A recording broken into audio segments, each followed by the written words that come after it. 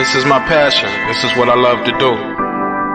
But some days, sometimes, I'm just like you, man. I hate this job. Damn, I hate this job. Damn, I hate this job. Damn, I hate my job. Damn, I hate this job. I'm just like you. Damn, I hate this job. Man, I hate this job. Man, I hate my job. From a good dream I wake, sun rays on my face, planning out my day, hoping this ain't the one that I catch a case. I feel so good, I feel so straight. My manager keep calling me saying, hurry up, you late. Hurry up, you lay off. Y'all, man, I hate this job. Man, I hate this job. Been trying to play it cool, but it's hard to play it off. I've been hanging on to this bush, cause my car still ain't paid off. I know I'm on my way up, my boy just got laid off, so y'all, man, I hate this job. Man, I hate this job. These hoes here so ratchet, these niggas here so sneaky. Y'all don't even really pay enough for y'all to only pay bi-weekly. I'm trying to double up my cash, take this job, shove it up your ass. Yo, man, I hate this job. Sometimes I wanna say, walk in and slap my boss. This shit is getting hard. Damn, I hate this job. Gotta make it out of this struggle, bruh. And I don't really mean to take it out on you. You just a customer, but damn, I hate this job. Damn, I hate my job. Damn, I hate this job. Damn, I hate my job. Damn, I hate this job. Damn, I hate this job. Damn, I hate my job.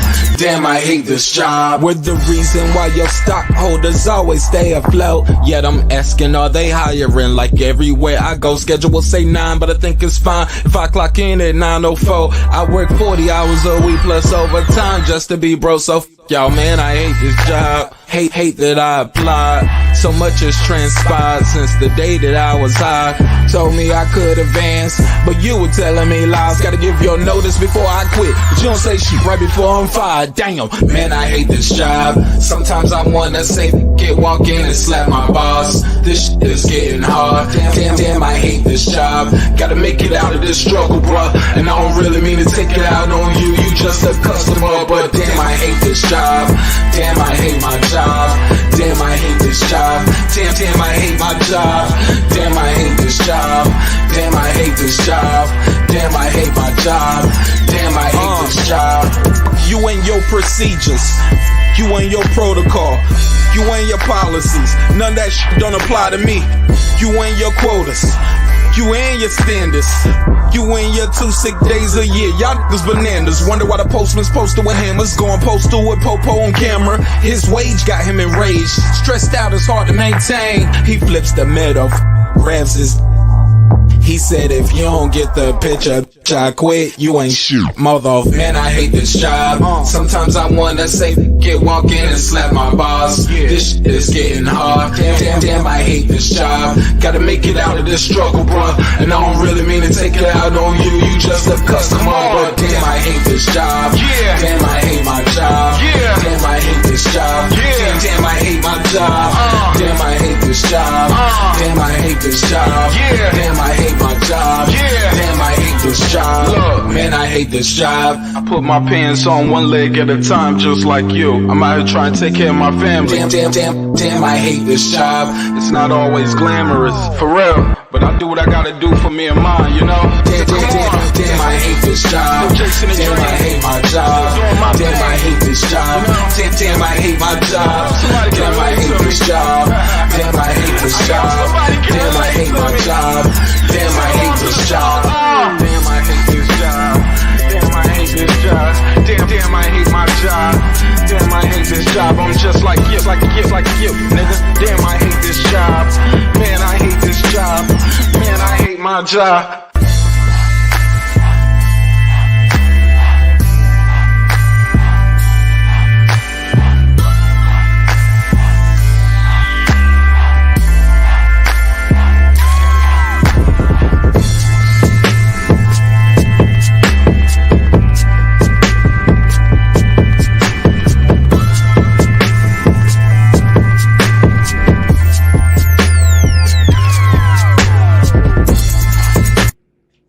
The views and opinions expressed in this program are those of the speakers, commentators, experts, and/or the host. They do not explicitly nor necessarily reflect nor represent the channel's policy or the views held by the channel or broadcaster. The broadcaster or its channel cannot be held accountable for all or any views expressed during the program. Basically, if I didn't say it, don't come for me. You come for the person who said it. And please don't sue me for somebody else's words. With that said, let's start the show, motherfucker. This that squad sound.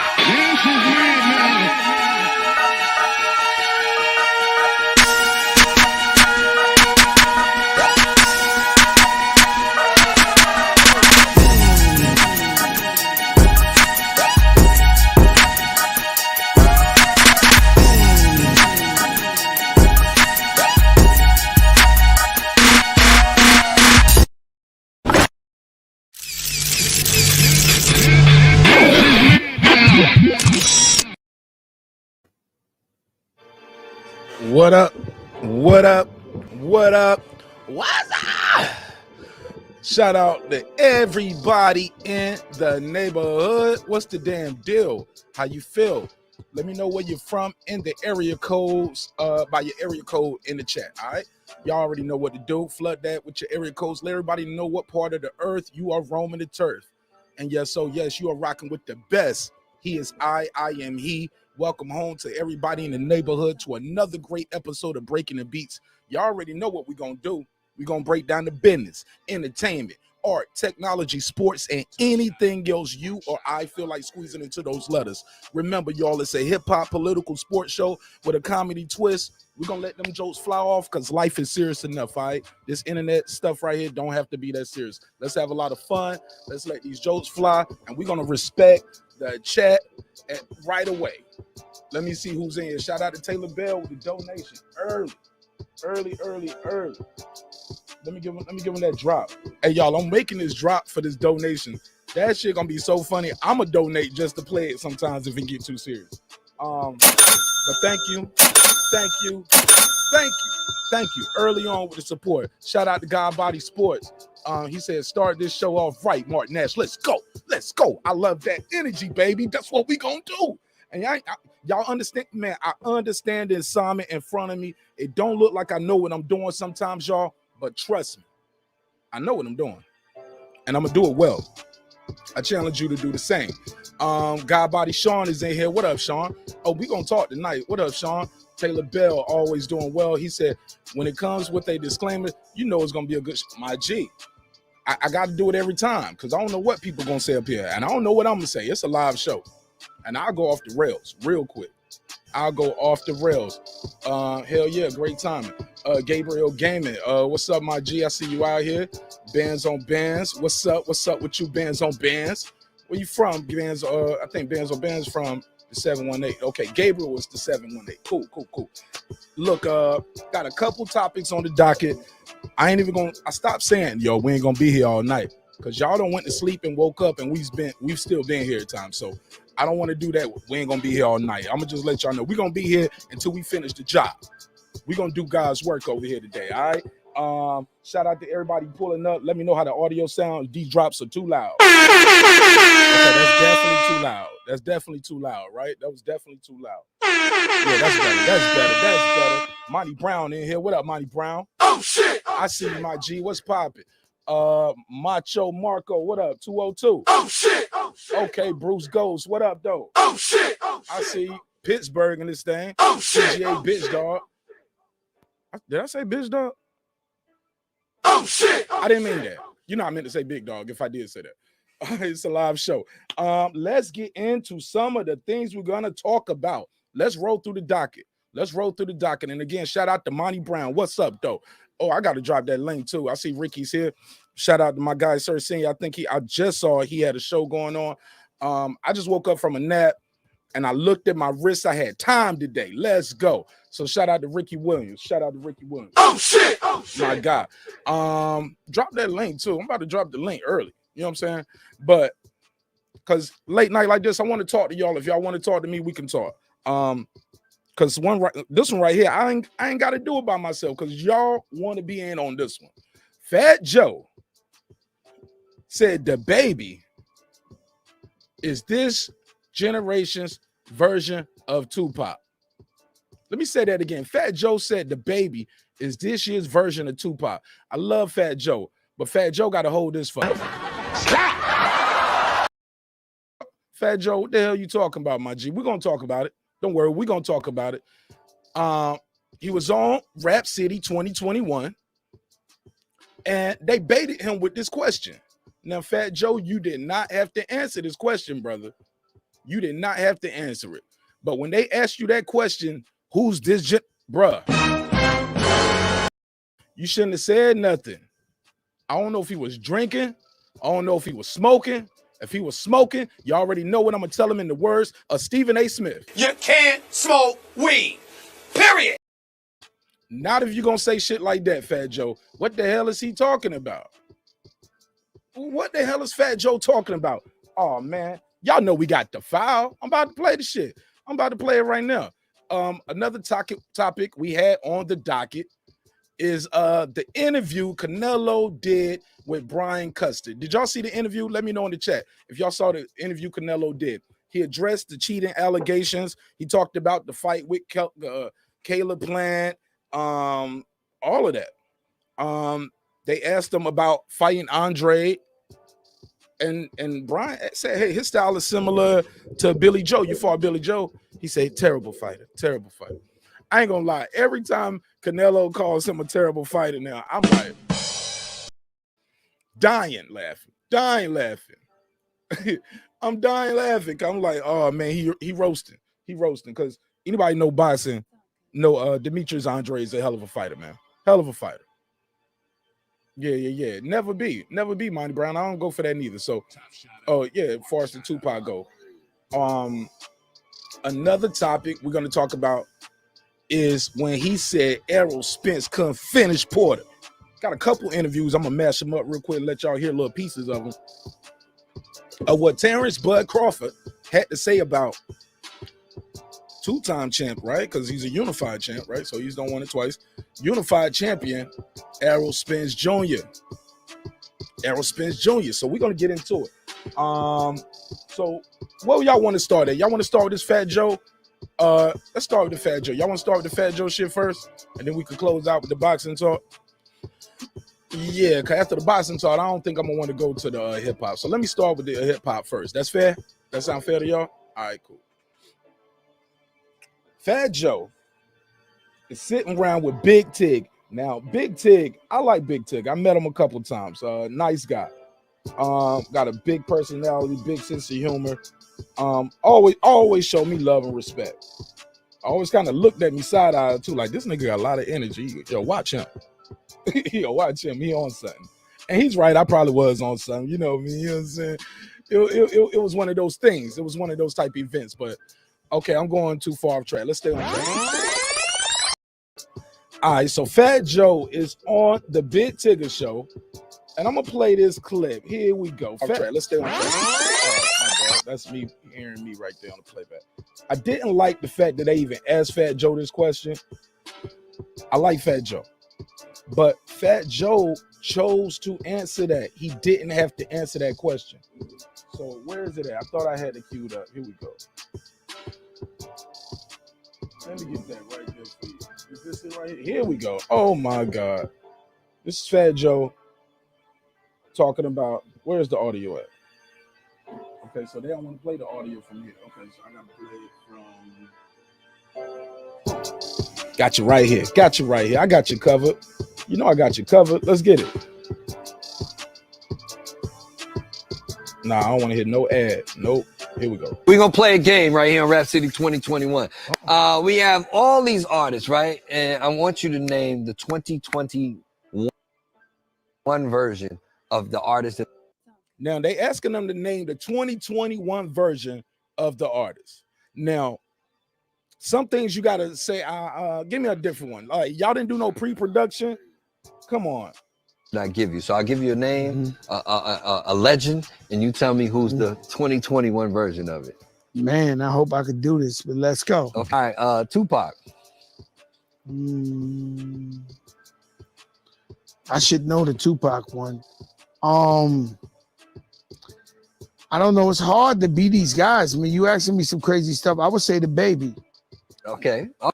Can't be none of it. You should have just stopped right there and say, hey, look, man, I don't want to disrespect these legends. Hey, man, let's play. Like, take control, man. Say, hey, look, nah, man, that guy stands alone. Nobody can be that guy. And keep it moving. Don't say that. You do DaBaby discredit. You do yourself discredit.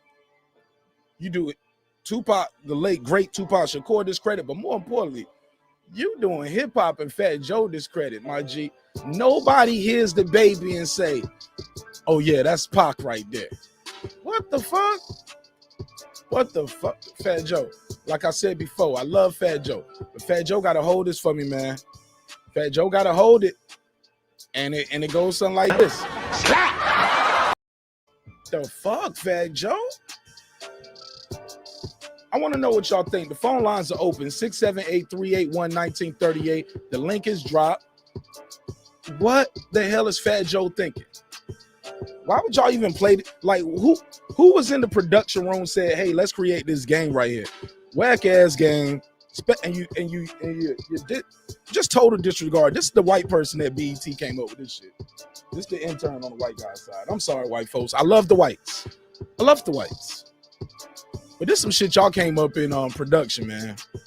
Ain't no nigga came up with this shit right here. Let's compare them to some deceased rappers, some legends. Compare these kids. None of these kids are doing anything like these legends did. None of them. They all got their own style. They all unique, creative in their own right. I ain't trying to stop nobody bad, but I'm just keeping it a thou wow with you. That it ain't. It's not real. It's not even close. It's not comparable. It's not even comparable this much. The hell, All Fat right, Joe. all right. That's what's happening. And then they're gonna ask him, well, who's the new Fat Joe? Or no, or he's gonna volunteer that. Let me see. Is there a new Fat Joe? Okay, so they did ask him. Yeah, there is a new Fat Joe. He's named Nems out of Coney Island. Okay. He said Nems out of Coney Island. Okay. New York, underground rapper. This guy's crazy. When I see him, I see me. Wow. Really? Yeah. Nah, B. Nah, maybe you can say that about you. If you find somebody that reminds you of you, that's cool. But DaBaby sounding like Fat Joe. It's like somebody telling me, I don't even want to say that. If I say, can I go there? Or am I going too hard? Should I go there or am I going too hard? Because I'll go there, man. Because I like DaBaby. But you can't compare them. Subject matter, life stories, they have their own style, different cadences, they rapping melody totally like I can't. Let me share this link, man. I appreciate everybody who's sharing the link already. I need to share my own link. Let me put this over here on IG. Let's put this screenshot on IG of the thumbnail. Totally disappointed Fat Joe. I think Fat Joe and the people at B.E.T. doing this little Rap City 21. I don't know if they just gonna start doing it by the years now, or they just trying to revamp it one time. I don't know, but it's not connected. It's not connected. I don't know anybody out here who's watching B.E.T. right now. Like, shit, we did the recap for we did a nomination for the award shit. Did a show about it. Nobody even hit me up about who won. Niggas don't care about that shit. They ain't watching that shit, yo. They ain't watching the B.E.T. shit. They don't care. And if you just tuning in, I'm playing this B.E.T. clip of Fat Joe saying DaBaby is this generation's Tupac. Now, fair enough. He didn't go out on the limb and say it on his own. They did ask him a question. But sometimes you gotta know when to hold them, you gotta know when to fold them, baby. And that ain't no limb you just walk out on. That ain't no sturdy limb comparing anybody to Tupac. Who is out there watching Rap City? By anybody in the chat, can y'all tell me if y'all still watching Rap City? Shout out to Royalty. Royalty, what up? Said blasphemous. Hell yeah, it's blasphemous. Bullshit. Total disrespect. Total disrespect. But I'll drop the phone number on the screen and make sure I got the line up, queued up, put the number. Let's scroll that at the bottom. 678-381-1938. 678-381-1938. I mean, and if you want to play the game, man, like play the game right. Like we ain't got to do all of that. We had people on the show one time. We was trying to compare. We wasn't even trying to compare. I get it. People are gonna do the comparisons. Is it because he's a rapper who got in legal trouble? Is it the legal trouble? These are tough questions I have for Fat Joe. Is it the legal trouble? Because that ain't it. Takes more than that. Takes more than that. I'm talking about quality of songs. I ain't never heard DaBaby do nothing like Brenda's Got a Baby. But to be fair to DaBaby, I ain't heard nobody do no song like Brenda's Got a Baby. Everybody has their own vibe, their own energy. Eve Love Is Blind was pretty close. It's up there. It's up there. Love Is Blind, Brenda's Got a Baby. I'll put them in the same realm of thought-provoking tracks, like, and with a story and a message. But if you listen close, Brenda Got a Baby don't have no chill. He starts at the top, he goes all the way through, and you don't hear the hook to the end.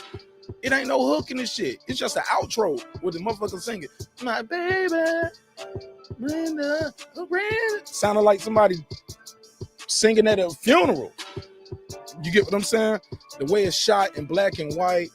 Oh my God, shit is incredible. So no disrespect, but I just don't hear that when I hear DaBaby.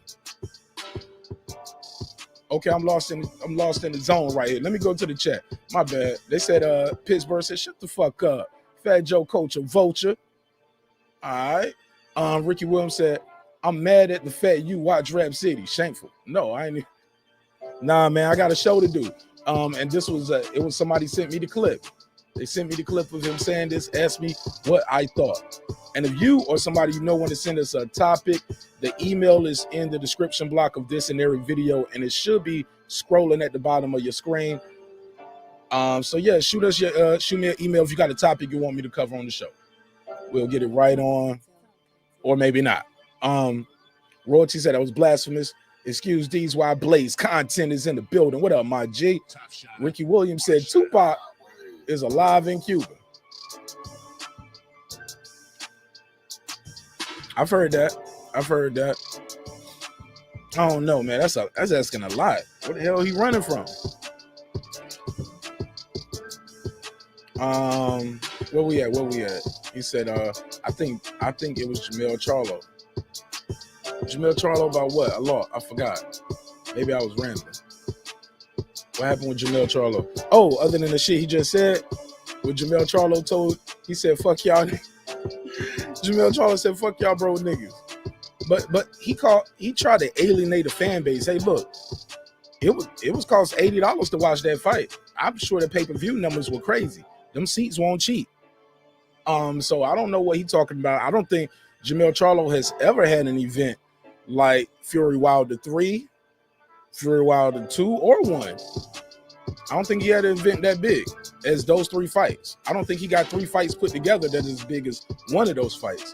So Jamel Charlo should be silent when people are talking about Deontay Wilder. He should be silent.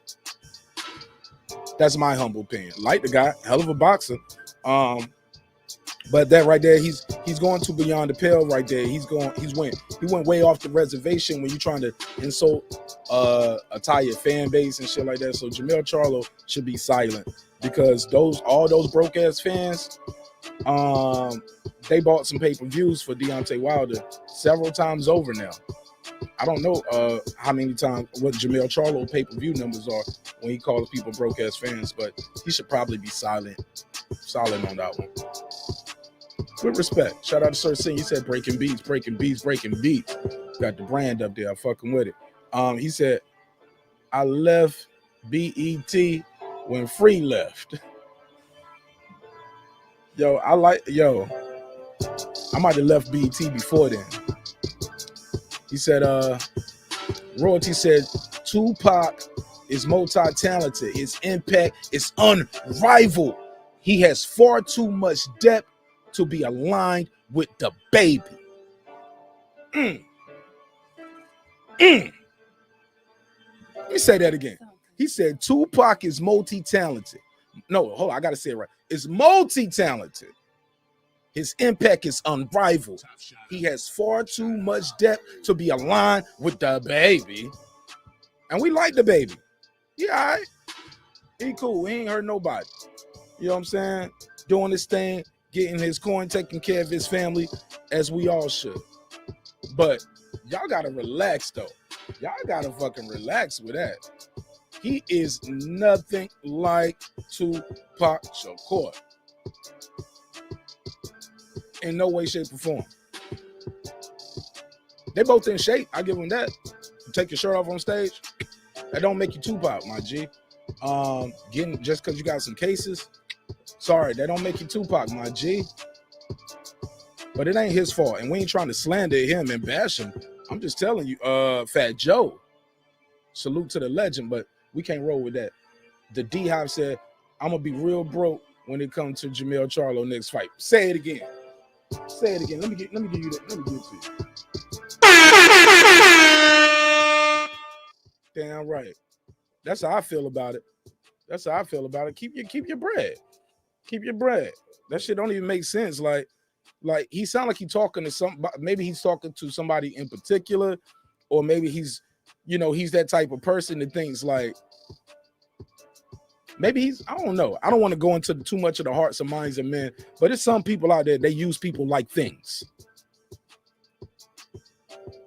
So when you say these broke ass fans are the reason why you are where you at. You got your knives, because all these broke ass fans spent that $80 to get that front row seat at your fight. I'm bullshit. I'm fucking with. I know his seats cost more than $80. They don't cost what Deontay Wilder tickets cost, though. He should be silent on the subject of Deontay Wilder. I promise, yo. I like Jamel Charlo, but leave Deontay Wilder alone. I don't think he gonna win that. Even though Wilder has the 2 losses. People love you, they love you. Yeah. And them broke ass fans, every time they see you now, he probably losing followers because he lost some before when he was saying all that shit about race don't matter. Motherfuckers was like, what? I want to hear that. Got Jamel Charlo the fuck up out of there, yo. I promise they did. They weren't trying to fuck with that. It's no class, total disrespect, total disregard. He's unaware of the time and moment. He don't know where he at. He's like the dude who just don't know when to say when too because of his arrogance. But we shall see what the future holds for him because, like I said, I don't wish him no harm. I don't wish him no ill will.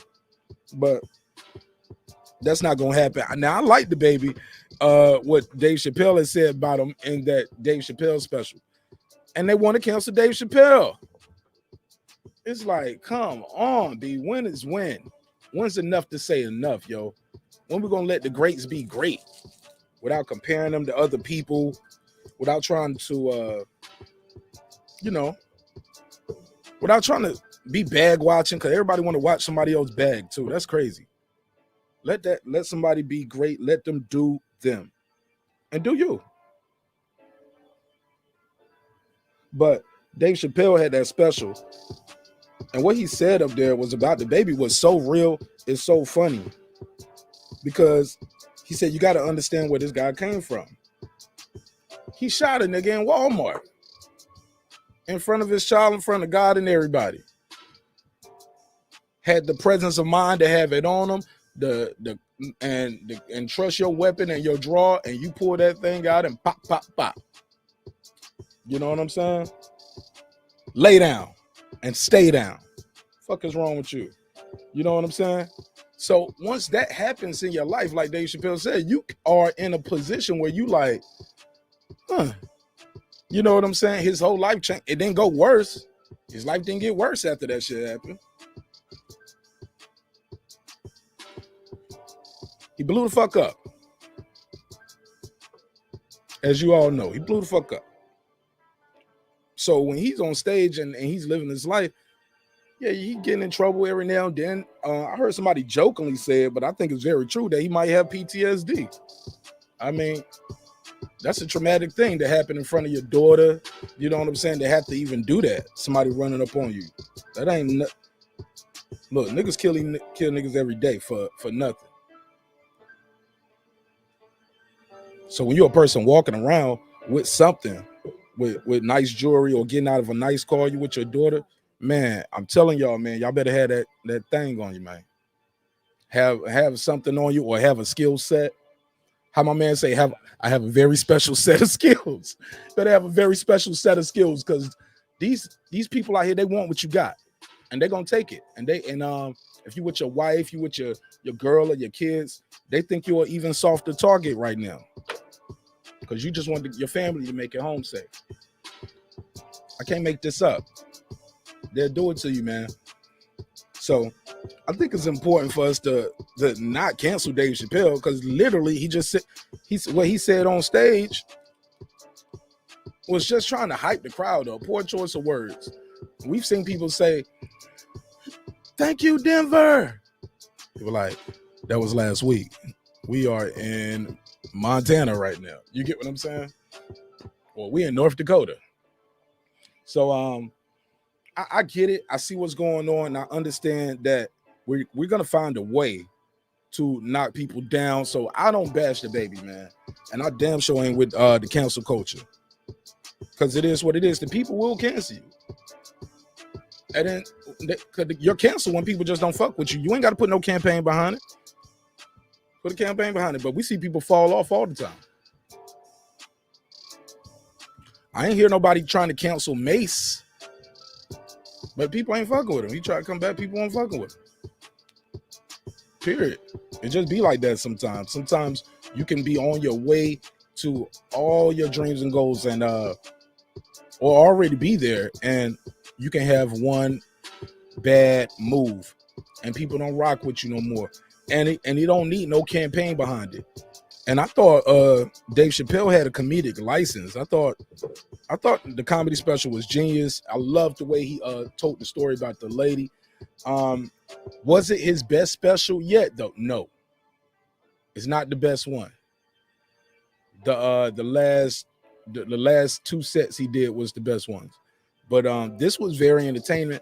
I haven't went back to it as much as I went back to the other ones. The other ones I was watching those on repeat. I would stop it, pause it, play it forward, stop, pause, play it forward. So yeah, he said the D-Hive said they sure as hell don't cancel white politicians that think transgenders are mentally ill and say it openly. They don't. They don't. They might use it as a talking point. Matter of fact, they don't do that when they even running against them. When they run against it, they don't bring that up. Probably. I don't know. They maybe they with the shits. Maybe they with the shits. I get it. Shout out to Cooking with Sir Senior. He said, "Facts. Salute to you, my bro. Salute to you as well, Sir Senior." God Body Sean. This is God Body Sports and News. Got a dope channel too. Y'all make sure y'all subscribe to him, Cooking with Sir Senior, and everybody else you see in the chat that has a channel. I know Ricky Williams has one. The D-Hive, I don't know if you got a channel, but if you do, I'll definitely check it out. But I think I might be subscribed to you already. I think, but I lose track. If so, I ain't getting no notifications. God Body Sean said, I used to listen to DaBaby when his name used to be Baby Jesus. Okay. Facts. Okay. His name did used to be Baby Jesus. Shout out to Wood, and you like to know. What's up, Wood? What's good? So yeah, man, we'll get into this next topic. If you guys want to jump in on any of this conversation, the link is out there to join the panel. Also, the phone number is on the screen if you prefer to call in. All right, 678-381-1938, 678-381-1938. In the words of Miss Cleo, you can call me now. Let me get this video queued up, or this audio queued up, and take that off.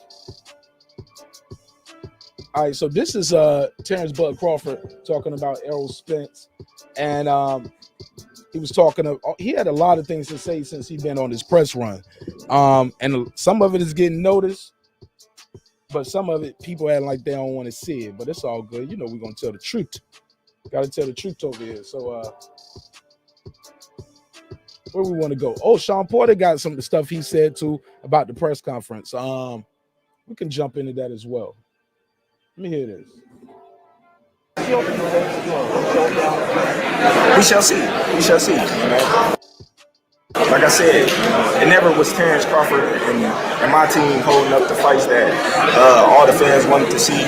You heard. He said it wasn't him or his team holding it up. He said you heard it from him. And my team holding up the fights that all the fans wanted to see. You heard that from the horse's mouth right there and there. So we shall see.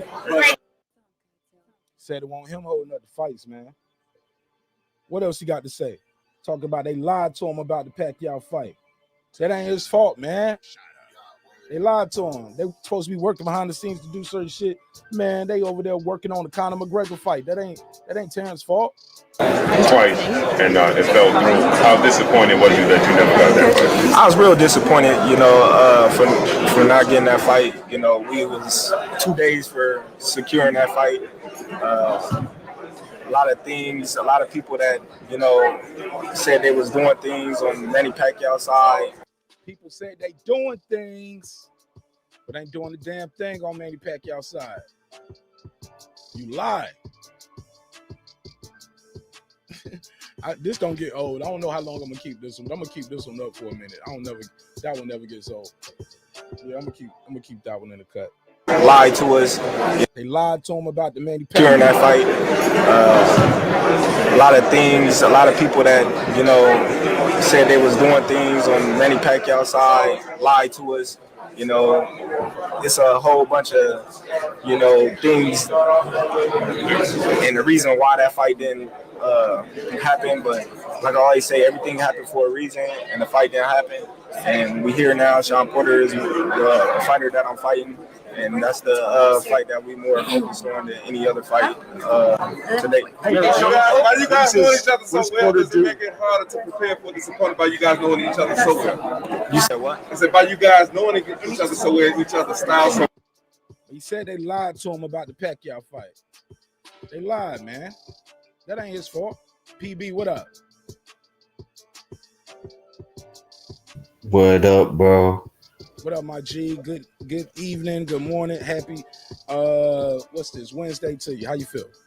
Yeah, man. What are you gonna know about the Pacquiao geezer, bro? I never rated him that much, bro. Who, Pacquiao? Nah, I never rated him, bro. Man, you tripping, man. What you know how many times Pacquiao don't went in there and beat up people when he was the underdog? He was an 8-weight champ, but half of those was a fucking IBU, a WBU, bitch ass belt. It was never. What about the names he beat though? He beat Cotto. He beat Cotto. Margarito, Mosley, De La Hoya, and he beat all these dudes, man. He beat Thurman. He beat Thurman, bro. Thurman had bust his arm when he fought him, and he got a fight. What are you going about Cotto? Cotto was washed after Margarito. Cotto didn't even want to fight again. So who's your other man? Who's your other man he beat?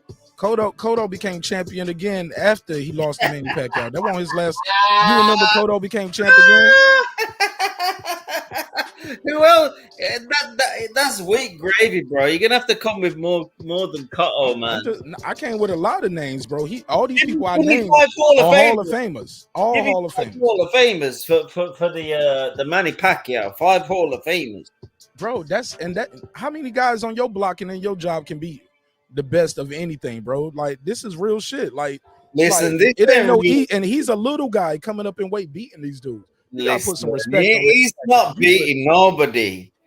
He's not beating nobody. He had one belt, WBO, from 140 onwards. He's not unifying or undisputing anything.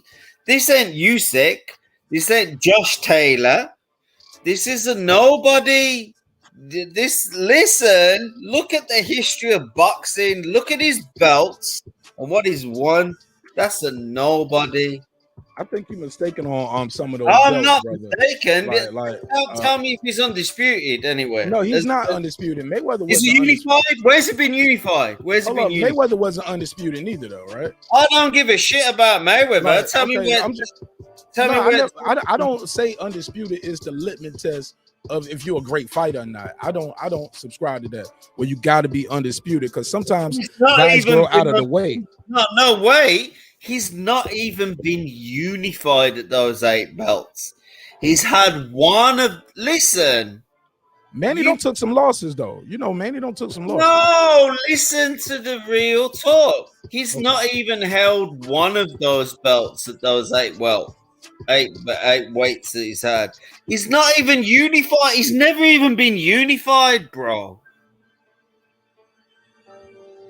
So is that what you got to be unified to be considered a Yeah, well, great you fighter? need more than one belt. You need more than one. The fuck, bro? I'm listening. I'm listening. There's about 6 or 7 belts, and you not even got one. I'm sorry, bro. I got a dip.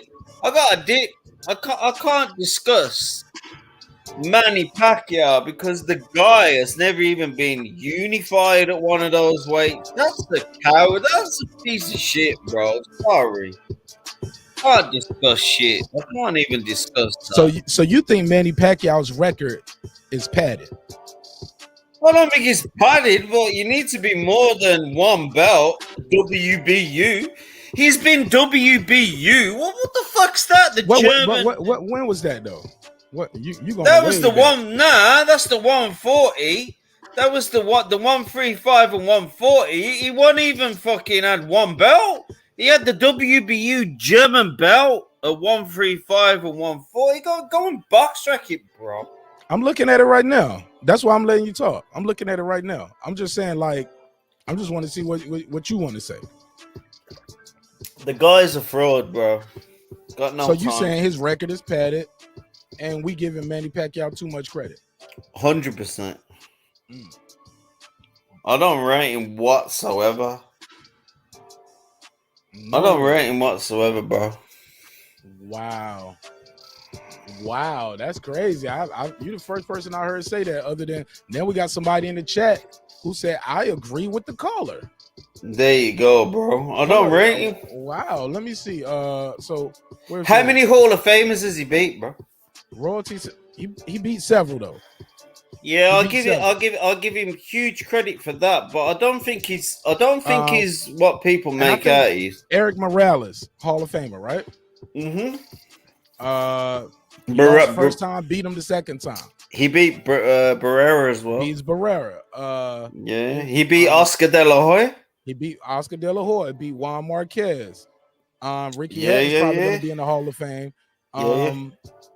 Because he's an excellent fighter, but I don't look. Ricky Hatton's going to be in the Hall of Fame whether you like him or not, or he might be already in some places already. Yeah, but he's not like the best of the best. No, he's not. But he did beat he beat Costa beat dudes that were coming up. He beat Costa Zoo when Costa Zoo had just beat Zab Judah. You know what I'm saying?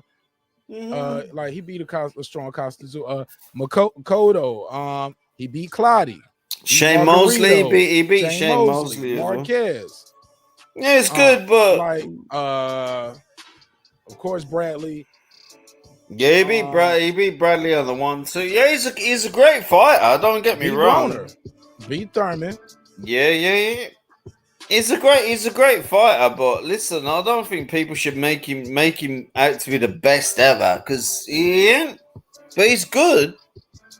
He ain't the best ever. I never say he's the best ever, man, but he did. He's always been the underdog. We gotta agree with that. Shout out to D Bevel, the champ. He said support Marq Nash, 3K on the way. 3K on the way. I appreciate it. Thank you so much. He said that accent annoys as hell. He's off the line though.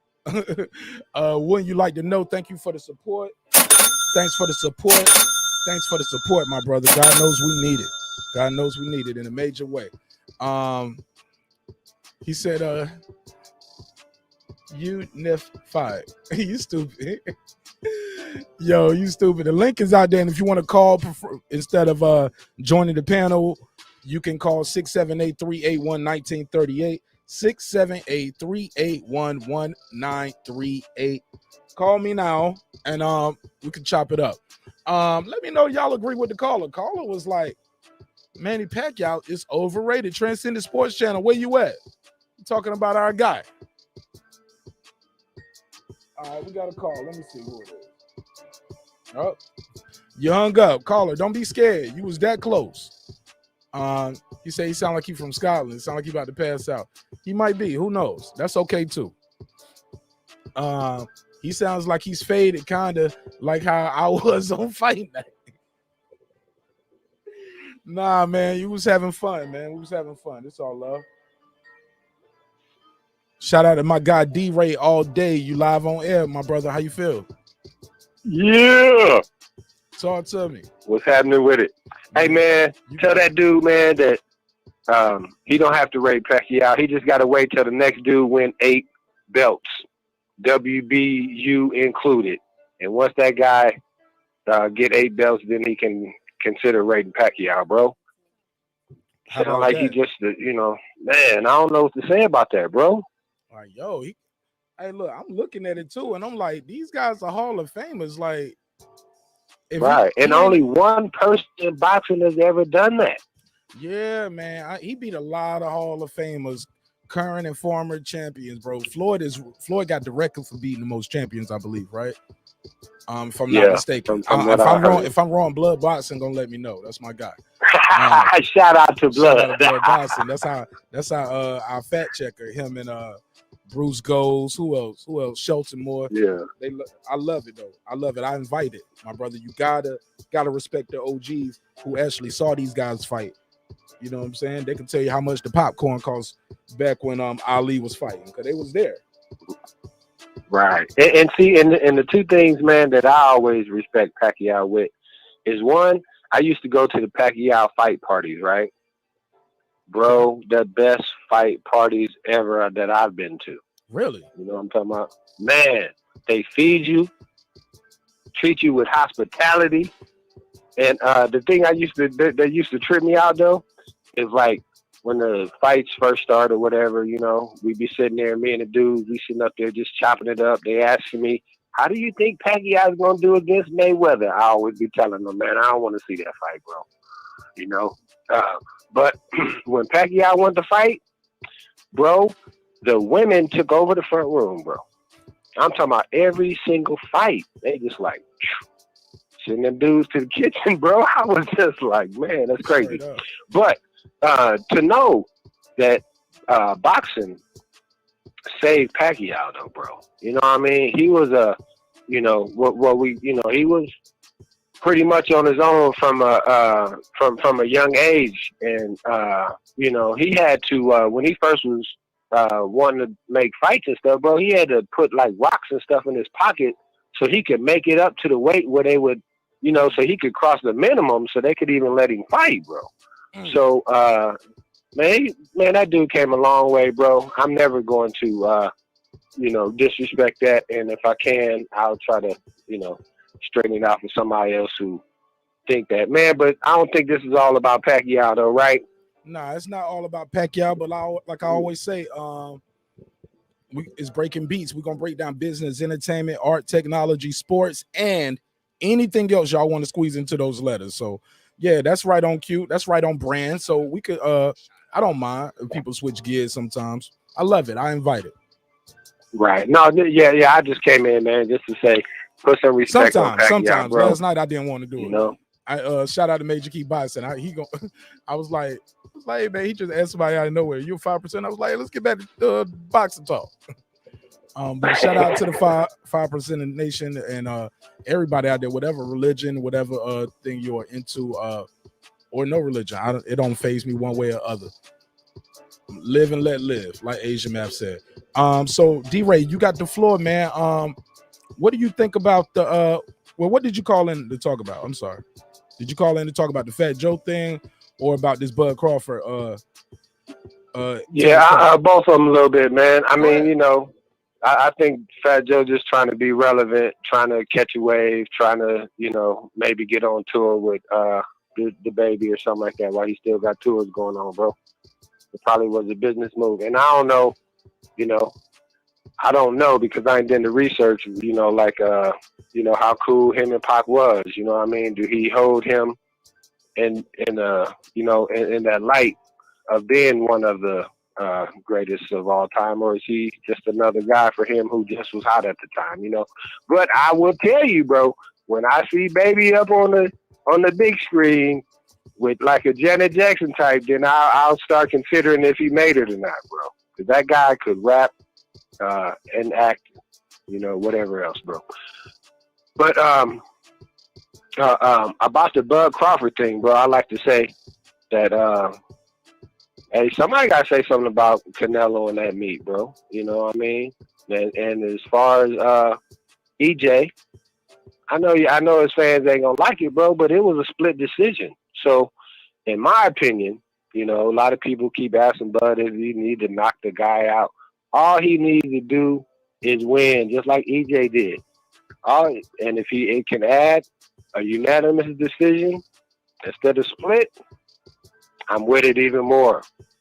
Marq Nash, I'm trying to get your chat fired up, boy. Let him get mad at it. No, you hey, y'all subscribe, like, and share to Marq Nash. This is my guy. Go ahead, bro. Hey, look, stick around real quick. Stay right there. I'm about to play this clip because he's gonna say that. Yes, he's sir. talking about EJ didn't finish Sean Porter.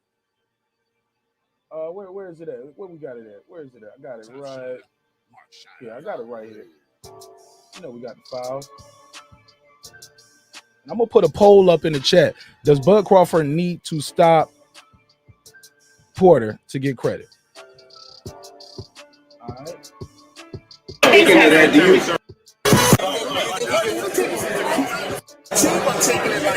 As a career-defining fight, this is considered, one of the top welterweights in the division, and this is the time for everybody to see what Terence Crawford really is about.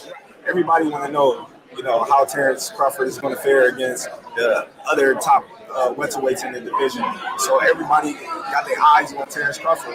They want to see how well I adapt, how well, can I finish Sean Porter like Errol. Here we go. Spence couldn't. Can I finish Sean Porter like Errol Spence couldn't? Say it again. Can I finish Sean Porter like Errol Spence couldn't? Is I'm going to fight tooth and nails with Sean Porter like Errol Spence? You hear that? He said everything except struggle. Am I going to struggle? He said, am I going to go tooth and nail? Am I going to finish him like Errol Spence could not? That's a little jab. He taking jabs.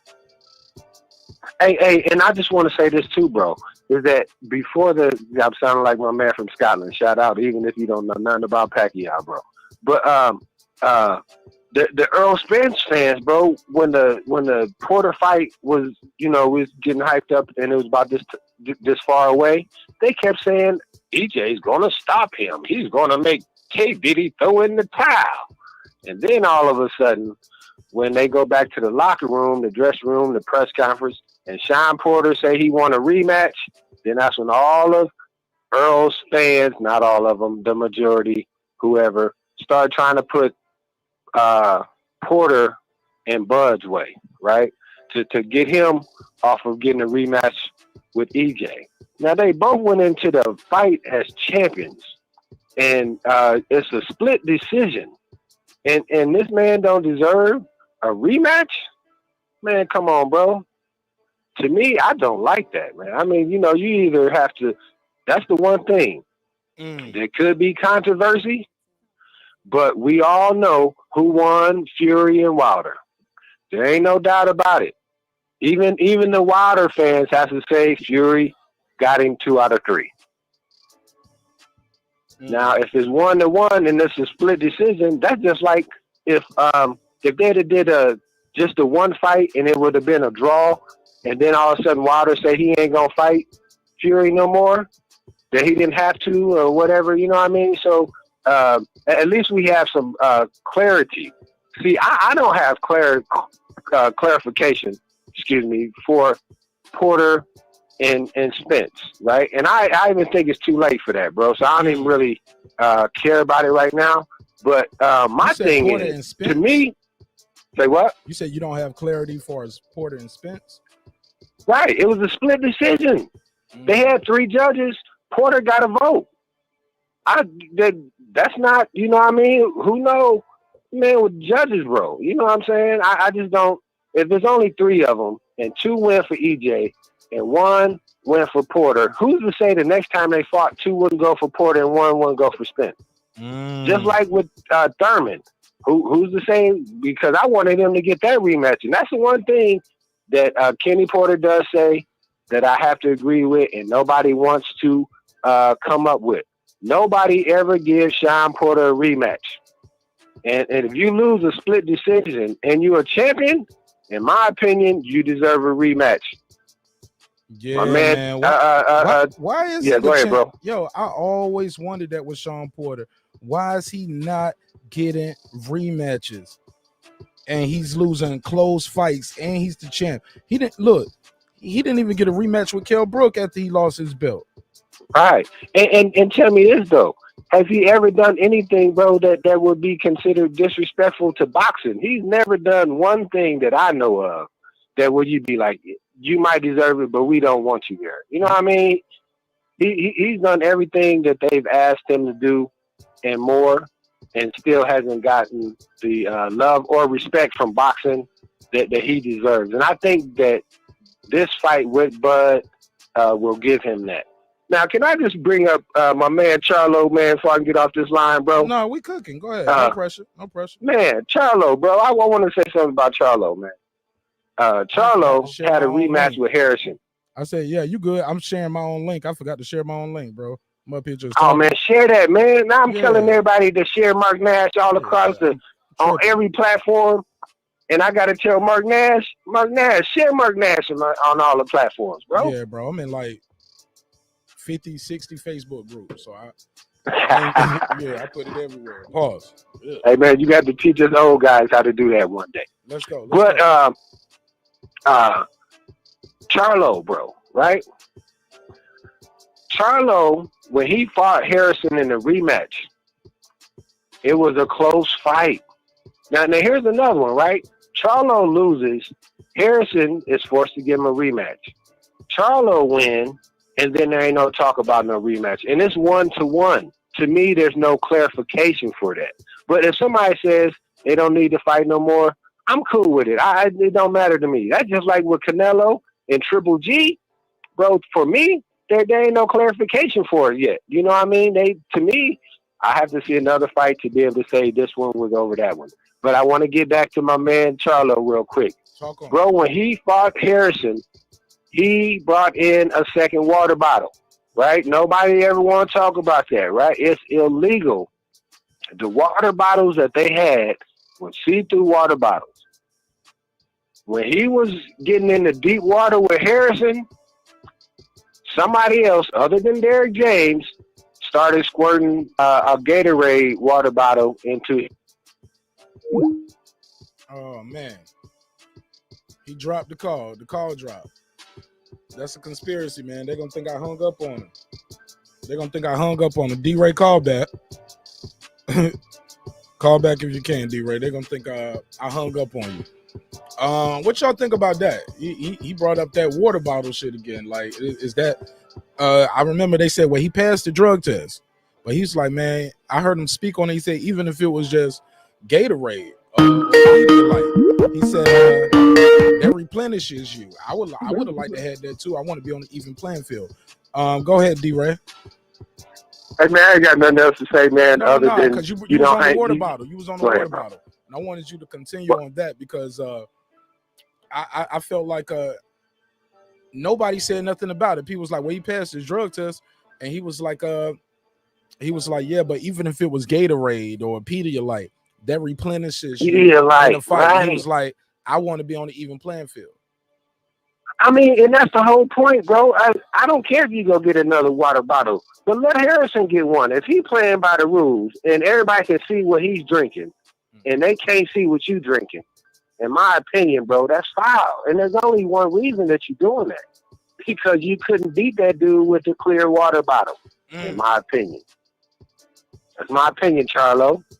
Hey, you know what I mean? We crying in the car, bro. He said, yeah, we crying. You know what I mean? He said it's not illegal. You can't have it in a fight.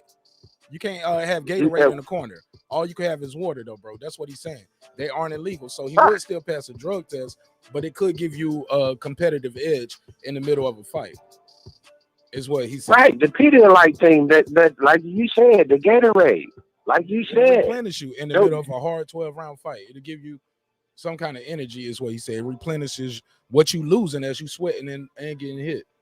But what he said, we had clear water bottles. That's what we said we had. Why does he have Gatorade or a Gatorade bottle? Yeah, that's not see-through. What's in that?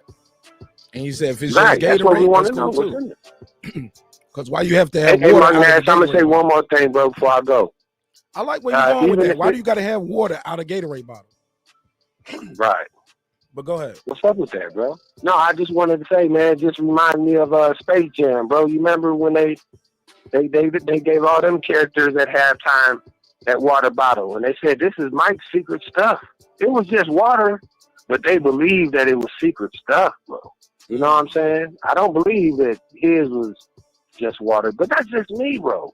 Just because, you know, my thing is, bro, if I want to be a fan of a person like a Charlo or whoever, I want them to do everything above board, right? I don't want there to be anything where I got to defend me or all this. You know what I mean? If I got to defend Al Heyman trying to hide PBC from Bud, I can do that, bro.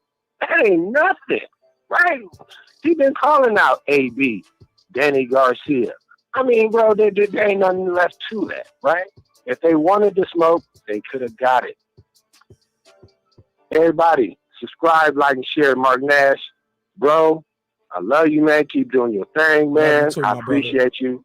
This content is fire. God bless you, my brother. Peace. Shout out to D-Ray. Disclaimer, D-Ray is from Nebraska, so don't expect him to be up here not supporting Bud Crawford. That's his guy. I put Bud Crawford banner up. He gonna call in.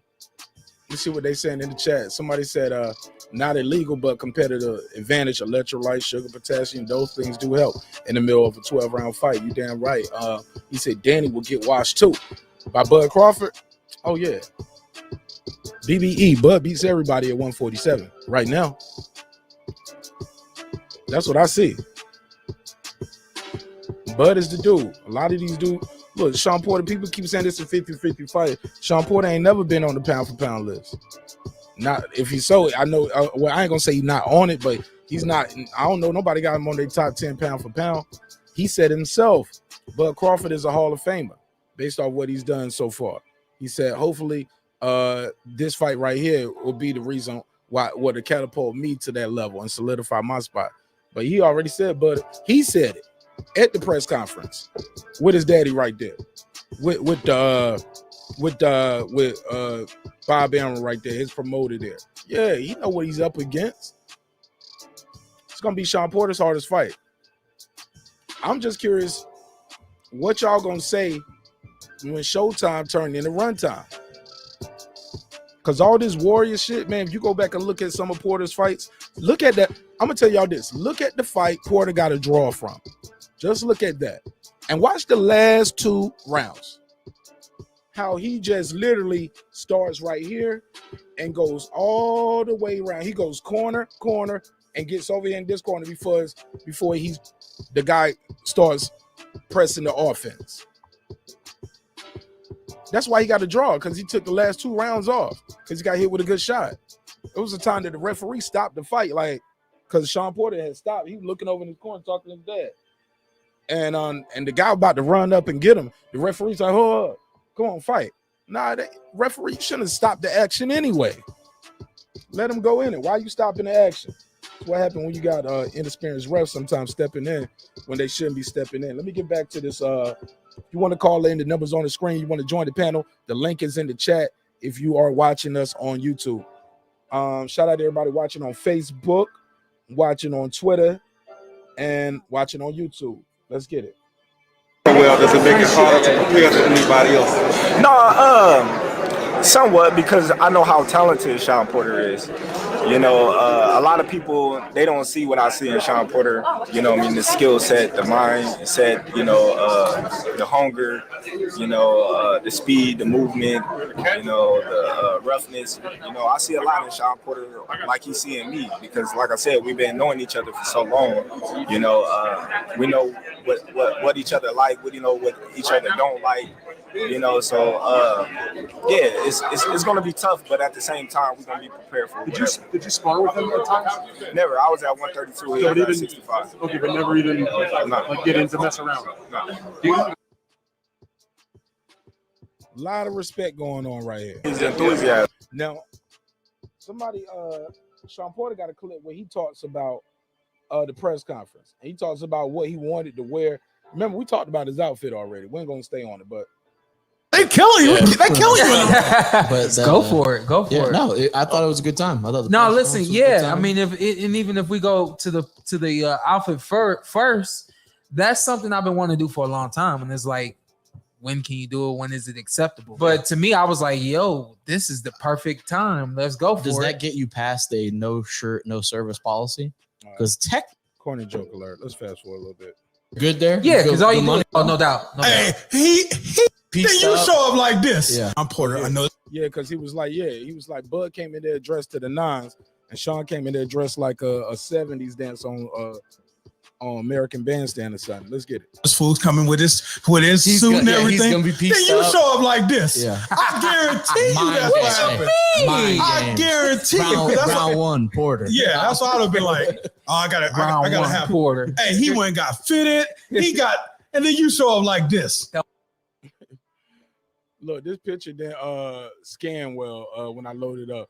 But basically, you can see a little bit of what Sean Porter got on. It's not as crisp of an image, but Terence got a suit on. Sean Porter got a vest on, a tan suede looking vest. Everybody was kung fu fighting face ass shit, and no shirt with his chest air on, with the taco meat all on his chest, and this is what he doing. This is what he on. So let's get back to this real quick. Double breasted too. He was clean though. He was double breasted, and you were just breasted. you were exposed breasted. Hey, what's up with the hat? You skipped the whole dad hat and went straight to grandpa hat. Hey, I'm an old at heart, man. That's Kango. Hey, I got another one on. I thought you were fresh, Sam. Thank you. I did. Thank you. So you had. I keep a lot of haters amongst me. I didn't know that they were haters when I developed the relationships that I had with them, and it's like I'm stuck with them now. You have fun overall though. Oh, no doubt. I thought it was cool.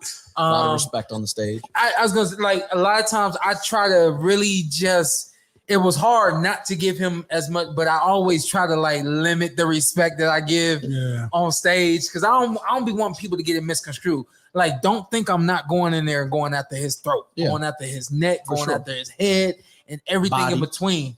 And a lot of times when Sean Porter said he ready for whatever, yo. He ready for whatever. He understands what he up against, and I love that energy. Let me play some more of this. Let's go, Sean. What you gonna do? Sean?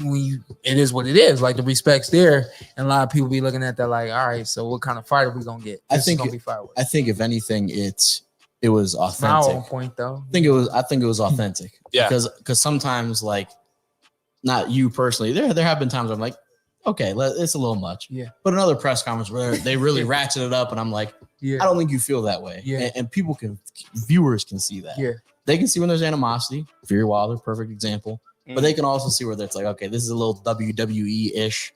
But I think that your guys' complimentary nature and respect, I think, just showed, okay, this is legit. I tell my wife all the time, like, I give you the energy that you give me. Yeah. And I felt like, Yo, y'all crazy in the chat. Somebody was like, fish. He said fish mouth Porter. Fish mouth Porter, a cornball. And he's still hating on EJ for texting that ass. I think he need to be mad at whoever made these contracts for him where he don't get no rematch. That's what we need to be mad at. You should not be, first of all, you the champ. Why you don't have no rematch clause? He talked about it on one of those Porterweight episodes. And we discussed it, but he didn't point no fingers. So one can only assume it's somebody that he's probably still doing business with, whoever that may be. But yo, the champ should be having a rematch, yo, especially when he losing close competitive fights. Taylor Bell, you giving him hell. He said, "Why Porter's friend so corny? Because it make him look cooler." That's it. Make him look cool. He the coolest guy in the room around them. Super facts. He damn sure the coolest dude in the room around them. What else we got right here? Let me see. Shout out to Fab G. Welcome to the neighborhood. If you here for the first time, that means you are, and I see your name, that means I know you subscribe. So cool. He said, hope them pay-per-view buys is better than this. I know they are. I really think they're gonna be higher than those, even though people are buying 2 pay-per-views prior to that, right? You had the Wilder Fury, you got the Canelo Plant, and then you have the this fight right here. How much is the Canelo Plant? That's pay-per-view, right? Sure it is. But I'm sure it is. But I don't know who's that on. Is that with Showtime? I think that's with Showtime. Let's get into that because I'm glad you brought that up. I want to say something about that Canelo interview as well. That one is a good one. That one is real good. He does it in English. And Canelo talking that talk, man. I love it. He was very respectful, but he said he spoke on the Deontay Wilder loss as well and things that Wilder need to work on. So let me cue that up. And here we go. It's a pleasure. Good to have you to become really the first undisputed super middleweight champion of the world. A victory for you. What would it mean to you? What would it mean to your legacy to accomplish that? It means a lot for my legacy. This fight is really important for us, for me, for Mexico, for my fans, for my team, because I'm going to be the first Mexican and Latin American fighter to be an undisputed champion. So for me, it's really important because at the end of the day, I just want to make history. And if you are victorious and become undisputed, and as you talked about, you would become the first Mexican fighter to accomplish that. Does this mean that Canelo Alvarez is the greatest Mexican fighter to ever lace them up?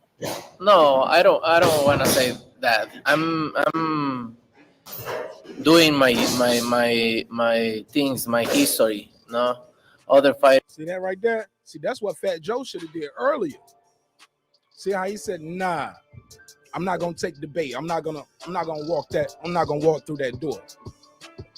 Canelo Alvarez was like, "It's a trap. It's a trap. It's a trap." Nah, don't do that. Don't do that. So he was smart with that. I like how he handled that. Let's go back to it. Fighters do my things, my history. No, other fighters do their history. So I'm not. I don't want to compare myself with other fighters. No, I just want to be me, my history, the Canelo history. Everybody's had his own history. Got it. And so listen, let's go back to that press. He said, "I want to have my own history." Canelo's smart, man. Got to give it to him. He's smart for that. He didn't fall for the trap. Conference, because that thing went so he gonna ask him about the press conference. Back and forth with one another. Get your arm. Let's see what he asked Canelo. No. So did you know that he gonna ask him? Did you know he was gonna do something? Why? That's why you took your glasses off. And he was like, "Nah, I just wanted to.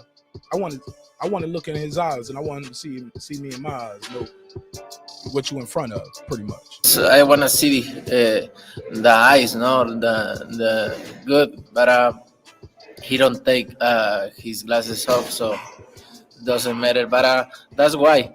But when I push him, I just see when he's coming.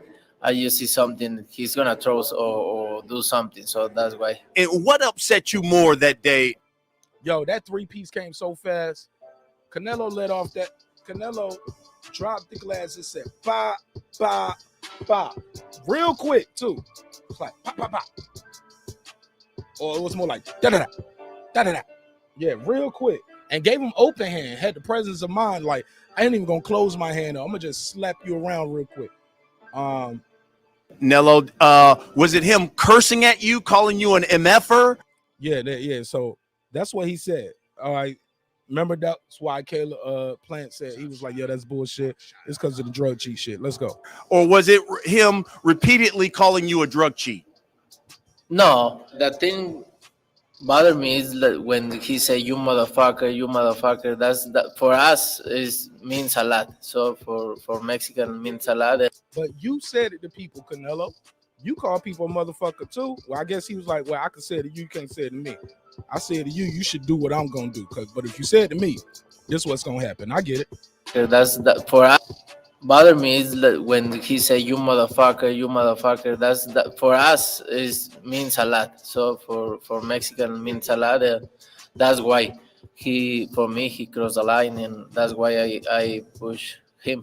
You know, Plant spent a lot of time in his camp working with Andre Ward, and Andre Ward said that, quote, Plant can beat Canelo and shock the world. What do you think about him working with Andre Ward and Andre's comments? Andre Ward said he could beat him. I don't work with him. Andre Ward knows what he's capable of. And, yeah, man, Canelo's in for, some would say, a good fight. Some are saying he's going to stop this guy. We're going to see. Let me go back to the audio. I really don't care. He said, I don't care. He said, man, fuck you, nigga. Fuck Andre. I really don't care. At the end of the day, is him, is me and him. So I don't care who trained him. And facts. I don't care who trained you. I don't care what you've been working on, what tapes you looking at, what somebody else think is gonna happen in the fight. At the end of the day, it's gonna be me and you, homeboy. However it goes. Let's go, Canelo. Ooh. And what he do, I'm gonna be in the ring with him and do my things, and I have more experience, I have skills, and I'm gonna show that. You know, I thought at that press conference it was just me and you, baby. Just me and you. Don't matter however they want it to go, however they want to paint it. Me and you got to get in there and put them gloves on. That in his opinion, he says boxers have given Canelo problems like Mayweather, like Lara. He says the difference is he cut him right off. He said long time ago. He said long time ago, baby. It's a new day. He cut him right off. Mayweather, like Lara. He says the difference is long time ago. Yeah, he says the difference is I have more power and I'm capable of providing more offense than those guys. What do you say to that? If that's what Caleb Plant is banking on, the fact that he thinks he hit because he can hit harder than Mayweather and he can hit harder than Lara, bro, this might be an early night for him. Canelo got a beard, man. I never seen him hurt. Even when fights that were competitive, you thought he might have lost against Lara, got outboxed, thought he might have lost against Triple G, got jabbed, but Triple G hit him with a clean right hand. He goes to the rope and shakes his head and said, come on. Oh, no, but you got hit. I don't know why you saying no. Maybe you said no, you didn't hurt me. But, yo, he caught you. You know what I'm saying? How they put you in that slow motion. Your face is all shifted. Yeah, he was looking like that. But never wobbled. Never did the stanky leg. You know what I'm saying? Let's go back to it. The whole time right now, he looking like, when this shit is over, man, I'm about to beat this boy ass. We'll see. But that's a long time ago. But I'm way different now. Way different fighter now. So we'll see. November 6th. And you say you're a different fighter. Different fighter in what way? Tell us what. In what way is Canelo different? Oh, I'm more mature. I'm more strong, more complete fighter with more experience. I'm a complete fighter now. I'm in my peak. I think a lot of people agree with that. You know, also at the press conference, you told me, you said, I'm going to knock Caleb Plant out in less than 8 rounds, easy. Tell me why. Why you think this is going to be easy? No, it's the first round is gonna be difficult because his style, but I know how break down that style. So maybe after 5 rounds, I'm gonna do my things. Okay. I kind of got a sense, Canelo, that this fight will be kind of like Billy Joe Saunders. You know, he used some movement, and you got a sense like you were just waiting him out. Like, okay, you can't move for a long time. I'm gonna hit you with these body shots and slow you. Yo, he kind of said, yeah. He said it's gonna be like a Billy Joe Saunders. He said, yeah. He used some movement, and you got a sense like you were just waiting him out. Like, okay, you can't move for. Yeah, but this guy right here, Canelo's different, man. We got to put some respect on Canelo. This guy is tough, yo. And you got a sense like. Let me see what he's gonna say. Shout out to Canelo for working on his English too. This is dope, so we can hear his words his way. You get what I'm saying? Hear his words his way. It's the Billy Joe Saunders is supple and Caleb Plant is orthodox. So yeah. He got his translators. It's gonna be. I think maybe a little easy for me. He said Caleb Plant gonna be easy for him. He said Caleb Plant gonna be easy for him.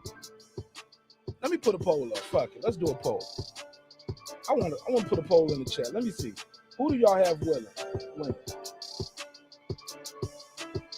Plant, Canelo, or Plant? Canelo. And I'll put Plant as the second choice. Who wins? There we go. Let's get interactive. Let's interact. Let's interact. Got the poll in the chat. Y'all let me know right now who wins that fight. Poll in the chat. Shout out to Jose R. Jose R. What's up, man? Shout out to Mr. Leon West 32. What up? What up, my G? Shout out to Fab G. Thanks for pulling up. And welcome home. Welcome to everybody in the neighborhood. We're doing Breaking the Beats right now, where we break down business, entertainment, art, technology, and sports. Hey, welcome home. And if you got a channel or got anything you want to plug, you're more than welcome to join the panel, give me your take on the topic, and plug your show. Or you can call in as well. Either or. So let me see. We got people voting already in the chat. Y'all got it 50-50. 4 votes so far. Just put the poll up. Canelo or Plant, who wins? We got 4 votes in already. Y'all let me know and check that poll out. Let's go back to the interview, and we're gonna go back to some more commentary. All right. Where is that? Let's go. Love that. You 168. We don't know. We just have. They asking him about what weight is he gonna fight at? Where is he could see himself going with the future weight classes? Have this goal in a short time to unify these belts, and after we don't know. We wanna rest a little bit and then we'll see. But I wanna do the best fights out there. I think that's what I love about you, because you've always said, I want the biggest challenges. And you always hear people say, I would love to see Canelo fight this guy, or I love to. I don't think anyone's ever asked you. So is there anybody out there in the landscape that Canelo wants to fight that you say, I haven't fought this guy yet? I would love to get in the ring with this guy. Nope. He's going to be like, nope, and keep it moving. He said, I just want to fight big fights. That's the only I want. So we'll see after the fight. you were very active and have been very active this year. And yeah, he gonna basically answer the same thing. He gonna say, man, I just want the big fights. Whoever, whenever it's gonna be, I just want a big fight. Fighting a lot. Cause they asked him about going up fighting Better Beef and all those guys. He was like, whenever, man, whoever. So I want to fight 3 times, 4 times a year. He said he want to fight 3 or 4 times a year, and he did that last year. And he fought Yeardom, he fought Billy Joe, he fought somebody else before that. I forgot. Who was it? It was somebody. Then it was Yeardom. Then Billy Joe Saunders, and they was all like, it was like November, January, May, or some shit like that. It was all back to back. For me, it's good. 3 times a year, 3 to 4 times a year. I want to fight 3 times, 4 times. 3 or 4 times. They asked him, how long do we see himself in boxing? He said about 6 to 7 more years. Canelo got 6 or 7 more years. We shall see. Could you see yourself joining with the PBC? And he talks about that. And he said, look, I just want the big fights. He said, I work well with all promoters. He said everybody named except Top Rank, though. I want to fight with everybody and have relationship with all the promoters and do the best fights out there. And if I need to fight in Showtime with PBC, I'm good. If I need to fight in the song with Eddie Hearns, I'm good. So I just want to do the best. Didn't say Golden Boy. Didn't say Top Rank. Did y'all notice that? I don't know if that was by design. Maybe I'm reaching. But it's only really four big dogs. You got the Zone. You got, he didn't say Triller neither. You know what I'm saying? Because really it's Top Rank, Golden Boy, the Zone, PBC, and Showtime. You know, PBC who works with Showtime. Because he's not going to be on Fox. He's going to be on Showtime. With Eddie Hearns, I'm good. So I just want to do the best fights out there. I got to ask you because without... They asked him about Andrade. They about to ask him about it. And they're going to ask him about that. Question, people are calling it one. Great fight. Great fight. Fights. What did you think about Wilder? What do you think about Wilder and Fury? Let's go. And Fury. Oh, great fight. Great fight. I think Wilder needs more condition, more moves. He don't know how to move the head, so it's difficult when you don't have condition and you don't know how to move. So that's why Tyson Fury beat him. Tyson Fury is a great fighter. Yeah. And what do you think about Jake Paul? About Jake Paul fighting him. They're gonna ask him about that. Stupid question, but I ask stupid questions. You never say no. He said you never say no. All right. So, but we got, hey Canelo, never at one, but you smashed Billy Joe Saunders and his style. You trade never at one. Here we go. Billy Joe Saunders. There you go. That's your question. You wanted him to answer. Here we go. Why have you continually refused to fight Demetrius Andrade? Never at 154 or at 160, and he holds a belt. You call him boring, but you smash Billy Joe Saunders, and his style is similar.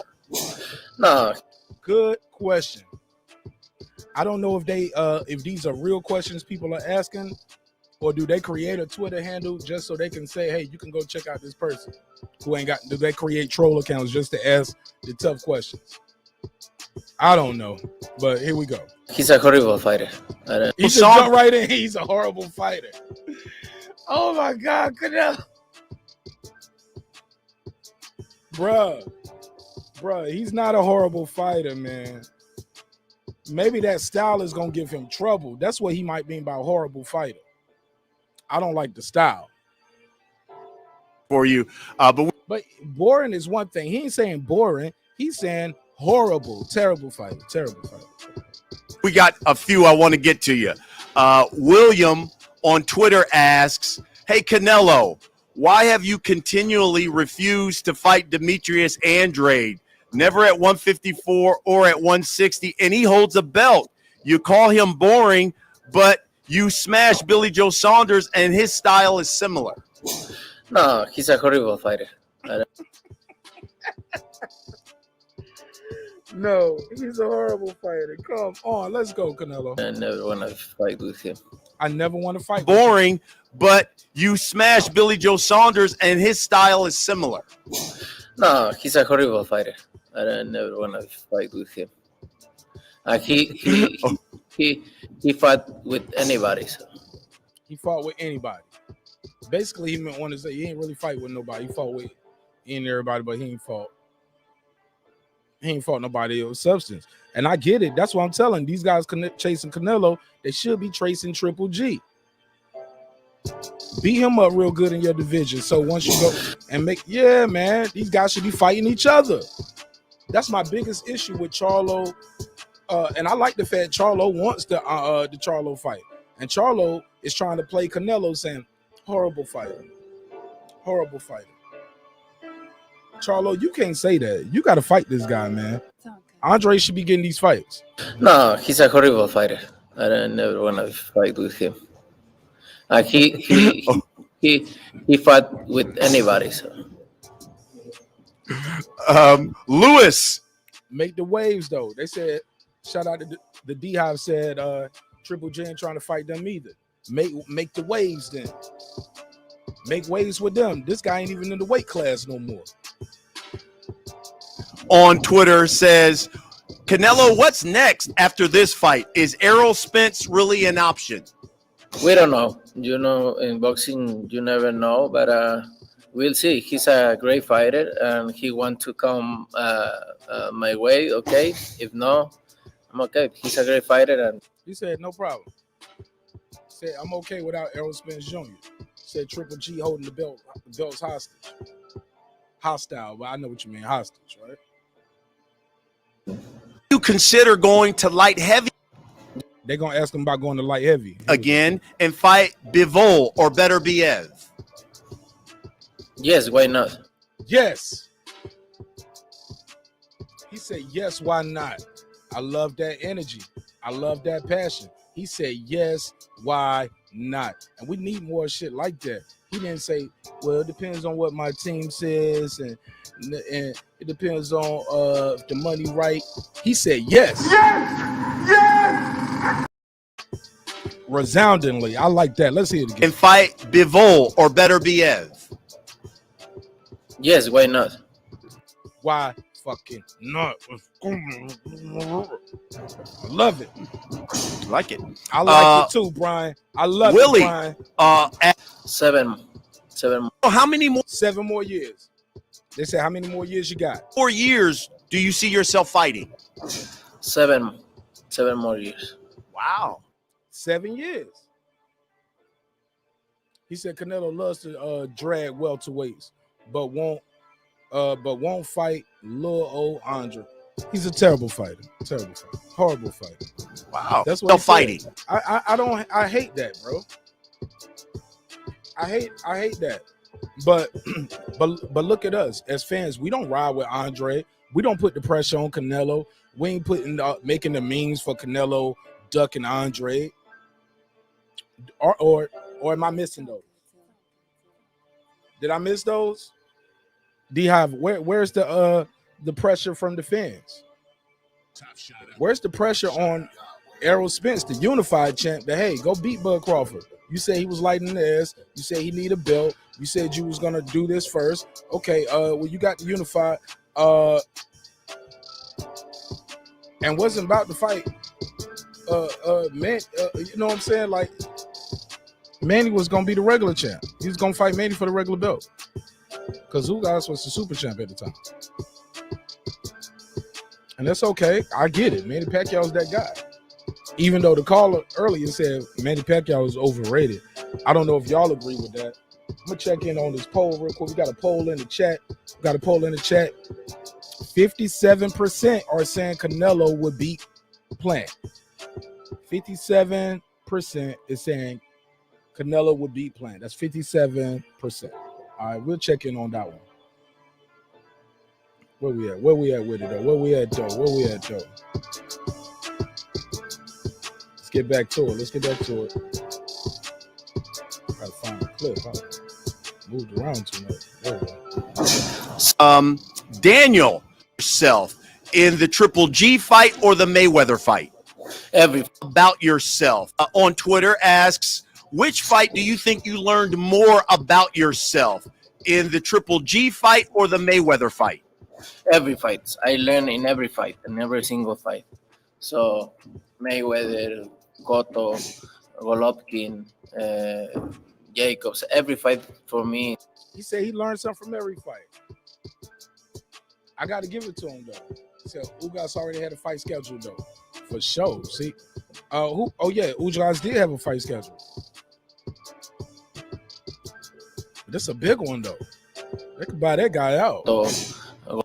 You see how they moved him right up to fight Pacquiao, right? Even with the irons, they could have had that. They Mayweather that happen already. About yourself in the Triple G fight or the Mayweather fight? Every fight. I learn in every fight, in every single fight. So Mayweather, Cotto, Golovkin, Jacobs, every fight for me is an experience, and I learn from every single fight. Last one on Twitter asks, Canelo, you've said before. 817, what up? That's my guy right there. We disagree on Errol and Bud. We disagree on certain things, but I always tell people, as long as we keep it right here on the Wi-Fi, man, we all gonna be all right, man. Like I'll tell people, I'd rather people argue right here, and then later on we talk about another topic and they agree eye to eye on, than to let the shit get out of hand. And now when y'all see each other at the fight, y'all want to fuck up the event because y'all don't let it go too far beyond the pale. So yeah, man, it's all super dope. And the link is out there, man. If you want to chop it up about any of these topics, you have free range.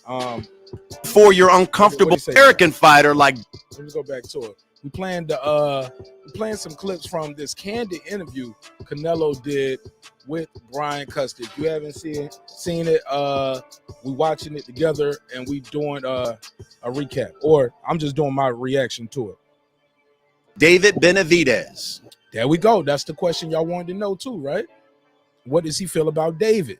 Let's hear it. I say, I represent Mexico, so that's why I don't. Oh yeah, because he was talking about him not wanting to fight Mexican fighters no more.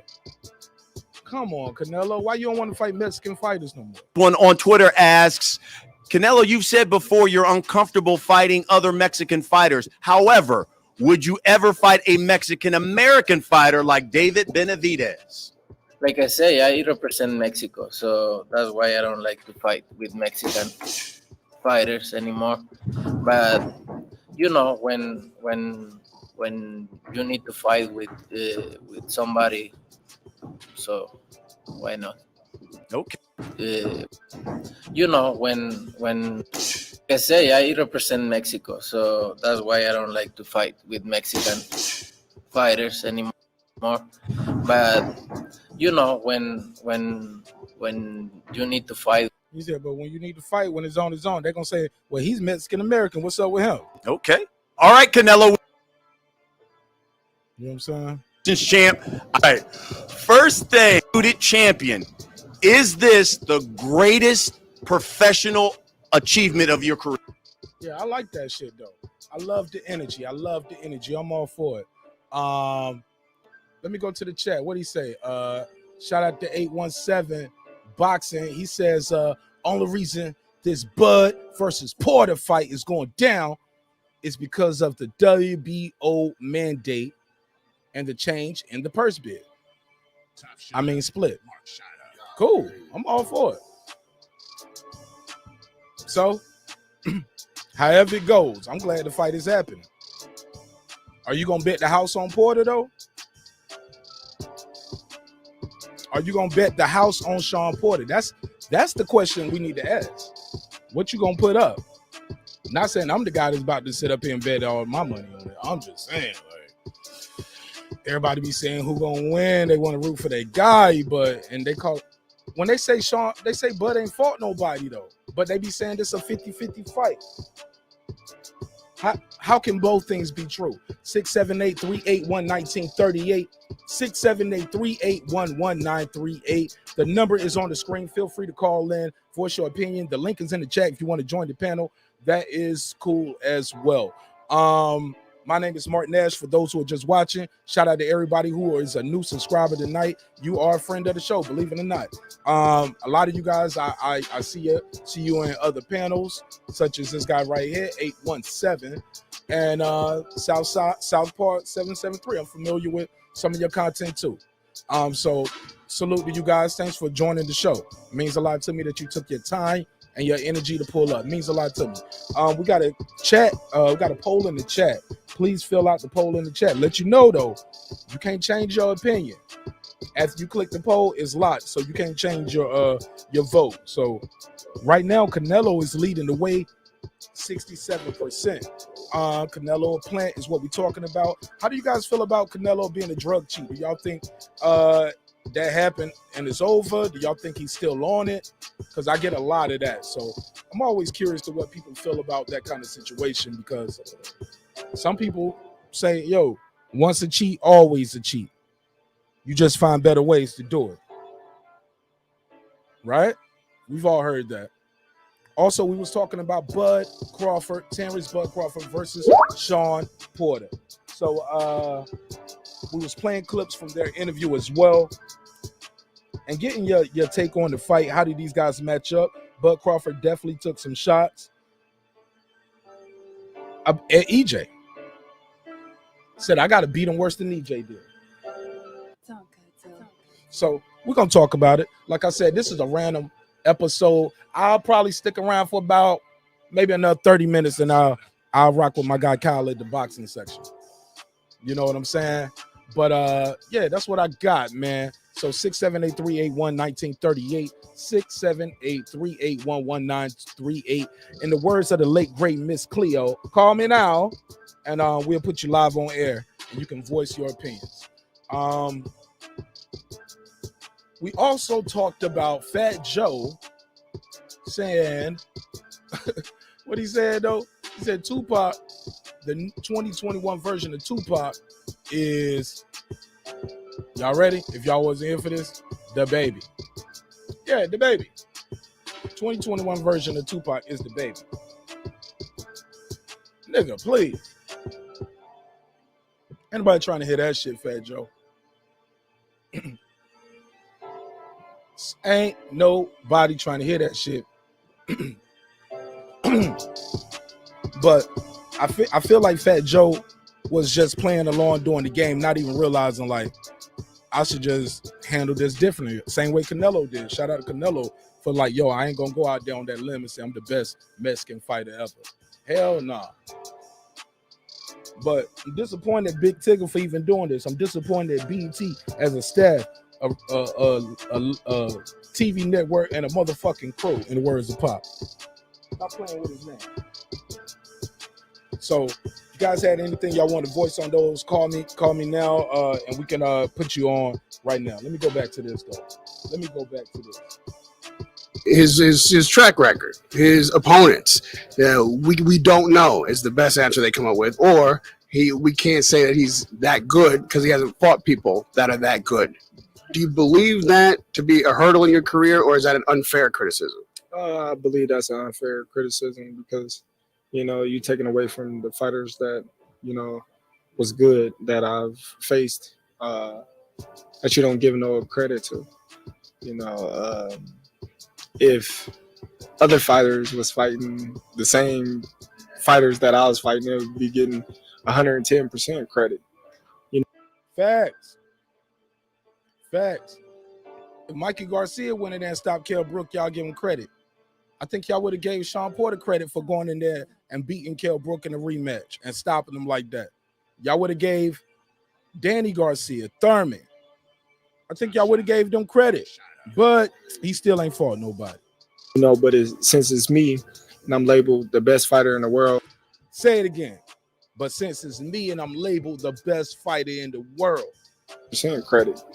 You know, but since it's me and I'm labeled the best fighter in the world, and the fights is not, you know, I would say tooth and nails, then they would say, oh, well, Terence Crawford is not fighting nobody.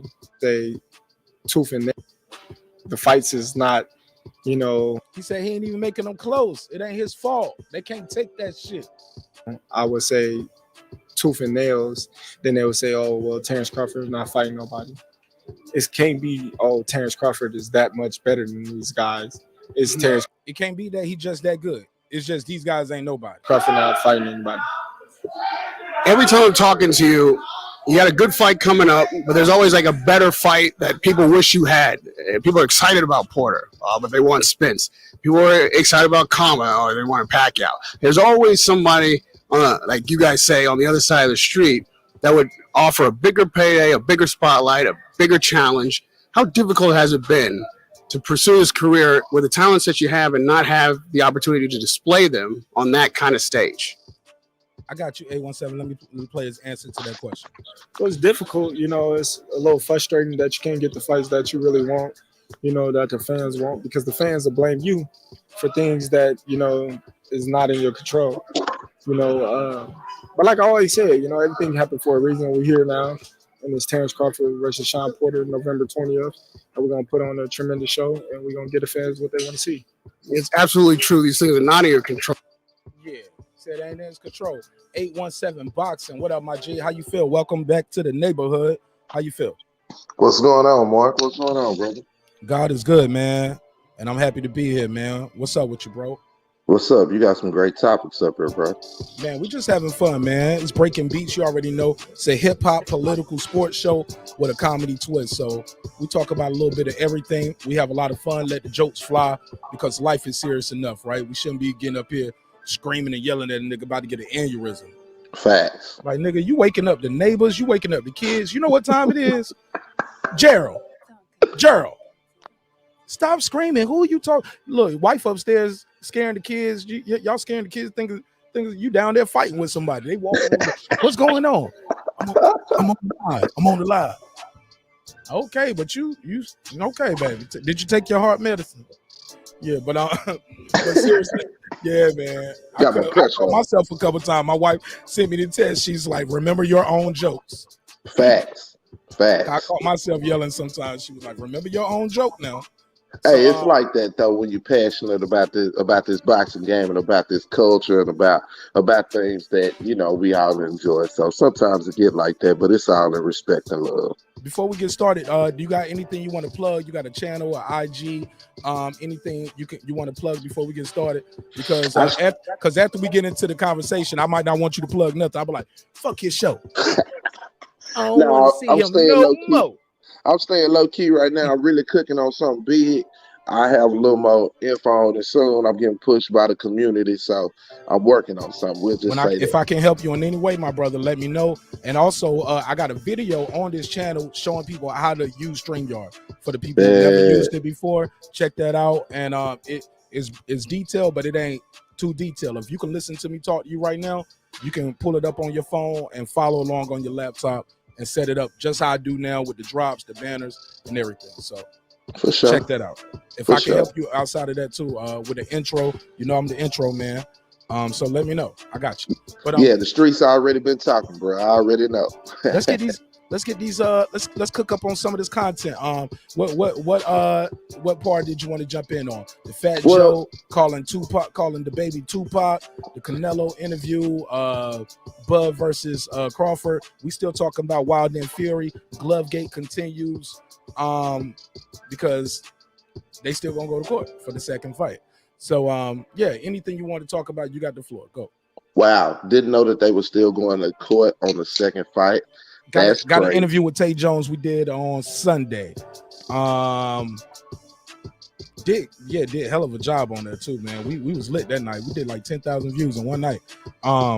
Great episode. He was here for about 2 hours, so I cut that part out and put that up as a video by itself, so you could just hear that interview. And he says that about 2 or 3 minutes in. Then we talk about it the next day. But also he joined the panel later on. So if you watch that whole live, he leaves for about an hour, then comes back on the show and stays to the end. So I'll do that on my flight back. Super dope. And I made his intro by the way too. So if you like the Tay Jones intro, or or Mike on Sports. We did one with got one with World Combat Sports. Made a logo for Rap Star. So yeah, I'm out here, man. I'm grinding, man. I'm trying to help get that branding right, and at the same time trying to help my family at the same time. So you know what I can do to help. D Bevel the champ just pulled up. Welcome home, brother. Welcome back to the neighborhood. What's up, man?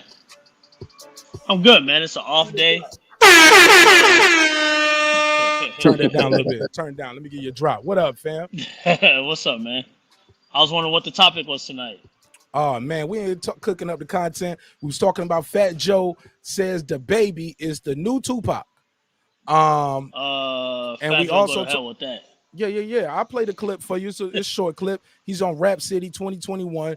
Big Tigger asked him to name a 2021 version of Tupac, and he said DaBaby. Errol Spence got some jabs taken at him by one Terence Crawford.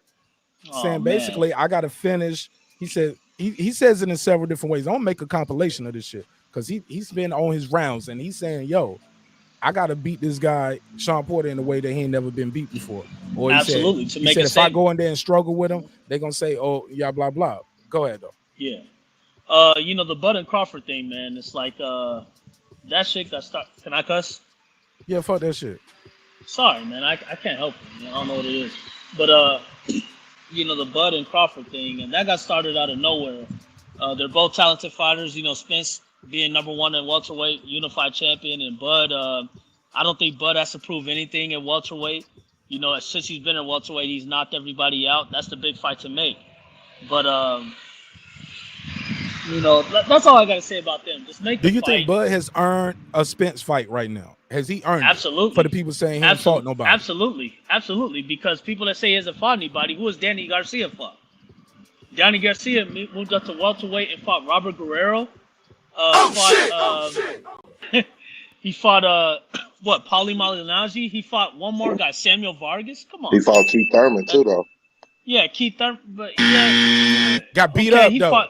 He fought Keith and got. He got a check from Keith Thurman. That's fine, but it's like I'm fucking with you though. 817, I'm gonna be doing the drops though, so don't get mad, man. Facts. It's all love. Yeah, we having fun. He was the top dude in the division at that time by quote unquote default. Because again, Mark, you already know I don't think that much of Keith Thurman, but I'm just saying.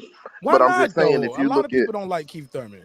Yeah, well, he's kind of corny. I get it. It's Keith being corny, facts. But if you look at Danny resume and the fighters on Danny resume, and if I put Bud's resume next to Danny's, and we just said we was gonna line them fighters up to fight, I would think that more of your money would probably be on some of those fighters on Danny's side, more so than the fighters on Bud's side. I'm just saying when you look at resumes alone. And again, for Bud, what he said, how come it can't be I'm just so much better than these guys rather than it's what we give, because he's right though. Because we would give Danny Garcia credit if he went in there and stopped Kell Brook. But 817, and I feel what you're saying, man. But I have like my own set of rules on resumes. Everybody makes their own rules, you know what I mean? But it's like resumes to me, it matters if you win the fights. You know what I mean? When people say, "Oh, you fought this guy, you fought that guy, you fought that guy," but you lost to those guys. You know what I mean? And I know like Bud hasn't fought those guys yet, but I go based off of performance and how much how dominant you are in those fights. You get what I'm saying? Okay. Now, well, Danny's let me fight with Robert Guerrero. Danny's fight with Robert Guerrero, that could have went either way. That's Robert Guerrero. Right. You know what I'm saying? saying? Robert That's Guerrero that put to sleep. Right. Robert done been in some bigger fights too. But let me say this. Right. You say, now you was touching on, if you win the fights is what matters. You know what I'm saying? Right. Now, I mean, if that's the case, right? Then the respect that Sean Porter has garnered, he didn't garner any respect in any of his wins. He garnered his respect, his disrespect, and all this. The reason why people are saying that this is a 50-50 fight, because Sean went in there and acquitted himself well with Earl Spence. He still True. lost. Hold on. He still lost, in my opinion, 8 rounds to 4. It still was a clear loss, but Sean went in there and acquitted himself well. Therefore, the world is looking at Bud's resume and saying, damn, he got in there and acquitted himself well with Earl. So for Bud, who don't really have no name opponents on his resume, then it looks like a 50-50 fight. Again, I'm with you, Mark. I don't see it like a 50-50 fight because I don't see Sean on that level. I feel like Sean, Danny, and Keith were all virtue of a void in boxing. You know what I'm saying? I believe the cream of the crop in boxing right now is Jerron, Earl, and Bud. And again, at the end of the day, like you say about resumes, you're right. Everybody got their own standard on resumes. Sometimes, Everybody. sometimes, sometimes your resume don't have names on it because motherfuckers ducking it.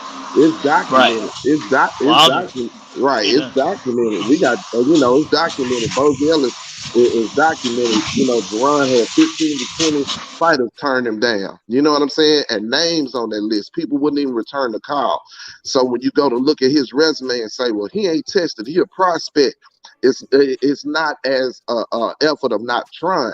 But then when you go look at Bud's resume, we have the WBO having to mandate a fight between him and Sean Porter because his promoter only wanted to offer $1 million to Sean Porter, a well-known a former champion and a well-known professional. It was a slap in the face, so much so that the WBO mandated the fight and changed the purse rules from an 80-20 split to a 60-40 split and made them negotiate and said, if you don't, then you're going to be forced to pay that. So I say all that Hold on, who going to be forced to pay what? Say that again, 817. Okay, what I was saying was the WBO said, hey, I heard that part, but you said you would be forced to pay that. Right, whoever, right. Let me correctly say it. Whoever puts on the fight is going to be forced to pay that 60-40 split to these guys. That's the way I understood it, and that's the correct way to put it, I would think, Marq Nash. Right? Okay. Whoever earned the purse bid was going to be responsible for paying them guys at a 60-40 split. You know what I'm saying? They changed the rules just for this. Right. They changed the rules just for this. This is something the WBO has only done one other time. This ain't them forcing Bud then either. This is them doing something to say, hey, look, we got to figure out what to do to get these done. We got to pay these guys more money. It was forcing Bob's hand because Bob didn't want to negotiate in good faith. But it's not just for this fight, though. It's going forward now, right? With their purse bids. No, this rule was changed for this, for this particular fight. I haven't seen them make a permanent change. So I'm just saying all that to say, when you talk about Bud or whatnot, maybe it's not his fault, when it comes to how this fight got made or things of that nature. But to re-sign or to make excuses for Bob after disrespecting you in public and all those things, Terence has earned his discontent with the fans. And what he's going to have to do, if he really wants his accolades to mean something, is to step in the ring with those people that we say he is avoiding and prove himself. I'm going to ask you something. I'm going to push you on this one. If Terence Bud Crawford is a Hall of Famer right now already, as many believe, because of he was a champ. He's been a champ since 2013, right? I know. I don't, but yeah. I ain't went to the card since 2016. Through weight divisions. Been champ, been unified, been undisputed, moved up in weight, and became a champ again. First time. If he does re-sign with Bob, let's say for $10 million per fight, 2, 4, 6, 8. So he prays for 3 years, or 3 year, 10 million guarantee, or 2 year, a 2 year deal, 10 million guarantee. So it's a $40 million deal. When we say bad things about him, was that a bad deal? It's not about. If nobody else can match that, Bob's gonna say, "Look, you getting 10 million guaranteed. You got to fight twice a year. If I don't get you in a fight twice a year, I got to pay that on that one fight. You got to get 20 million guaranteed, but I got to pay you basically $20 million a year for the next 2 years, guaranteed." Like, hold on, I'm asking you. Will we still call him Toby Top Rank? Will we still say oh, he doing bad business. That's a hell of a contract, bro. Facts, but there are What other would you say? facets. There are other facets to it than money, my brother. I'm asking you about the contract though. Right. But I'm Is that a saying, good deal? with the contract comes other things, Mark, because even though I'm going to get paid, I'm going to be bound to particular things. You know what I'm saying? So D-Bev, hold on real quick. D-Bev, I'm muting your mic real quick because he's talking, my and bad. while he's talking, you got a lot. I guess you got some cards or something moving around.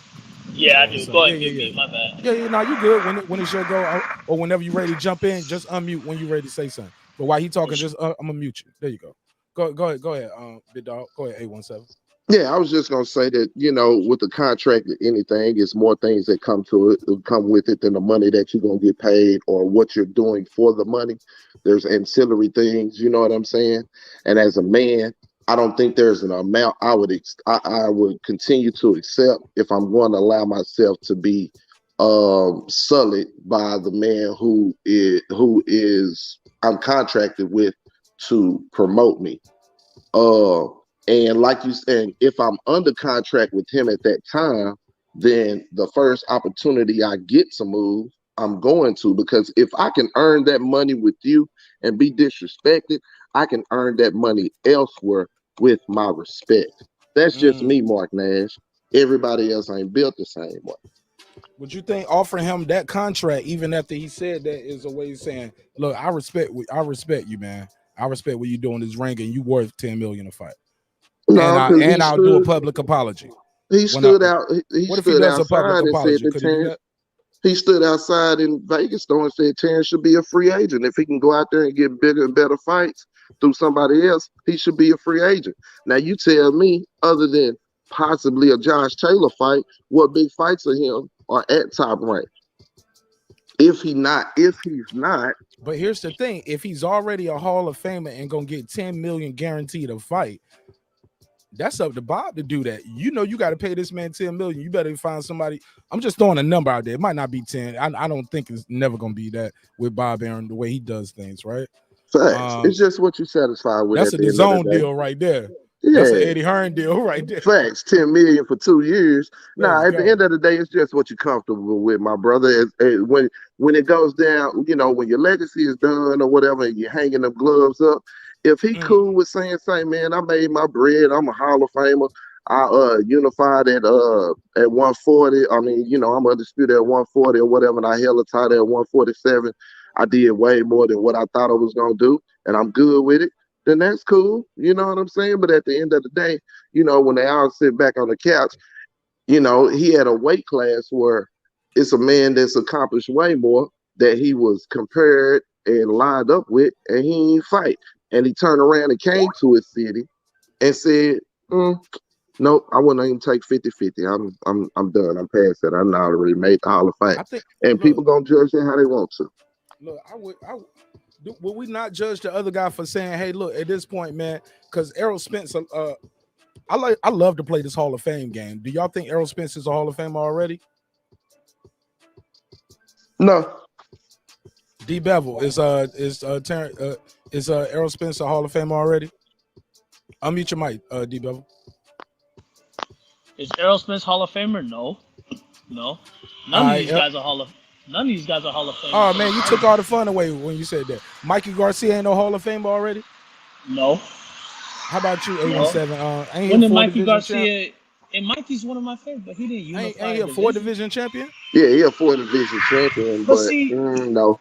But come on, see now that works with Manny. When Manny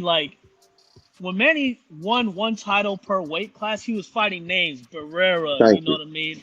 Marquez's, you know what I mean? Cotto's and all these other guys. They got that belt for a reason, though, bro. Boulders catch weight or not, but who has Mikey fought to get to the names that Manny fought, to the names that Floyd fought? Mark, you see how he did earlier and said Manny was overrated. Go now, ahead. Mark, you see how he's he not did overrated. that? No, he's not. He's not overrated. Mark, you see how he did that for your boy Mikey, right? Because you know, in terms of Mikey Garcia and his respect in the boxing world from mostly everybody, it's not on the level where you're gonna be, so quick to talk about him in that type of light when you talk about Hall of Fame. And the first thing he went to was his resume. But when I turn around and do it for Bud, the cap is different. It's because of Bud's skills. I recognize Bud's skills and talent as well. But the same argument you're going to make for Mikey Garcia and his resume, shit, Mikey got more known names on his resume than Bud.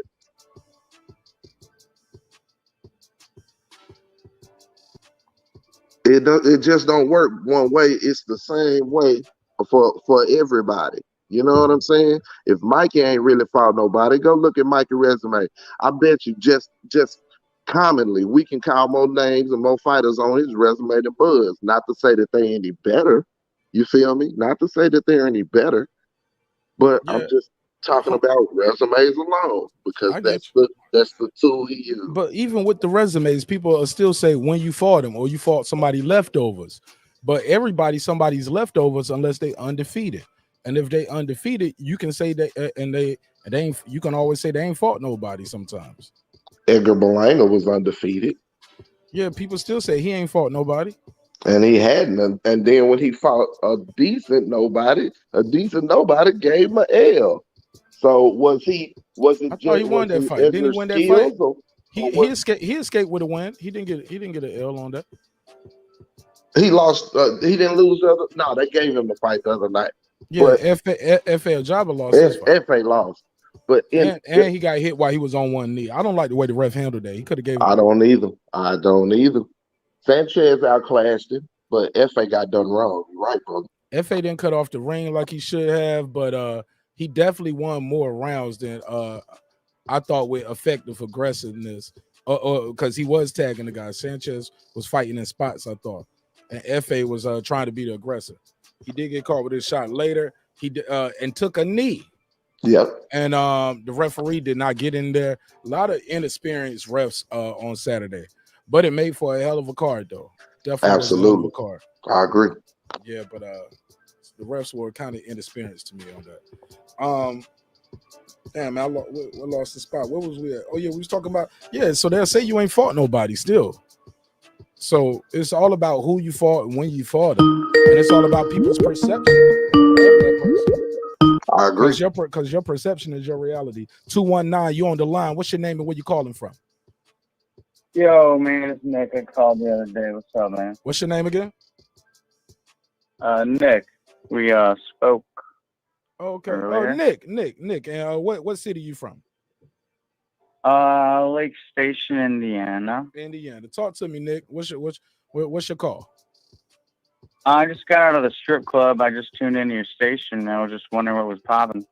Oh man, we talking about boxing, man, and we was talking about Fat Joe said DaBaby is the 2020 version of Tupac. Oh, and why would you say that he's the version of Tupac? Oh man, you got to rewind the show, baby. You got to rewind the show. Man, I didn't say man, that. You gotta cut me some slack, bro. No, Come I on, didn't. Dude. Hold on. I didn't say that. No, because you said, why would you say that? I didn't say that. I'm just clowning, man. I love you. Yeah, no, Fat Joe said that. And it was a question he was asked. But yo, check the rewind, man. Check it out. I'll check it out later, man. But what do you want to ask me? I'll let you ask me a question. You want me to ask you a question? Yeah, okay. How much money did you blow at the strip club tonight? About $350. $350. You spent $350. Yeah. You got a lap dance, or you were just making it rain? What you do? I made a conversation and met a certain somebody I might see tomorrow. Oh yeah, how much she charging? She's priceless, bro. You gotta be a certain type to get her attention. Okay. I ain't mad at you. Shit. Well, I appreciate you calling in. You dropped $350 in the strip club. Make a small donation to the channel. We really appreciate it. Help keep the lights on over here, because we got a lot of lights I'll get over around here. to it, man, once they get done, doing my thing. But God I'll bless stay you, my tuned for a brother. minute. And the Cash App is on the screen and in the chat. Please make the donation. Man, listen, bro. Listen. There's too many motherfucking apps on there. I don't like having a lot of junk on my phone. I ain't mad at you, man. I'll just go through YouTube. I've donated before. It works. Appreciate you know what I'm saying? I don't need to fucking send you money. YouTube keep 30%, by the way. So your bank account, brother. You just know to you're let gonna you get know. my cash because I support your channel. I love everything you talk about. And I love it. Thank you, my brother. God bless. God bless. Shout out to Nick D. Bevel, the champ. What up, my G? Welcome back. What up, man? I'm driving right now. Is there any like feedback? Nah, you good. You good with the sound. You good. You good. So go ahead, man. You got the floor. Okay. What we were talking about like Bud's resume and like what I said about like who's Danny fought. Like I forgot who the homie's name is on the other panel, but he was right. You know what I mean? Like resumes are subjective, depending on the resume you like and stuff like that. You know what I mean? But I'm trying to remember what we were talking about because that's exactly what I said. To be honest, I was like, everybody gonna have naysayers. When you talk about great point guards, I might say, Derrick Rose, and you'd be like, he ain't no Magic Johnson. You know what I'm saying? Right. So It's like you know, when people say, "Oh yeah, this guy fought this many champions," I'm like, "Yeah, well, this many champions ducked this one guy," and I go by whoever gets ducked is the man. You know what I mean? Because when you show that fear before the fight, you know what I mean, you already lost.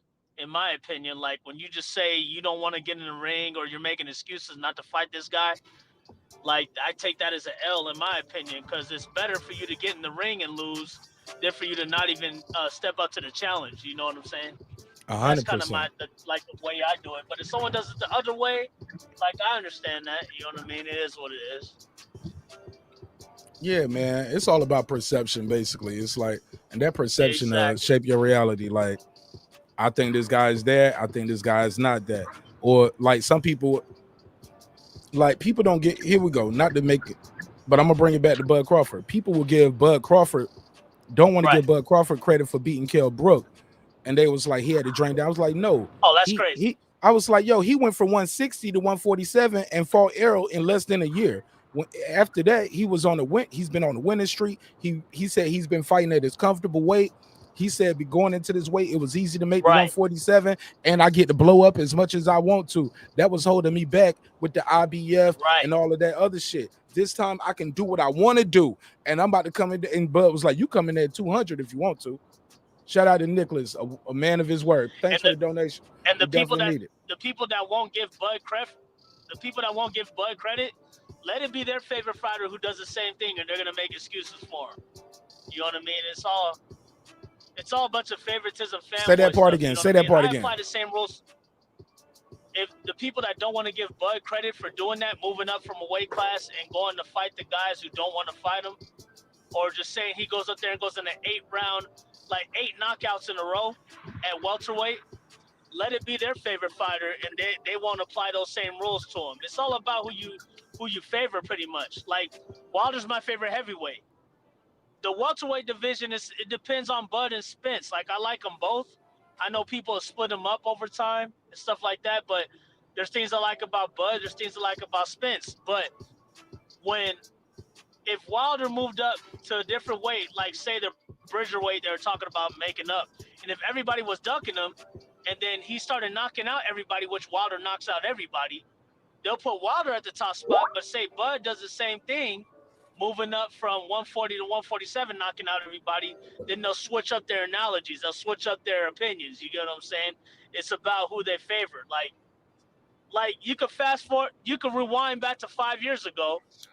Everybody liked the slick boxer and Floyd. Everybody was a bunch of Floyd fanboys, including myself.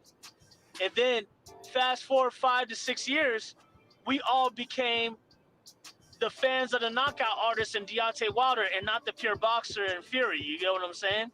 And then all of a sudden, those opposite people, the people on the other side who like knockouts, all of a sudden they like the pure boxers like Fury and Lomachenko. Then all of a sudden, the people on my side, the black side, we like the knockout artists, like a Bud, like a Wilder, like a Spence and stuff like that. So it's like we go wherever the wind blows us. We go wherever whoever looks like us. You know what I mean? That's why boxing will always be biased, no matter what. You know what I mean? We don't care about resume. We don't care about none of that. It's about who our favorite is. And I've noticed that over the years, growing up in Vegas, this being the fight capital, we never had baseball teams. We never had football teams, basketball teams. We've always been fight fans. So I just know how the biasness goes since year 2000 all the way up. You know what I mean? So that's my opinion on it, really. You know? Yeah, because people will say that about Devin, like the same people who were saying T.O. should fight Devin. Right. You get what I'm saying? are saying Yeah. Bud ain't fought nobody and he ain't did nothing to get They'll say- the Spence. they'll say But y'all they'll pushing say for Bud T.O. ain't to fought fight nobody. Devin. They'll And say I want Bud T.O. ain't to fought fight Devin. nobody. I'm sorry, go ahead. But the way they say Bud ain't fought nobody or Teofimo only beat Lomachenko, you'll have those same people saying that Tank fought people. Like, I was a fan of Tank until he started ducking Lomachenko, started making excuses not to fight Teofimo and all that. Because he looks like me, I got to ride with him. I think Tank's a hoe. You know what I mean? I think he's a sucker. Oh, you know what I mean? He shit. didn't want to fight Tevin Farmer. There's a lot of guys he didn't want to fight. Yeah, that Floyd made to do so. Called him So a why should I get hoe. mad You at called him a Why hoe. should I? What he is a hoe because why Gotta should put I a get case mad at on Bob that. Arum? Why should I get mad at Bob Arum? Why should I get mad at De La Hoya for all of them protecting their prizes? De La Hoya was protecting Ryan Garcia. Bob Arum was protecting Lomachenko and so on. You know what I mean? And at the end of the day, every promoter is going to protect their own. I just apply the same rules to everybody else, just like the other guy on the panel said. You know what I mean? I forgot his name. He was on here a little while ago, who I was talking to before I dropped off. A17. But A17. A17. Bobby. Everybody's gonna protect their own interests. You know what I mean? So it's like when it comes to the fanboy stuff, I kind of back out of it. But the only one I really like respected a lot was Wilder because Wilder was the only one saying like, man, I don't care what promotion you're from. I don't care what's going on. I'll come across the street to you. Let's prove me wrong. You know what I mean? Like, come fight me. I'll fight you. I'm not scared of you. Where everybody else says, oh, send me an offer. Oh, who have you fought? I never heard Deontay ever speak like that ever in my life. You know what I'm talking about? So that's why I respect him because he reminds me of the old school era who will fight anybody. You know what I mean? Regardless of the circumstances. You know what I mean? So. But as far as everybody else, they're all on the even playing field with me. From Buds and Spence's. I mean, little less Bud because Bud didn't want to fight everybody. And I'm a Spence fan, but when Can't I say saw he that talk, didn't want to fight these guys. He called them dudes out on the stage right there. Kenny Porter didn't say nothing. Sean Porter was like, "Hey, what you mean?" Like exactly. he was like, "Nah, I'm talking to him." When that And then he put the guy on the spot, and then Bud said what he had to say. I got the clip. You want me to play it? No, you don't have to play it because when that happened, I was a Spence fanboy. Spence is my guy. You get what I'm saying? But when Spence said flat out like, why do I have to fight you? I have options. I could fight Pacquiao. I could fight Thurman. I could fight Porter. I could fight these guys. No. He said I can fight Canelo. I could fight Canelo. I applied that same thing to Joshua when Joshua said to Wilder, I don't have to fight you right now.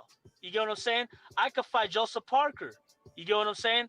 I could fight Takam and all these other guys who had certain belts, even though Takam didn't have a belt. But I'm just saying Joshua had a lot more options than Wilder did. You get what I'm saying? Because Eddie Hearn had a lot of heavyweights. But see, when you bring it to the Joshua level, there's certain people that say, oh, no, Joshua's a ducker.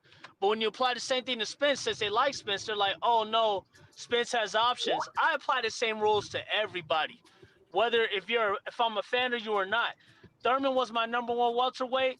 When he started ducking Spence, I turned on him. I was like, you're a sucker, you're ducking. Spence was my number one after that. Then I turn on him. I say, you're ducking. You're making excuses for Crawford. I did the same with Floyd. When Floyd didn't fight Thurman, he decided to fight Berto. You know what I mean? You could be my favorite, but when you show me one little sign of wholeness, you know what I mean?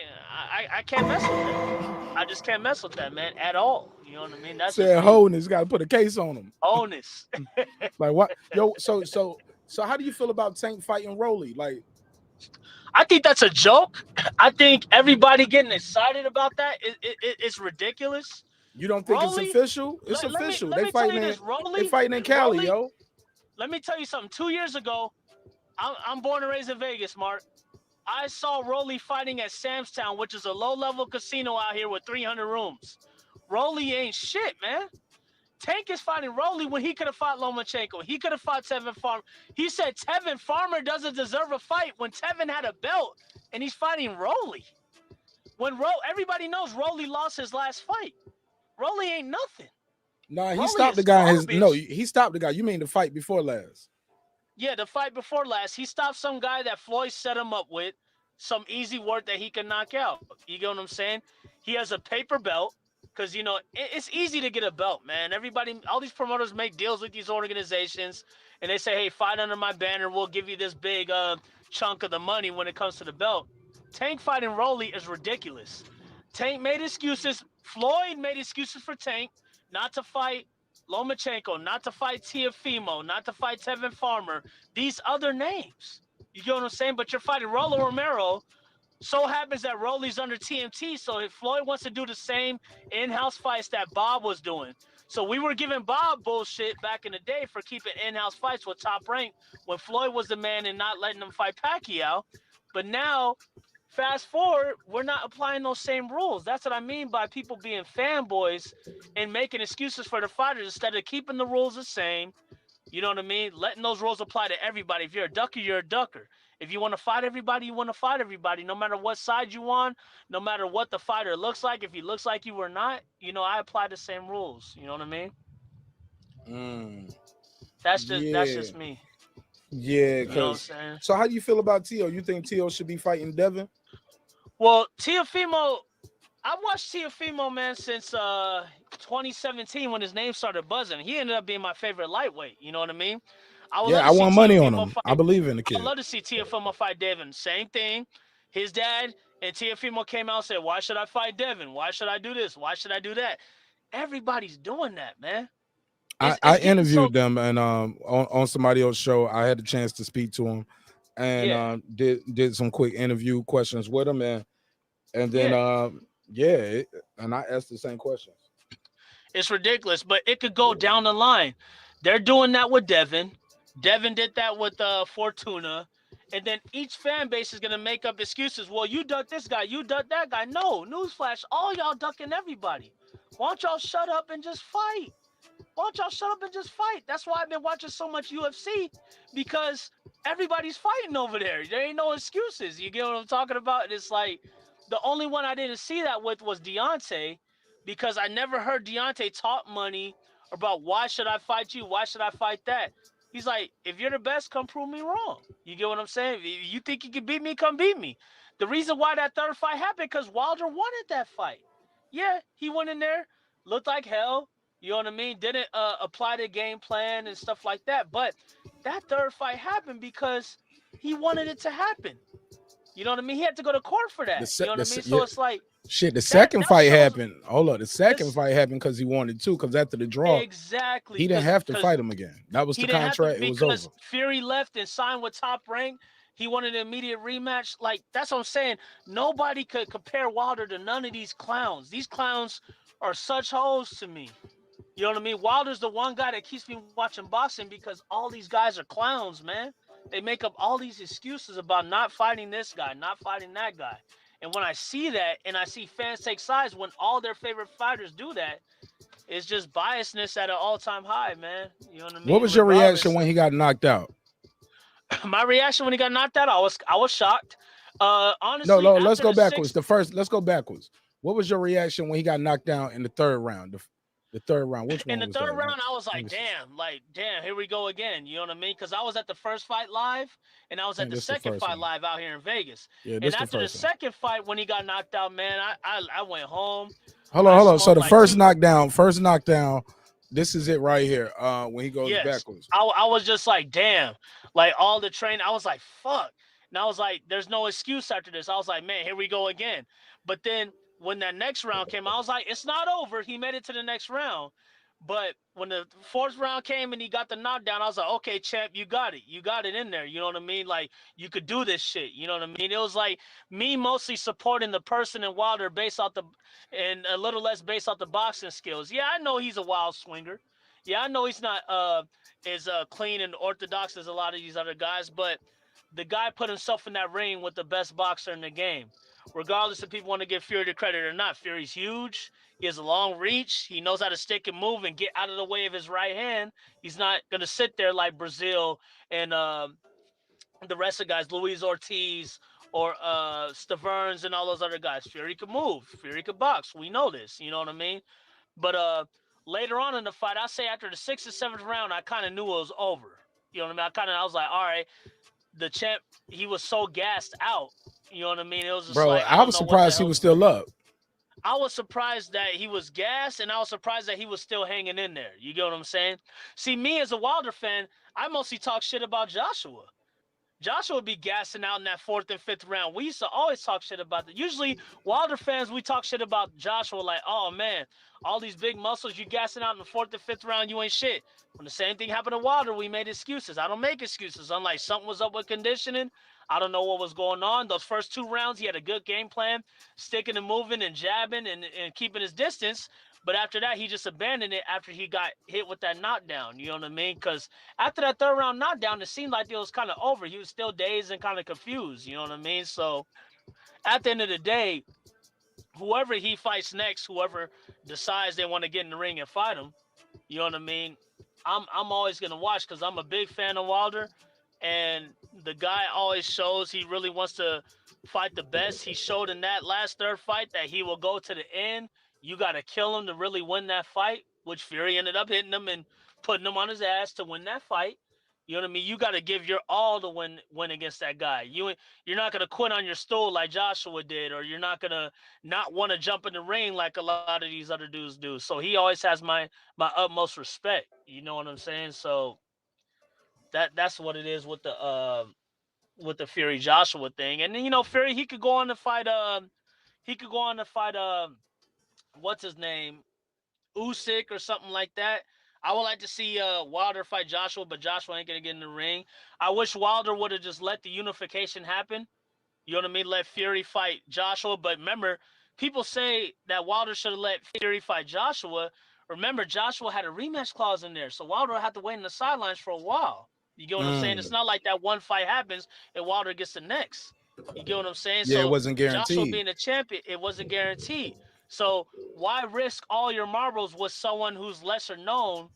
You know, because you could go in there in a fight with someone who's not really that good, but end up losing to him, and you mess up your bid bag with the Fury and Joshua winner. You get what I'm saying? So he did what he thought was right. But then Joshua lost too, though. But he wasn't guaranteed. And he wasn't guaranteed. Fury might retire. Right. Who knows how that would have went?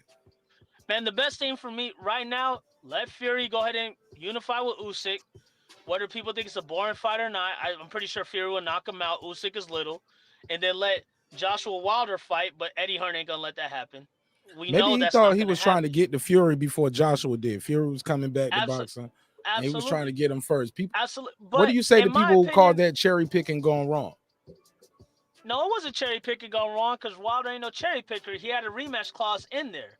The first fight was a draw. The second fight, the champion lost. Wilder had a rematch clause in his contract just like every other champion in boxing. So it wasn't cherry picking. He really felt that he could beat Fury. He ended up being wrong, but he really felt in his heart that he could take him out. You know what I mean? And it turned up short. That's boxing. What Wilder did is what every other guy at every other weight class is scared to do. Put it all on the line, man. Put it all on the line. Win or lose, I'm going to give it my all. You know, whether I'm the champion or not. He's like, prove me wrong. Take me out on my shield. That's what real boxing is. That's what the guys from the past represent. The Ray Leonards, the Haglers, the Hearns, the Alis, the Frazier's. You cooking, man. You cooking now. You cooking now. Get in that ring and fight. People want to diss Wilder. Remember, okay, after December 2018, December 1st, 2018, Fury ducked out, went inside the top rate contract. Okay, I understand that. Whatever. You want to tune up, whatever. Wilder fought 3 times in 9 months. Wilder fought May of 2019. Then he fought November of 2019. Then he fought February of 2020. That's 3 times in 9 months. You got these clowns, these hoes, these pussies, Mark, that fight once a year. Look at Teofimo, who was my favorite at the time.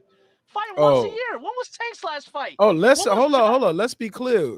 What's crazy about Tio is both guys he beat are about to fight each other, and that would be their second fight since he beat him. Yeah. They have. So you fought Comey. Comey, you came to Comey's fight after you beat. You know what I'm saying? So that's one, and now he about to fight again. Yeah. Got a date set in stone that people gonna believe they can go to. This Triller shit has been crazy. Do you think Triller's bad for boxing? Yeah, as far as the Yeah and no. Yeah, as far as the what do you call it? The circus fights. But then again, when you look at boxing, they ain't fighting each other. So it's like anybody who wants to jump in and make some money off of it, make the money, because you got Thurman making excuses. Thurman still hasn't fought Spence or Crawford. Well, Spence I said, don't want to hear he about ain't. Thurman. Hold on. Now Spence said he ain't gonna fight him. He And and Spence fans are letting him pass with that.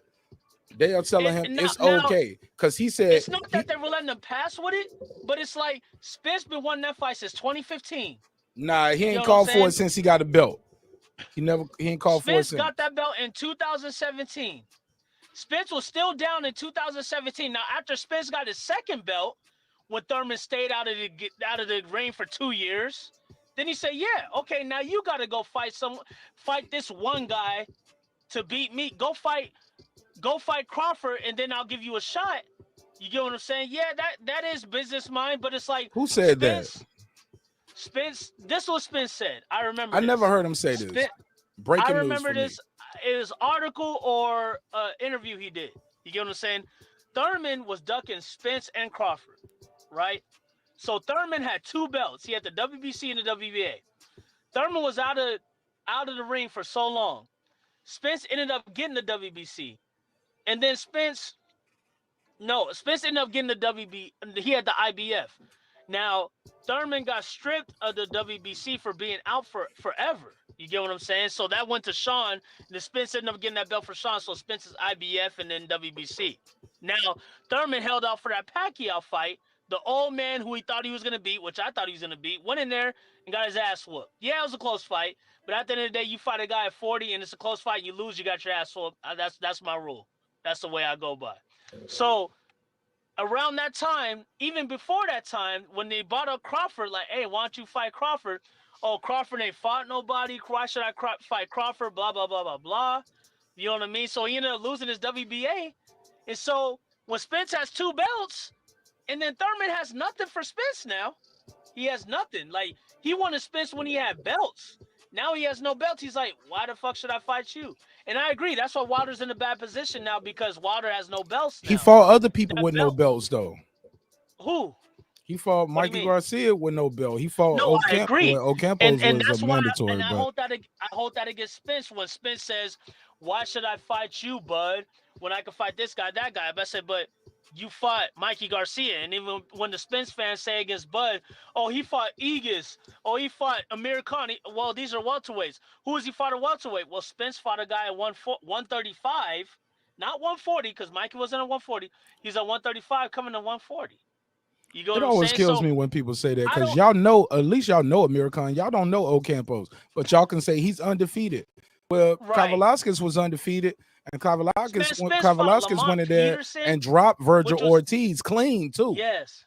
So Spence this guy fought packed a Lamont punch. Peterson, which was easy work. Spence fought Ocampo, which was easy work. Mark, Easy you could work. present what? Mark, you could present, if as long as it's not Wilder, you could present any fighter to me. It's easy to dissect. You know what I mean? You could present Bud to me. You could present Spence to me. You could present Thurman, of course. You get what I'm saying? Not Porter. The only reason I side with Bud on a lot of things because Bud wants to fight. So, yeah, they'll say, oh, yeah, well, he signed over there to Top Rank. That's bullshit, blah, blah, blah, blah, blah. Well, what did Wilder do? When Fury went over there and signed to Top Rank. Yo, Wilder and look, jumped his hold ass up, over and there signing to with Top Rank. PBC don't mean he gonna get the fight. Thurman can't get the fight with Spence. It doesn't mean that. Exactly. That's what I'm saying. Thurman can't get the fight with Spence, and he on PBC. Sean can't get a rematch. Yeah, but Thurman and he the can't get only the one fight with asking. Spence. Danny ain't asking for no rematch. True. But Thurman That can't shit get was the fight easy with to Spence. score. I'm sorry. Go ahead. Thurman can't get the fight with Spence because Thurman don't want no fight with Spence. Thurman don't want to fight nobody. Nah, he want that fight, and Spence already don't say no. But yeah, now after 4 years of Spence begging, no, Mark. But Spence didn't have a title at one point though. Now he wants And to when fight he had the Spence title, after. and when he had a title, Thurman had been out injury. He said, "Let me come back, get my get back, get a tune-up fight, and then I got you." Same thing with Sean Porter. Hold up. Sean Porter did the same thing. When he got the belt, he did the fight with, I believe, was it Ugas? And then he fought Spence. Was it Ugas and then Spence? Who did he fight in between Sean Spence? Porter fought Ugas. Yeah, then he fought Which Spence. ain't no easy walk. It's not. And some It's say not. he lost that fight and then went straight Yeah, into it I with agree. Spence.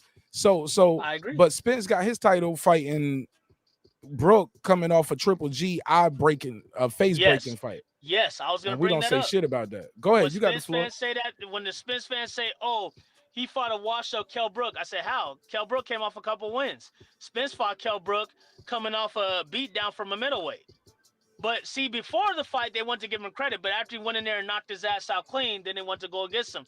Now, the Keith Thurman thing, I'm not going to count that against Spence because Spence wanted him for 4 years. Now, of course, Keith Thurman wants Spence because Spence got in a car accident. Spence has a torn retina and all this stuff. Because why? Because Keith Thurman has nothing to lose. He already fought Pacquiao. You know what I mean? He wanted that big cash and stuff like that. He's been sitting on his ass over there in Nepal or wherever the hell his wife is from, getting fat as shit. Now he wants to come in and lose all this weight and fight a guy and get more cash. That's what Thurman does. He sits on doing the money sidelines. grabs. Yes, waits for the big names to go in there and get cash grabs. But Thurman he is the did biggest fight. sucker. But he fought Sean. Thurman is the biggest sucker. Period, bro. Was they a year apart? Period. He fought Danny and Sean a year apart too, right? There was Yes, he did. because I believe I had a birthday party for both fights. I think they both was around February or early March. Yes. He fought Porter. Let me get this call real quick. Stay with me. Go ahead. D-Ray all day. What's up, my brother? How you feel? Stay right there, D-Bevel. Hey, D-Ray. man, I will.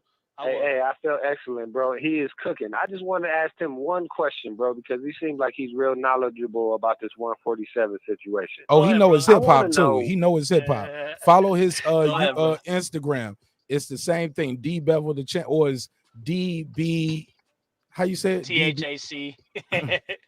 DBTHAC. He does this thing Appreciate and it's called Today in Hip Hop. And he's always he's always dropping some dope jewels and reminding me of something. It's a super nostalgia Like Instagram. milestones, Yeah, 5 years, man. 10 years, 15 years, 20, 25, Hey, I 30. appreciate that. Yeah, hip hop And I milestones. need to get up on my- I've been trying to do that segment with him. Maybe he don't think we gonna pay him. So yeah, we gotta support this brother, man. I told him, man, we'll you split ain't the gotta money. pay me, man. It's all fun, man. Yeah, but go ahead, D-Ray. You got D-Ray, you got 2 minutes on the clock, my brother. No Thank you. interruptions. Go Hey, ahead. What's your question? My brother, man, I want everybody to subscribe, like, and share like always. Now, I want to ask the champ this question. Why, when Peterson went to go fight EJ, did he have to drop his belt? I think it's that simple. I appreciate you, bro. Oh, less than 2 minutes. Look, that only took 10 seconds. Boy, I'm a bad man. Hold on real quick. Why do you have to drop his belt? Man, I'll be honest with you, man. That's a question for the sanctioning bodies, man. They always make these little BS rules just like they did for Rigondeaux and stuff like that. These sanctioning bodies want their belts to be on the biggest cash cow so they can get the biggest cut. You get what I'm saying? So they'll make Peterson drop his belt probably because he didn't sell any tickets. Do I think it's right? Absolutely not. You get what I'm saying? Like, Peterson should have kept his belt. The champion that wins the belt should be able to keep their belt and defend it. But when these sanctioning bodies are owned by these promoters and all these sanctioning bodies and businessmen that pay them all this, big fees and stuff like that, that's how it's usually going to happen. I think it's BS. I agree with you. I think it's lame. You know what I mean? Yeah, I didn't know that. I remember that. Yeah, I remember that. He had a belt and he ended up dropping it or whatever. Or when someone moves up from a lower weight class to fight a heavier guy, if you move up and fight that guy, we're going to strip you because you're going to fight this mandatory. But every sanctioning body has a plan for everybody at their weight class because these promoters they didn't always do give that, them though. offers. They didn't always do that, but these promoters give them big offers. You know what I mean? Whoever brings in the biggest offer, that's the route they're going to go. That's Absolutely. Why Canelo will Like, always be remember Chad champion. Dawson came Canelo's down gonna be to fight. champion forever, man. Chad Dawson came down to fight Ward. Remember, he lost to Ward, but went back up and was still champion. I remember when Zab Judah lost to same weight class. Baltimore. He lost to Baltimore before he fought Floyd. Yep. But was still a champ when he walked in there. Yep. Yeah. I mean, that's sanctioning. It was still a crooked champion. rules So when that people they say always Floyd ain't undisputed, some of that ain't all his fault because there's so many moving pieces going on. where guys Right, but Floyd drop belts Floyd to could have fight been him for a undisputed. bigger payday too, But or Floyd had a choice to be I'm sorry. undisputed because when he won from Manny, which since they had that issue with the WBO and stuff like that, Hold on, so he rewind chose that. Say that again. when Floyd could have been undisputed because after he beat Manny Pacquiao, he didn't want to keep the WBO because him and Heyman have issues with the WBO, right? And all he needed to do was go fight Kell Brook and get that IBF. You get what I'm saying? But Floyd didn't pursue that. That was the perfect time to go get all the belts. But instead, he fought Andre Berto. You know what I mean? Andre Berto, who's coming off a loss against, what's his name? Victor Ortiz and the other guy, Jesus Soto Carras. You know what I mean? I remember that last fight happened. I ended up streaming that fight because I was a super Floyd fanboy, and I wanted him to fight Thurman because Thurman was the WBA champion at that time, and he didn't fight him. You get what I'm saying? I was pissed off, you know? So around that time, I'm just giving you my timeline, I became a Thurman fan. I was like, why are these fools ducking Thurman? Why do they keep ducking? Like, what the hell's going on? Floyd don't want to fight him. Manny don't want to fight him. And then when Thurman started doing the same to Spence, I was like, why is people ducking Spence? And then when Spence started doing the same to Crawford, why are you ducking Crawford? I go, whoever ducks, I abandon you. I abandon you. You call it down the middle. You know, that's what it. I don't care if you're from. I don't care if you look like me. You could be black like me. You could be from the same city. If you duck, you're a All holder. call outs mandatory. Hold on, let me give you a drop. If once you start ducking, D-Bev will be like this. I want to hear that. When you in there talking tough, It's over. Like, Silence. I apply the same rules, man. I apply the same rules, but there's a lot of fans. Whatever you just did, your mic just got super loud and clear. Keep it there. It's better than it was before. Whatever you just did. Go ahead. You moved. You did something. You know, I just apply the same rules to everybody, man. I don't let your the fanboy feelings get in the way. Yeah, there's fighters I'm fans of. Like I said, I was a fan of Tank, fan of Thurman, fan of Spence, Crawford's. The list goes on, and I was a fan of Joshua. Man, I'll go to my Instagram and bring stuff out of the archives when I was repping Joshua after he beat Klitschko when he was with Showtime. I was like, man, this dude's the man. He went in there, he got put on his ass in that 6th round. He came back, knocked him out in the 10th. I was happy for Joshua. You know what I mean? But my thing with Joshua was, okay, he beat Brazil. I was like, cool.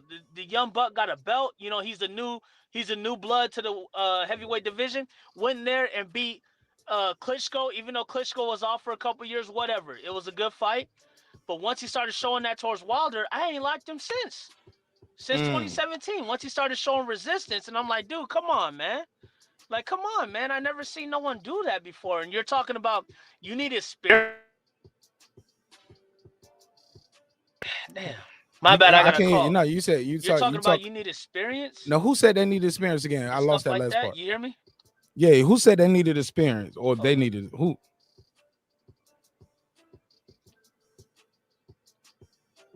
Okay, we lost D-Bevel. Hell yeah, but shout out to D-Bevel the champ. Hope he pulls back up. That motherfucker was cooking. I loved it. I told y'all I'm a fan of the show myself. So I love to chop it up with the audience. Because you guys ain't just the audience, you know what I'm saying? I see y'all in these YouTube streets, and you are my neighbor, and I am yours. So I appreciate everybody pulling up in the neighborhood. I saw Nicholas said, I got some artworks I want to share. My email is right here. marqnash27@gmail. I spell Mark with a Q, MarqNash 27@gmail. You can email the artwork there, and I can see it before we put it on a live air. So yeah, I'll be more than happy to do that. And he said, how do I join via video? Want to see my face? I don't give a fuck what you look like. I appreciate your donation. I appreciate your time. Appreciate your energy. But you don't have to show your face. That's up to you. Just don't show no graphic images and yeah. But you cool. And the link is out there in the chat. You are more than welcome to join, my brother. As soon as you click the link, you got to tell StreamYard it's okay to use your camera so they can see your face, and it's okay to use your mic so I can hear you. Other than that, and it don't stay forever. It's Yeah, it's not invasive at all. So go ahead, D Bevel the champ. You got the floor. My bad. I got a call, man. I forgot Please don't what I was apologize clicking to on me. too. Please don't apologize to me. I hate when people do that. Like, man, But you yeah, guys are blessing me with your presence. And you guys give me your opinion. And I think that's dope to connect with individuals, whether like-minded or not, and to hear other perspectives. Because often you'll hear me in the show and I'll be like, you know what? I changed my mind. I agree with what he said. You know what I'm Man, I saying? appreciate you for And I allowing owe us that on the person show, man. You give us a platform to vent this. You know what I mean? I tell y'all all the time, this ain't my show, this y'all show. You get what I'm saying? No, appreciate it, Like man. I'm just gotta pay the light bill and pay the StreamYard bill. But other than that, this y'all show. Cause without y'all, I'm just that dude in the room talking to myself. So I appreciate your time. Right. I appreciate your energy, and I appreciate you letting us be a vehicle. That's what we are. It's not a platform, it's a vehicle. How about that? True. We're gonna put some rims on this True, yeah. motherfucker soon, though. But go ahead. In the Yeah, it's meantime, just, I got some you tens know, on it, and I keep them clean. Go ahead. The same rules apply to everybody, man. You know, the same rules apply to everybody. Like I said, I could bring up multiple fighters, but I'll make this last analogy or this last point when, you know, when Anthony Joshua did that to Wilder, when he said, Wilder, I don't have to fight you. I could fight Parker. I could fight Usyk. I could fight all these other guys. You know what I mean? People got pissed off. You get what I'm saying? But when Spence did the same to Crawford, saying I could fight Pacquiao, I could fight Thurman, I could fight Porter, then people said, oh, yeah, Spence has options. You get what I'm saying? That's when that fanboy shit gets in your blood. You get what I'm saying? And it makes you a biased person. No, what's right is right and what's wrong is wrong, man. You cannot do that. You know what I mean? When the best is right there, go fight them. You know this guy's the best. Don't try to fight this guy over here. Don't try to fight this guy over here. Don't try to dissect the resume, say this guy ain't fought nobody. You know he's the best. Go get him.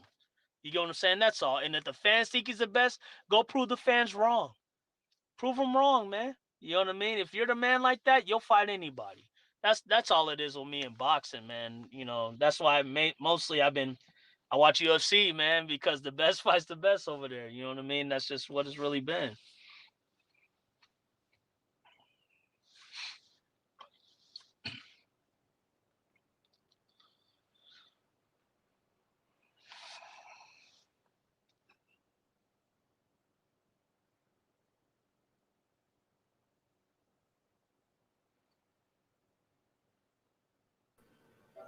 Yo.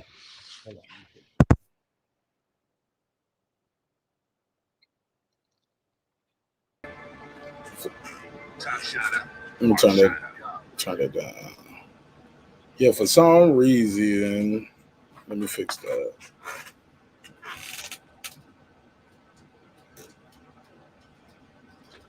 Yeah, for some reason that changed the audio. So I gotta fix that. Give me 1 sec.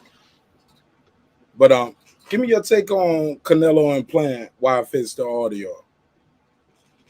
I guess not. All right, so let me fix that. That's crazy. Yeah, that's crazy.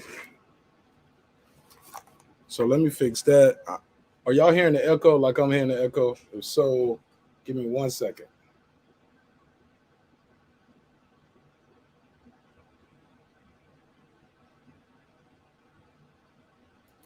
Yo, that's crazy.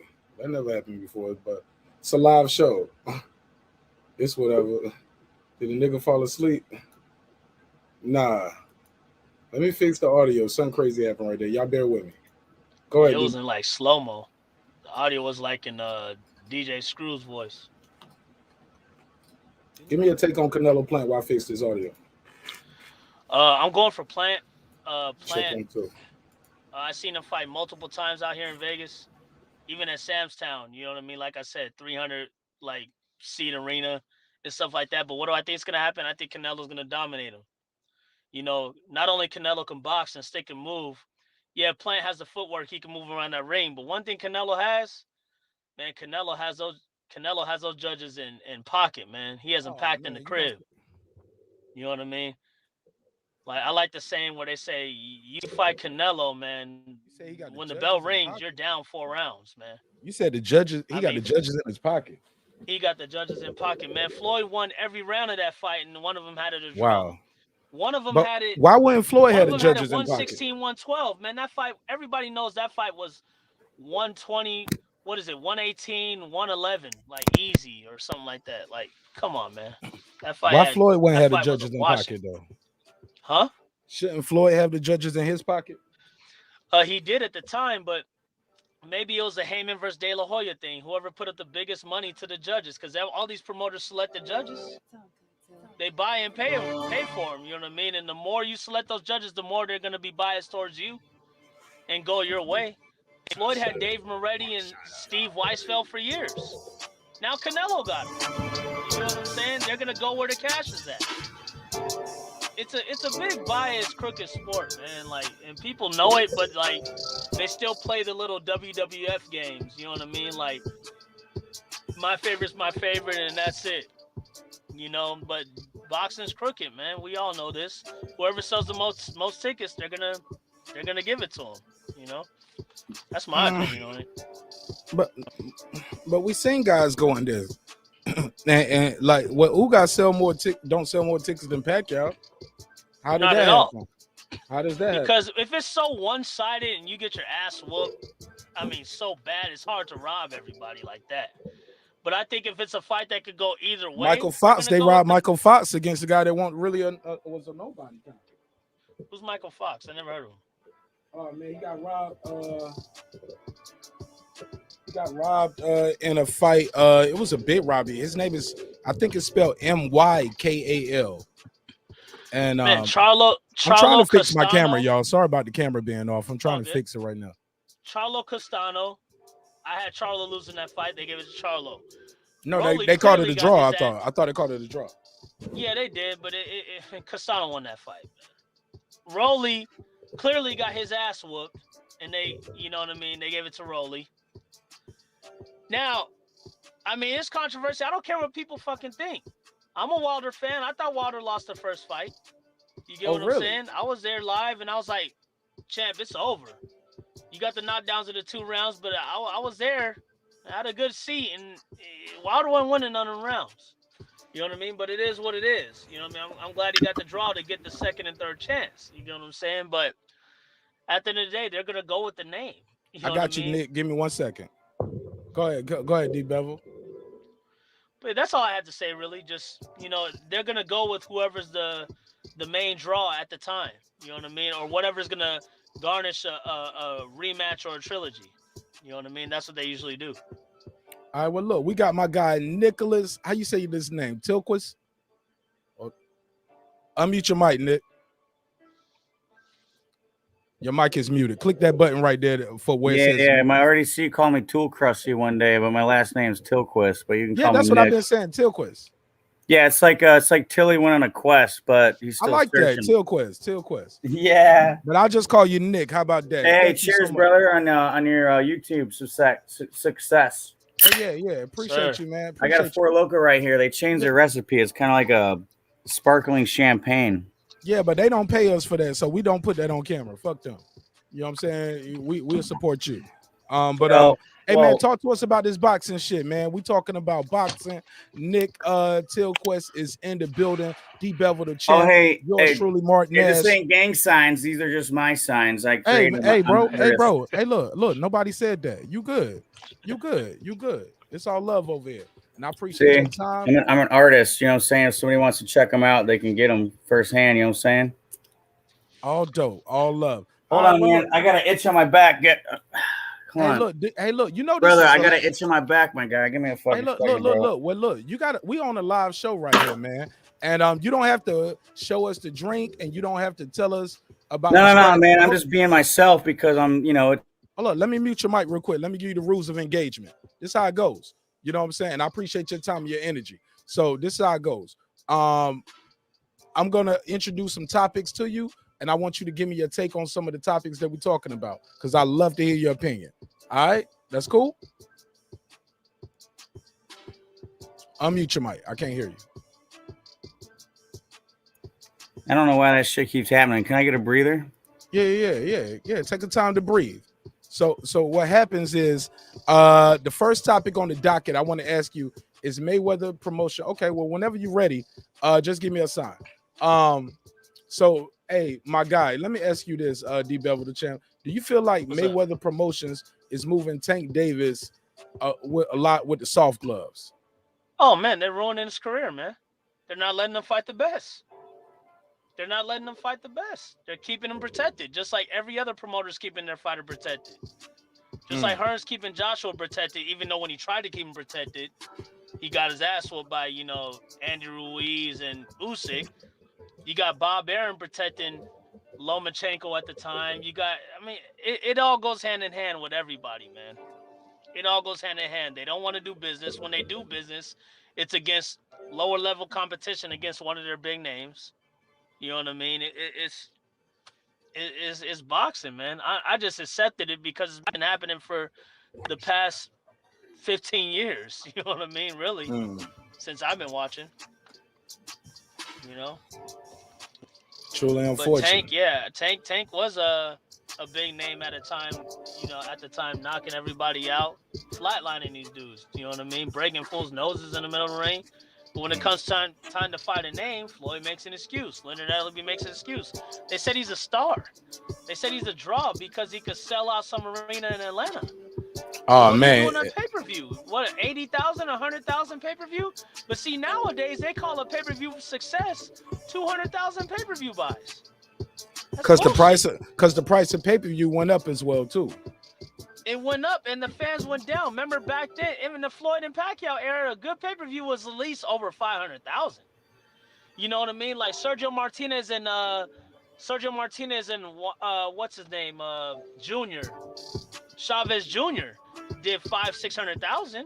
You get what I'm saying? But nowadays, you hear boxers now, oh, I did 150,000, I did 250,000. I'm the A side. Like, no, you did 200,000 pay-per-view buys. What the fuck is that? That's nothing. You got Amanda Nunes in MMA doing 800,000 pay-per-view buys. That's a girl. Who the fuck is Spence? When I meet these guys in my hotel, I met Danny Garcia over this past weekend. He checked into my hotel, right? I work at the Venetian in Vegas. They check in. Ain't nobody around to see it. Nobody knows these clowns, man. I'm talking about Danny, Spence. Oh, you at the Venetian? Hey, man, we might pull up there because we looking for a place to stay when we go to our next spot. Do you get friends and family discount? Those three I just named. Hold on, you get friends and family discount? We used to be able to get that, but not anymore, man. Not anymore. They stopped that like 5 years ago. We used to be able to get people 40% off. Wow. Especially after the recession. There's my cuz. Man, finally, see, Champion Heart saying what's up to me now. Usually I'm saying what's up to him in the comment section, but what's up, cuz? My guy, man. But, he's a good dude, too. Oh, man, it's the man. Big cousin Eric, man. But all these guys are checked into my hotel. Nobody knows these fools, man. No crowds. Only one that notices them is me. Maybe one other person. I just met Ugas. Nobody knew Ugas. Again. Everybody walking past Ugas. Dog, Ugas was at my job on Monday. He had a big sprinter, like a big bin sprinter leaving, and I showed him a picture of me and him took in 2019. You know what I mean? Nobody walked up to this fool. Nobody walks up to Spence. No one walks up to Crawford. Did you take another picture with him, or do you not want to take pictures of people in your work clothes? One of those. I took a picture with Danny in my work clothes. I'll send it to you. I'll send it to you in Instagram. Because bro, I don't met so many people. I was like, nigga, I ain't promoting this whack ass job, nigga. I'm right. No, I wish I could have saw me like looking how I'm supposed to look, man. Fuck this job. I hate this job. The same way. I feel the same way a lot. When I'm at work, I don't really, some cases we're not allowed to, but so I just kind of keep it low key. But yeah, nobody knows these guys, man. But let me tell you something. They know Tank Davis though. No, they don't. Bro, I'm telling you, I was in Vegas. I met Tank plenty of times. Hold up. Maybe not at the I'm just telling you, when I was in Vegas, it was a car rolling around Vegas with a banner on it saying Tank Davis owes such and such X amount of dollars. Mark, these guys are nobody. A billboard. It was being real with you, Mark. Shit. Damn, Mark, man. These guys, Tank. Shit. Nobody knew Tank at all, right? You hear me? Yeah, I hear you. Now, let me tell you what people didn't know. When Nate Diaz came to the job and walked through that casino, he had 40 to 50 people following him through that mug. You know what I'm talking about? Connors, John Jones. Like, these are people I've seen at my job and met. You know what I'm saying? They have hella people coming through there. Man, these guys got nothing on these UFC stars, man. Nothing. They're not even known. But they're acting like they're stars. Tank ain't shit. Nobody knows Tank Davis. This little short dude with a lineup and some waves in his head. Nobody knows this fool. He ain't fought shit. Now, people know Pacquiao. You know what I'm talking about? Keith Thurman walks through my job. Ain't nobody gonna know who Keith Thurman is. No one's gonna know who Errol Spence is. I don't give a fuck what none of these YouTube guys say. I'm here in Vegas. I'm in the fight capital. I see it every day. Nobody knows these boxers, man. At all. Nobody knows them at all. They're nothing. If you're not Mayweather Pacquiao, ain't nobody following you, man. Or if you're like not Mike Tyson and all these guys, even Lennox Lewis, or you got to be a huge name. But if you're Errol Spence, Sean Porter, Keith Thurman, Crawford, Tanks, dog, no one knows these clowns, man. Nobody. These guys have no commercials. They have no sponsors. They're on Instagram. Sean Porter is more known in Vegas than Tank and all these other guys. He's not. Oh, I've seen Sean Porter in Vegas multiple times. Box Fan Expos, on the job, everywhere. Nobody knows. Nobody follows him around. You don't see no one taking pictures, asking autographs. When I meet these dudes, it's one-on-one. Nobody knows them at all. At all. But I tell you what, you let Chuck Liddell walk through Vegas. Oh, they know him. You know what I mean? He gonna shut down the strip. Diaz walk through Vegas. Connor, Tito Ortiz. People know the MMA guys because they fight. They fight each other, man. They ain't hoes, man. That's just really what it is. So MMA get more love on YouTube, arguing over boxers who don't want to fight each other. They're all hoes, man. Unless you're Deontay Wilder, they're all hoes, man. They don't want to fight. They don't want to fight, man. They just don't want to fight. You know? They don't want to fight. Hey, Nicholas Tilquist just pulled up. Nicholas Tilquist. Hey, unmute your mic. What's your take on Deontay Wilder, Tyson Fury? I loved it. You want to see what I did to my fucking wall once he fucking knocked his little I just want you no, I just want you to talk to me right now. I'll show you while I talk. Nicholas, I don't want you to do that. I'm asking you not to. All right, brother. Just look, we on the live show. Respect the show. Respect my show, baby. Please respect the show. I'm asking you open and direct question. Please, I don't need no special effects. Just give me your take. What happened? What's your take on the fight? So, do you want me to start from the first one or just focus on the third one? You pick up where you get down, however you want to get down. You got the floor. All right. So I'll give you 1 or 2 minutes. All right. Okay. I like that. I give you 2 minutes on the clock. Here we go. 2 minutes on the clock. When I start the clock, unmute your mic. Unmute your mic. Go. Unmute your mic. There you go. I don't know why it keeps getting muted. I'm sorry. Okay. So you have an American who critics would say gets lucky from his heavy bronze bomber fist, which I don't know why you would downgrade yourself from gold or platinum or iridium to bronze, which is an alloy that's very weak, but whatever works for you. Fury hit rock bottom and came up, and I don't think that's anything that Wilder ever experienced. Now that he's kneeled 3 times. But maybe he'll be humbled now. Maybe he'll withdraw his anyway, the second fight, I think Fury was just stringing him along the whole time. I think he was acting every time he got knocked down. I think he is a true champion because he's in touch with a higher power. And I don't think that you could ever knock his light out. And I never expected it to go to the 4th round because to me, that's a little too coincidental to be true. I think something like that would be kind of like a Mayweather Floyd everybody has their price deal. Like with that one, I forget his Mexican name, but Respect. He gave him a Judas kiss, and then you could see Floyd looking at his little boss bitch, like, "Oh, what the fuck? I thought I was gonna win." And then you know, he did a little cheap shot, and it's whatever. But anyway, the third fight, I think he wanted to show Wilder that, you know, I could go the distance the first round. I'll fuck you up the middle round, and you could almost get there the third time. But I'm gonna do what I said and knock you the fuck out. Fair enough. D-Bevel the champ. Rebuttal. Go ahead. Really no rebuttal. I mean, like I said, He called him Milder. He called him Milder, B. Milder. He's a fan of his fighter. Like I said earlier, you know, people are gonna identify with the fighters that look like him. You know what I'm saying? He's a Fury fan, and that's fine. I don't give a shit. You know what I mean? Like, I like Wilder. He likes Fury. That don't mean nothing to me. You know what I mean? I think he was talking about Floyd and Victor Ortiz when Ortiz like headbutt him and then Floyd sucker punched him and shit like that. And I forgot what else he talked about.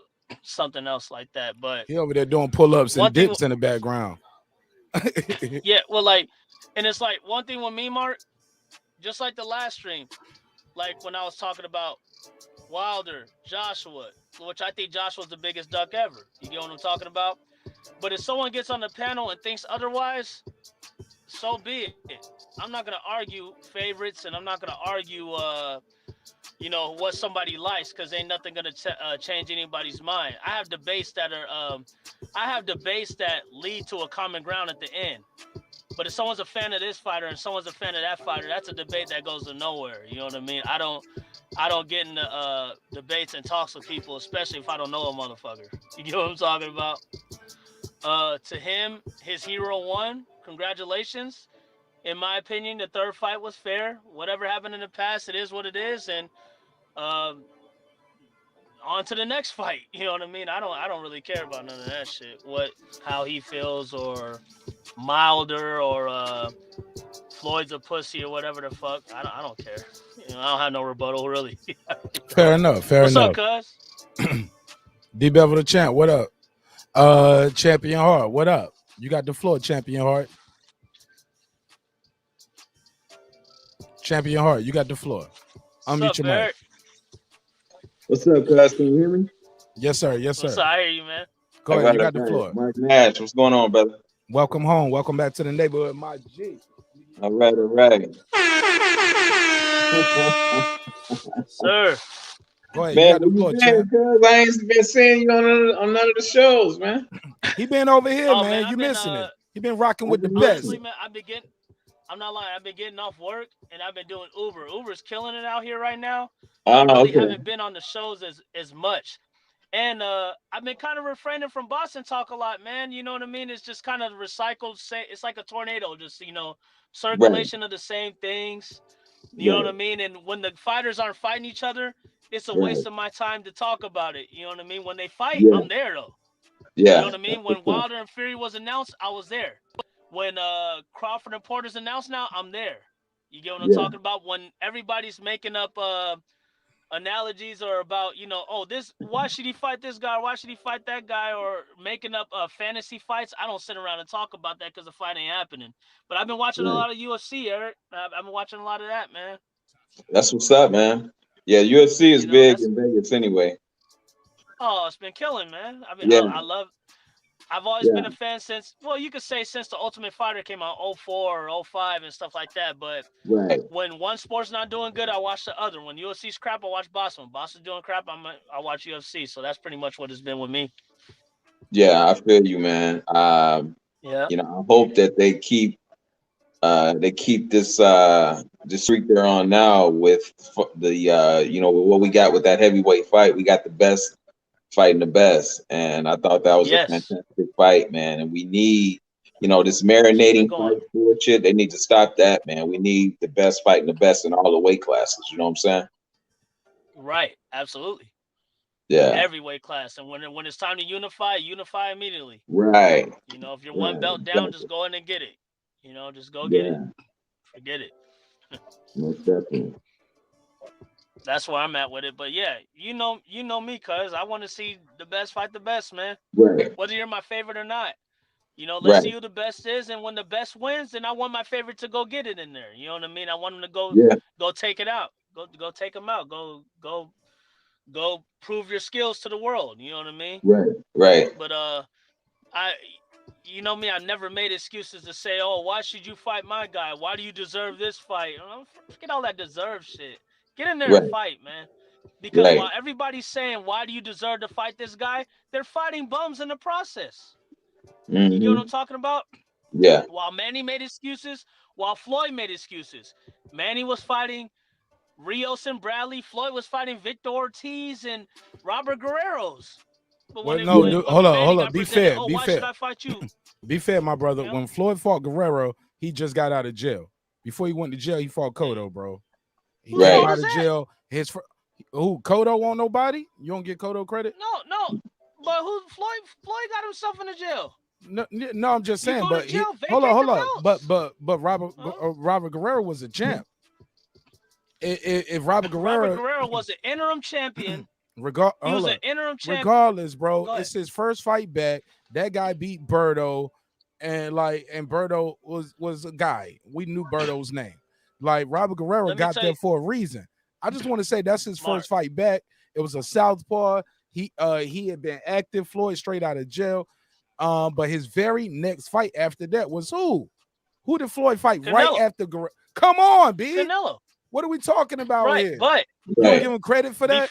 Before the Guerrero fight, I thought he was gonna say Canelo for last on that Showtime deal. Man, Floyd, that was the very next fight. Come on, B. I know Floyd's whole timeline, right? That's how much of a fanboy I was. He fought Marquez. Well, you keep being that fanboy. 09. Stop that hate. Listen, he fought Marquez September of 09. He fought Mosley May of 2010. Then he fought Victor Ortiz September 2011. He shouldn't have took that much time off. You get what I'm saying? Floyd would take so much time off. Say that again. The whole thing? Yeah. That part about the timeline. He fought. I'm trying to see what Marquez, my man got going on right here in the corner right here. He kind of making me nervous on my monetization status right here. Like my nigga, you trying to shut down all my 1 year work in one episode. What we got going on up here, kid? Rob? I'm keeping him up here because I appreciate his time and energy, but he got a chainsaw, a bazooka. I don't know what he got going on. We're gonna have to come back to that. Like he doing too much. He just want to be seen. Like this nigga want to be seen right now. Too much, bro. You gotta relax. Yo, my brother, relax, my G. Relax, B. You gotta relax. This ain't that type of show, B. What the hell? Yeah, man. Yo, jump back in the chat, homie. Let me get him up out of here, B. I can't even take a bathroom break right now. Y'all cook up real quick. Only reason my camera off, guys, is I'm using a webcam. Mark, I'm gonna say this and I'm gonna go. No. You good. You good. Just say food. I'm so hungry. Man, eat it. Pause. But let me take a quick bathroom break. Y'all finish what y'all got to say. But I had to get homie up out of here. He kind of made me a little too nervous. Go ahead, because I got to pee too. But go ahead. I'll talk to my cousin real quick. Well, you outside. You can just step outside and go by the car. If I do step out, I know once I walk up to this building, I'm fucking with you. Go ahead. But I'm gonna say this and I'll leave. But Floyd fought De La Hoya May of 07. He fought the British guy. Gosh damn, what the hell is his name? Hatton, December 07. Right. Hatton, yeah, December 07. Took all 08 off the whole year because he said he wanted to retire instead of fighting Cotto then. You get what I'm saying? I made excuses for him. I was a fan. You know what I mean? Came back September of 09 to fight Marquez, who was at lightweight. Whatever. It is what it is. He was a champion. He said he called him out. Whatever. Okay? Then he fought Mosley May of 2010. Then he took the whole year and a half off all the way till September 17th of 2011 to fight Victor Ortiz because Ortiz had a little good fight with Berto. With Andrade Berto. You know what I'm saying? You know what he the champ though? He became the You said a little good fight. Yeah, he became a champion. He Hey, became a you champion when he fought nitpicking, Willie. bro. He Bro, did, you nitpicking. yeah, based off of taking so much time off. A champion of what? He became a title holder. Come on, everybody knew he could beat Victor Ortiz and Those are Berto. semantics, Come on, man. bro. That I was gotta easy work. D-Bev, I gotta put a case on you. Matter of fact, I'm gonna put a couple cases on you. Let's go, Mark. Let's go. I don't know, cuz you got to give Floyd more credit than that, cuz. Champ, you know I give Floyd all the credit. That was my favorite. But the reason why boxing is going the way today because Floyd did all that shit. Floyd made all those little mediocre fights that he did not need to make. We wanted the Pacquiao fight, and when he made the Pacquiao fight, Hold on. Stop, B. You doing revisionist history. It's not his fault. No, listen. Freddie Roach even came out and said we didn't want to do the random blood and urine. It goes both ways. What you mean? I understand that. If I talk I about want Pacquiao, random bloody. I'm sorry. If Go I ahead. if I talk about Pacquiao, I'm saying the same thing. They ducked each other. You know what I'm I saying? don't think that's a duck. He just said, I want to be on the even playing field. Floyd This said dude it came from after the Manny 108 Pacquiao- and is stopping Cotto. No, Mark, I'm going to dig for that interview and I'm going to find it and I'll send it to y'all. Floyd said it in an interview after that. He said, well, me and Manny were first negotiating. Okay. We got presented $25 million each. Okay. We got presented $25 million each. So we turned it down. We postponed it more and more until we got 200 to 100 million each. No. But it's also interview. But right, but because he knew it was more than that. That ain't bullshitting. Because he said at one point, and this hold on, let me say this. He also said, I offer Manny Pacquiao $50 million. And I said, I'll wire you. Oh, it was 40? 40. Okay. 40. He said, I'll wire you half up front. Yes. And Manny said, no, 50-50. Yeah, why did Manny say no? Rightfully so. Why did Manny say no? The same reason why Floyd said no to the 25 each. The fight is worth more than that. Bullshit. No, it's not bullshit because the proof is what happened. It was a $250 million fight, right? Mark, I'm going to explain it to you. When they were both presented $25 million each, they had a piece of pay-per-view. Floyd wired Manny. Floyd offered Manny $40 million, no pay-per-view. Flat fee. Yep. Zero pay-per-view. Yep. Of course Manny's going to turn that down. He's not an idiot. Manny ended up making $100 million in the fight. Manny ain't his own boss. Manny went through that fight and still owed Bob Merriman, old Texas. Manny got in tax trouble after that. If you rewind Hold on, no, that does matter. Mark, so that means. Go ahead. I'm sorry. Mark, if you go back to 2012, I would have made every excuse for Floyd. I wasn't ready to admit that Floyd did a whole move. All right, I wasn't ready to admit that. That flat fee, look what Manny ended up making. It doesn't matter what Bob. If he owed Bob money, if he would have got a $40 million flat fee, then he wouldn't be able to pay him everything, right? Big Dog Willie trolling you. He said, "Did Floyd take his woman?" Talking about did Floyd take his woman? Hey, in Vegas, it's possible. No, man. Big Dog Willie. No, Big Dog Willie. No, honestly, I'm gonna be honest, Big Dog Willie. Hey, the 5 to 6, 7 times I met Floyd, he's treated me good at work. Tipped me $200. You know what I mean? And you up here spitting in his face. You ain't nothing. I ain't never super chatting you. I'm just speaking the truth. When you start your channel, you gonna shit on me. I give you $200 and you'll shit on me. You get no super chats from me. I can't believe it. I'm not a fanboy. I'm not gonna make excuses for a whole move. You nitpicking his resume though, B, and you ain't keeping it 100. No, listen. I'm keeping it 100. That fight did 4.4 million, 4.6 million pay-per-view. Who the fuck is gonna take a flat fee of 40 million? If they would offer Floyd that, I'll say that's a whole move. But why did Floyd want to take 25 and 25 though? Because Floyd still was the A side, and that how much you talk about how that fight did, he knew it won't no 50-50 fight on paper or in the purse. Make the fight, dog. Make the fight. What did Wilder No. do? What? Say, hey, no, Fury, stop. No. You got to keep winning. Hold up. No, you moving the goalposts. Fury on the A side. See what I'm talking about? How people jump and switch their analogy. When we're talking about Wilder, Wilder said, Fury, let's go. 50-50. We're going to do it. Wilder could have easily said, because he was thirsty. I ain't gonna lie. He might have been thirsty for 5 years. He might have been thirsty for a big fight. At that point, Floyd had already had several big fights. He broke the pay-per-view record already with De La Hoya. Come on, Wilder had never broke no pay-per-view record. Stop. Stop. Listen. Stop. No, listen. don't listen. You No, listen, man. it's I'm not telling you the truth. Am I lying? It's not the truth. Let me explain why. Okay, enlighten Let me me. explain why, Mark. What pay-per-view record had Wilder Floyd broke? fought- Tell me what I'm lying about. Listen, Floyd I wish fought I De could La fix my Hoya. camera. Okay, they did two. Listen, Floyd fought De La Hoya. They did 2.4 million. Okay, Hip Hop Hooray. That's amazing. That's tight. You get what I'm talking about? Then he fought Ricky Hatton. They did $1 million flat. Okay, that's tight. Fight Manny. Who gives a fuck? I don't care about your pay-per-view numbers.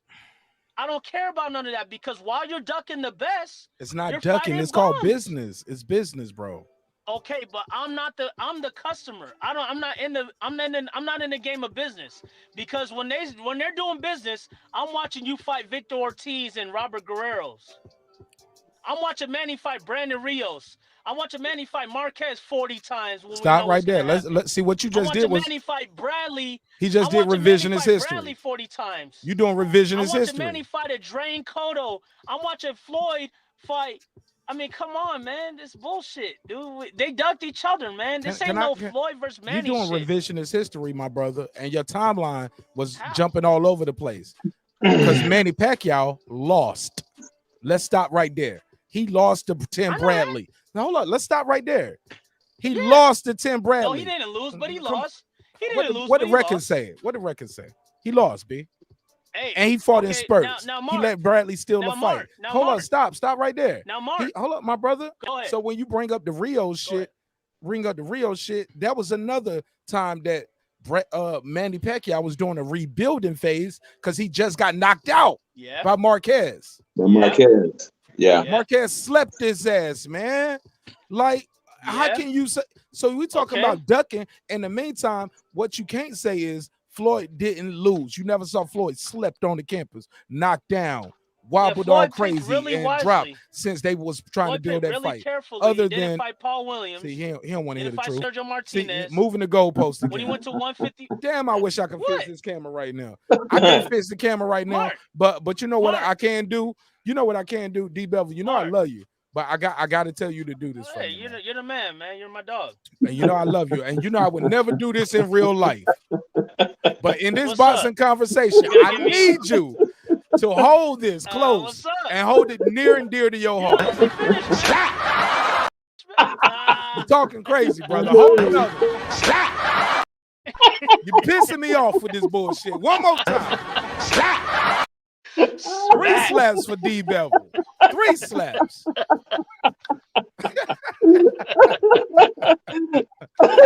I love you though, bro. I love you.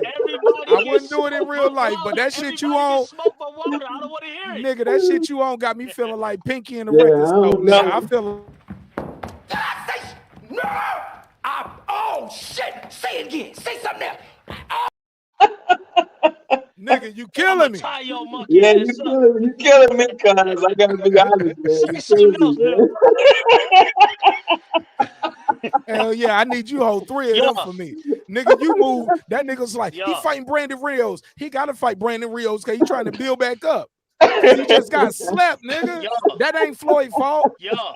Pacquiao kept losing. Every time they tried to build a fight up. Is Floyd and Manny's fault for not fighting in 2009 and 2010? No, but it's Manny's fault for not taking the random blood and Manny urine. didn't want to do the test. He didn't want to do the test. Absolutely.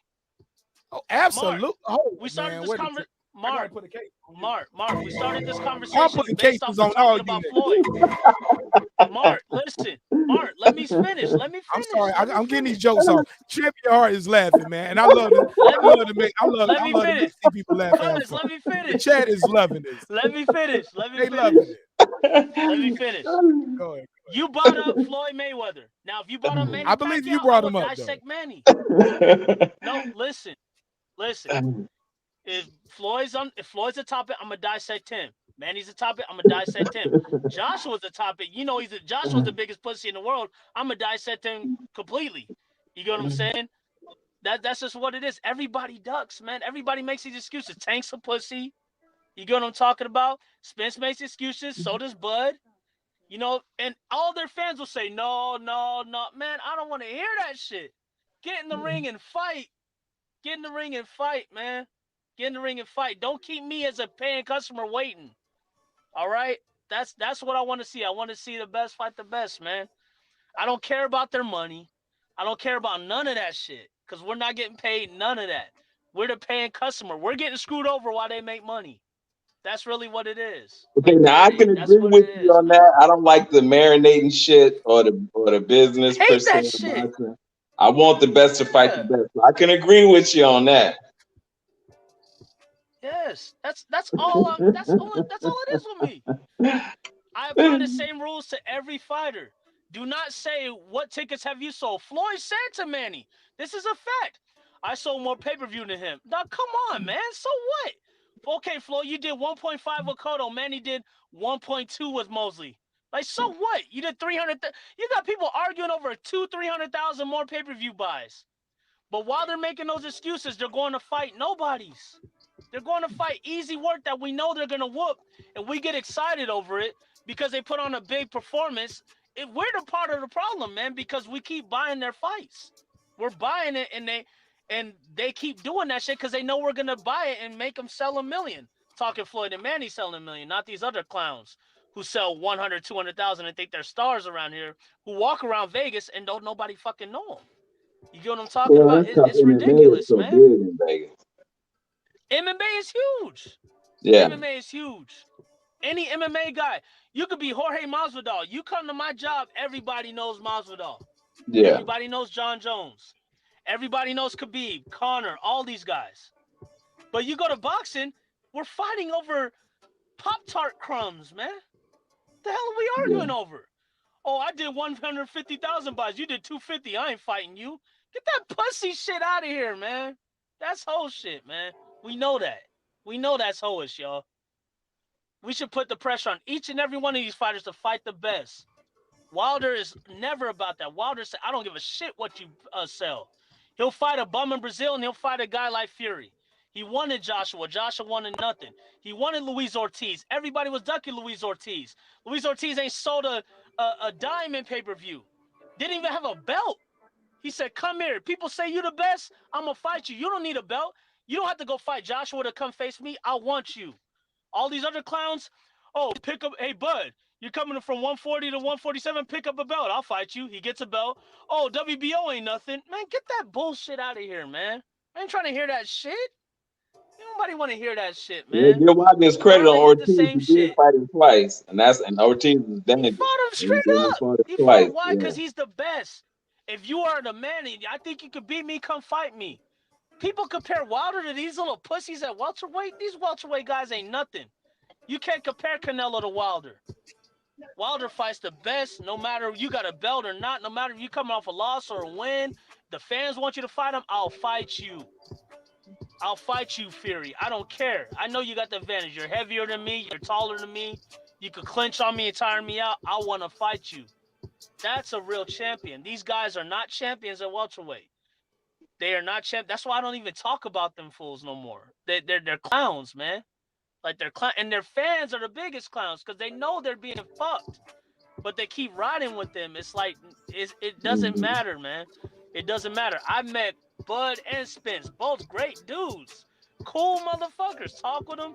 They gave me a picture. Everything's cool, but fuck them both, man. Until you fight, I don't want to hear nothing from y'all. That's mainly me. You know what I mean? Let me now, ask the you Bud this. and Porter fight is a good fight because it's a former opponent of Spence, so I can understand that. But after that, I want to see y'all fight. If y'all ain't gonna fight, I ain't trying to hear nothing from them. You know what I mean? Okay, I'm glad you brought that up. So I don't know if you already talked about this tonight, but how you caught on that fight? I got Bud beating Sean Porter. I think he could get the TKO in the late. You know what I mean? Okay, Sean Porter, yeah, so- he's gonna bring the style and roughhouse him up. I'm not talking like roughhousing is a complaint. I see people, oh, Sean Porter's a wrestler. Man, shut the fuck up. Knock him out. Stop crying. Right. Get in there and whoop his ass. You know what I mean? Get in there and whoop his ass. Every boxer has a roughhousing opponent. Get in there and beat his ass. You know what I mean? Okay, some people are saying that Bud is gonna watch Porter. I don't agree with that.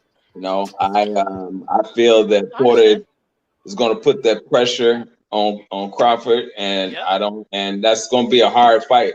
Crawford makes fights harder than they have to be anyway, because he want to get his if you hit him, he want to get his lick back. His shots off. So I feel that not all the time. Not all the time. He turned into runtime Porter. Watch that fight. He got that draw in. I think it was Diaz. He got a draw, and it's because he took them last 2 rounds running. Watch the last 2 rounds. He was looking at the corner for help and everything. Shout out to Punch Drunk Boxing. I'm gonna have to look at that fight again. He said, Marq Nash laughing like chilling, just counting the knockdown sec. I count 28 seconds. 28 seconds. Yo, Punch is funny. You talking about with Wilder and Fury? Is that what you talking about?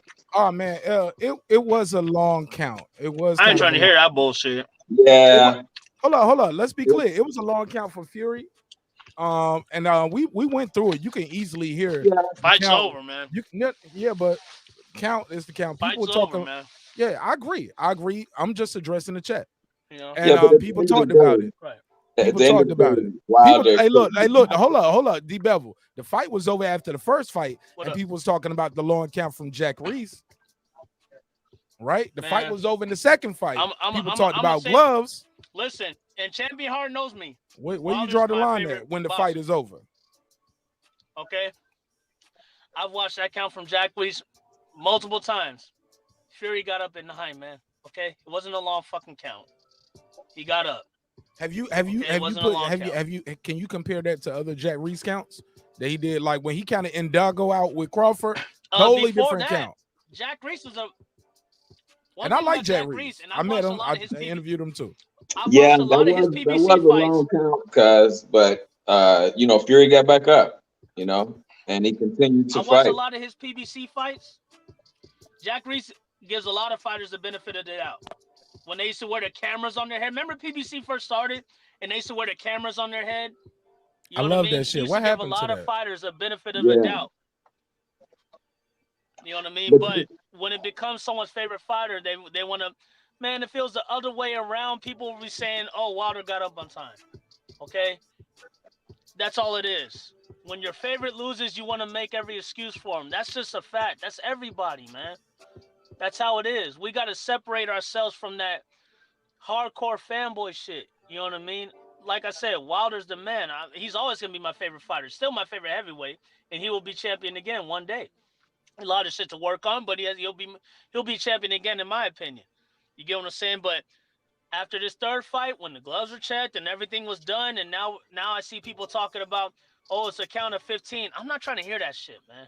We could be doing this forever. Like, dog, there's always going to be some kind of controversy in boxing, man. You know what I mean? If this guy's fucking you over and cheating, you don't fight the third time. Don't fight.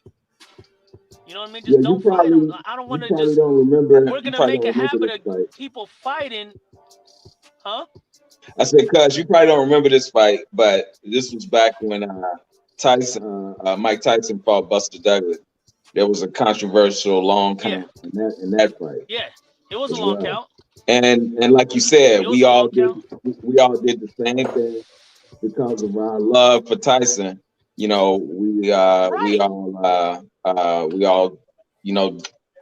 complained about the long counting that Buster Douglas didn't win the fight, and at the end of the day, Tyson said he didn't train. He was he was doing drugs. He couldn't get him out of there. So I agree with you. Shouldn't have been in that position. Yeah, I agree with you on that, man. We can't make those excuses. At the end of the day, Wilder couldn't pull the trigger to get Fury out of there. Regardless of the long count, even though it was. At the end of the day, Wilder couldn't get him out of there. Yeah. He couldn't. I mean, it is what it is, man. Yeah, it is what it is. I mean, it's still bomb squad. You know what I'm saying? Sucks. But, it's still bomb squad, but it is what it is. Bomb squad for life. Yeah, most definitely. Bomb squad for life. Why? Because he pursued the fight. Right. Nobody cares about how many losses Hagler has. No one cares about how many losses Frazier and Foreman got. They pursued the fight. I'm telling you, some people look at this as cherry picking gone wrong. Losses. That's that Floyd shit. What do you mean? What do you say to that? Hold on. I heard you. Clause. Yeah. I heard you say that earlier, but I still don't. What do you mean by that? I still want to hear Champion Hart's opinion on it. Some people said this was cherry picking gone wrong. Because he took Fury off the couch with the layoff, the cocaine, the mental health breakdown. Well over 300 pounds. It might be cherry picking going wrong. What's your take on that? What? I don't think it's cherry picking gone wrong. I think that's a style that Wilder he thought he could beat Fury, and that's just a style that's styles make fights. It's seen in that fight. Wilder has never taken the type of punches that he's taken from Fury from any other fighter, and the reason why is because Fury is so big, so tall, and his arms are so long. Wilder can lean back and make other fighters miss, whereas that's not going to work against Fury. That's poor defense too, though, leaning back like that. Right, it is poor defense, but because Fury was so big, leaning back has worked for Wilder, where he didn't have to do much defense because the guys weren't as long to reach him. Even with the leaning back, Fury was still able to get those punches off. Because I was like, with me at that last fight, man, I was like, God damn, man, put your hands up. Stop taking that right hand over and over again. Just put your hands up, get out the way. Yeah, sometimes you can't get out the way, but you can at least catch that punch if you can't get out the way. You know what I'm saying? To absorb some of that power of that punch. And again, styles make fights. I look at Ali and Frazier. They fought what 45 rounds. You know what I'm saying? And Thurman killed Frazier in 3 rounds. So I see. I think Wilder needs to really did a thorough examination because I did like the bleeding from the ear. So I hope that if he continues to fight, that he really gets checked out, man, before he gets back in the ring. There are some fights out there for him,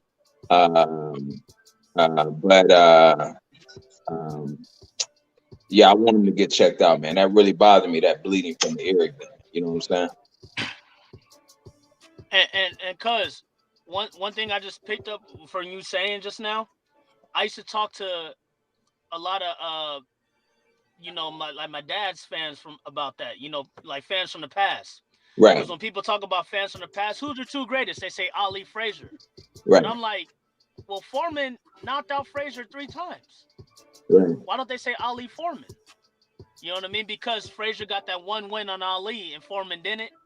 But Foreman beat Frazier. You get what I'm saying? So it's like, but that's what boxing is. You know what I mean? And to pick up from what you were saying and what Marq asked, reason why I said last night or a few nights ago on fight night, reason why it wasn't a cherry pick on wrong, because Wilder wanted the Joshua fight. You get what I'm saying? Joshua didn't want to fight him, so he went to the next best guy. Gave him time I thought he said he turned down more money to fight Joshua. Both things can't be true, right? No, that's what's his name? I forgot the last dude on the panel, but we were going back and forth on that, and that's just not true. But that's he not said true. that Eddie in a Hearn statement, did though. Not want to give him that fight. But he said that, though. Those are his words. Who turned down what? Because Wilder offered they say Wilder AJ turned down the fight with Joshua. No, but it's a clip of Joshua saying AJ it's a turned clip. him down. No. AJ Hold on. Listen. It's a clip of Wilder saying, I saved you, blah, blah, blah, picked you up from the grave, blah, blah, blah. He said, I turned down more money to fight AJ to give you a chance. And that's where that cherry picking gone wrong comes from. Because they was like, you could have fought AJ and could have made more money, but you fought Tyson Fury, you ducked then.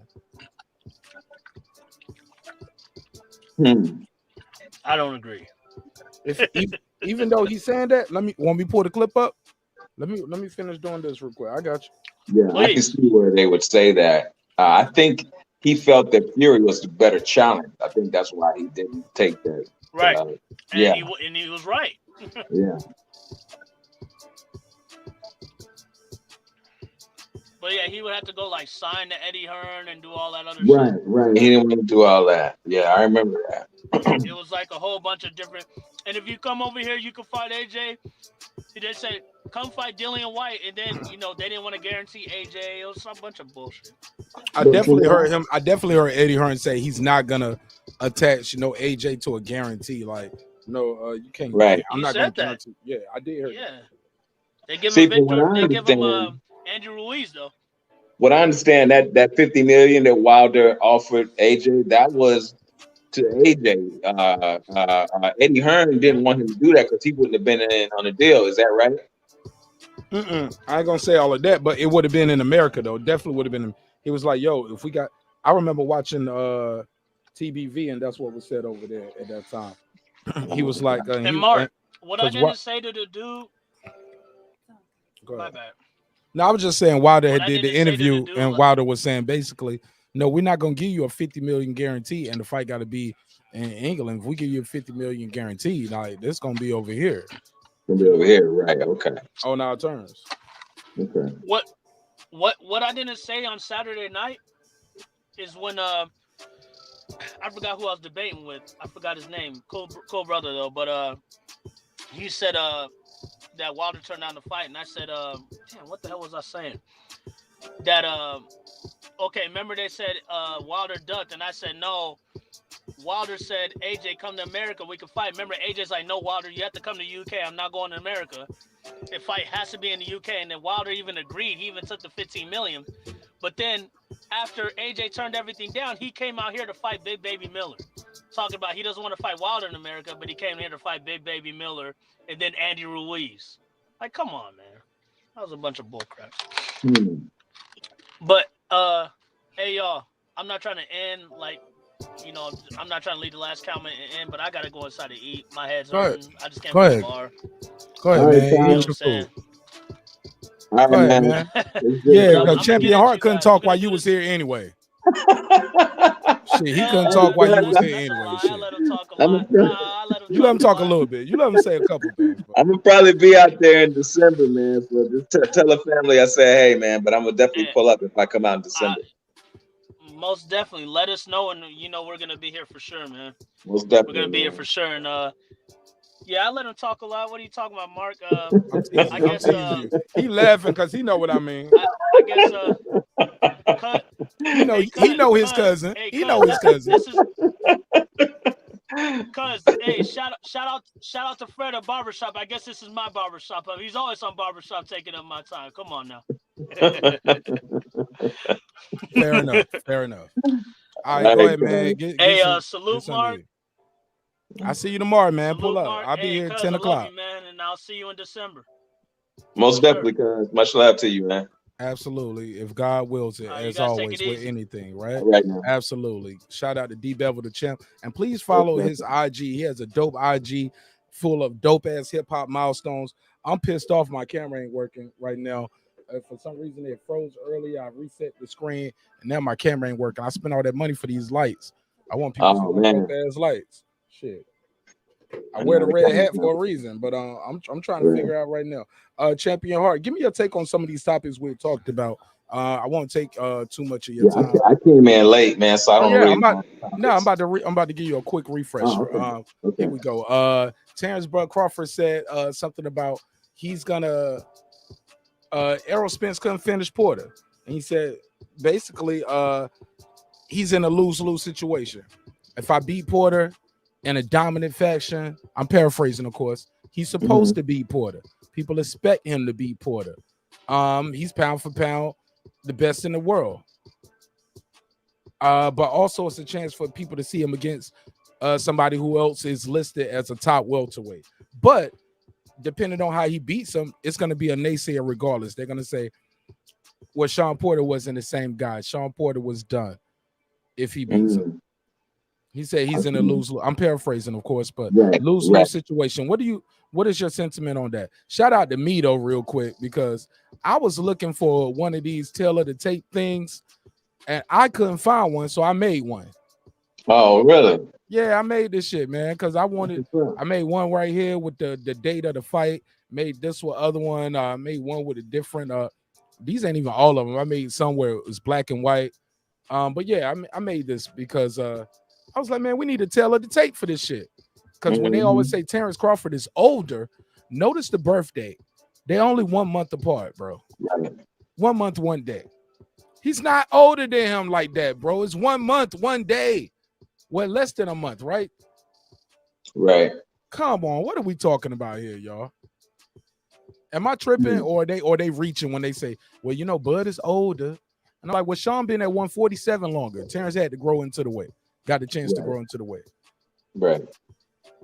He was so proud that he was in shape that he wore this ugly ass 70s outfit to the presser. He looked like he's about to be in that just staying alive.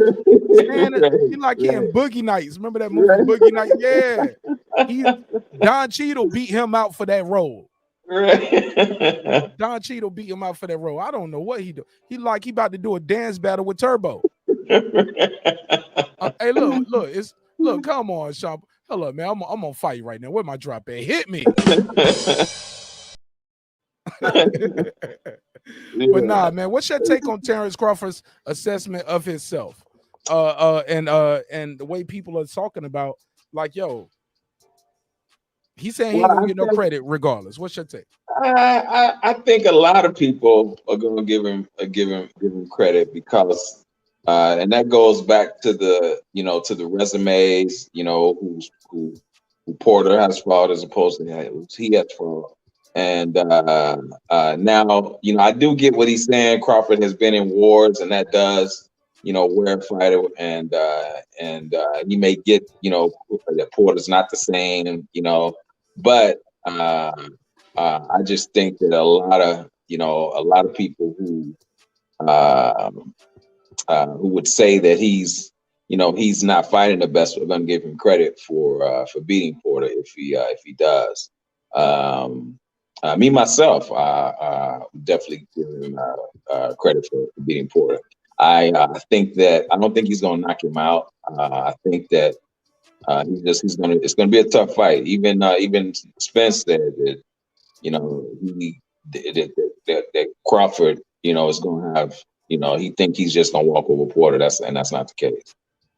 But I would say, man, I don't. I wouldn't say that. I wouldn't say that. I wouldn't agree with him on that. I think that a lot of people are going to give him credit because a lot of people, when you ask someone about Porter, they say Porter's a dog. So if he goes in there and beat him better than Spence, then you got to give him credit.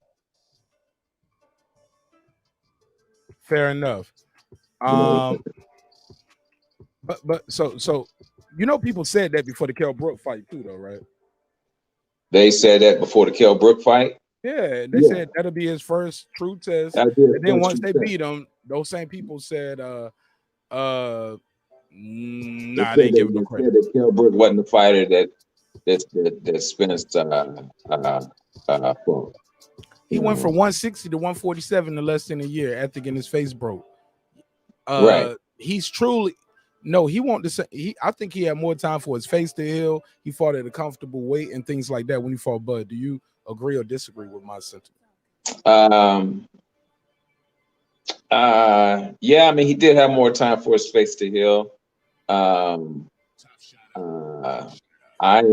gave him credit for beating Kell, even though I did say that Kell wasn't the fighter that Spence fought. I still gave him credit because the fact that Kell was bigger, right? Right. Yeah. So yeah, I did give him credit for that. What did you think of Canelo saying he's not going to fight Andrade? What's your take on that? He just said he's a horrible fighter. I'm not going to fight him. Nah, that style again goes back to styles. He know that style is gonna be trouble. That's why he's not trying to fight. The style and the size, right? Yeah, he know. Yeah, he know that he's not gonna do that. That's why, speaking of cherry pickings, that's why he's fighting Plant. He doesn't see, even though Plant has a slick style, he believes that he's gonna catch Plant and get him out of there. What do you think? I'm sorry. What do you think of that? Of Caleb Plant versus Canelo? Do you think Caleb Plant got what it takes to go in there and get Canelo, arguably pound for pound best boxer of today. If not, people got him easily top 5. Right. I mean, you know, to be honest, I'm rooting for Plant, but I don't think he's going to do it. I haven't really seen Plant tested. He has, in my opinion, been battle tested. I don't think he's going to be able to keep up the pace that he's going to have to keep up to keep Canelo off of him. You know, although he has the slick style, you know, I'm thinking like Canelo, he's gonna catch him, and you know, his chin's gonna be tested.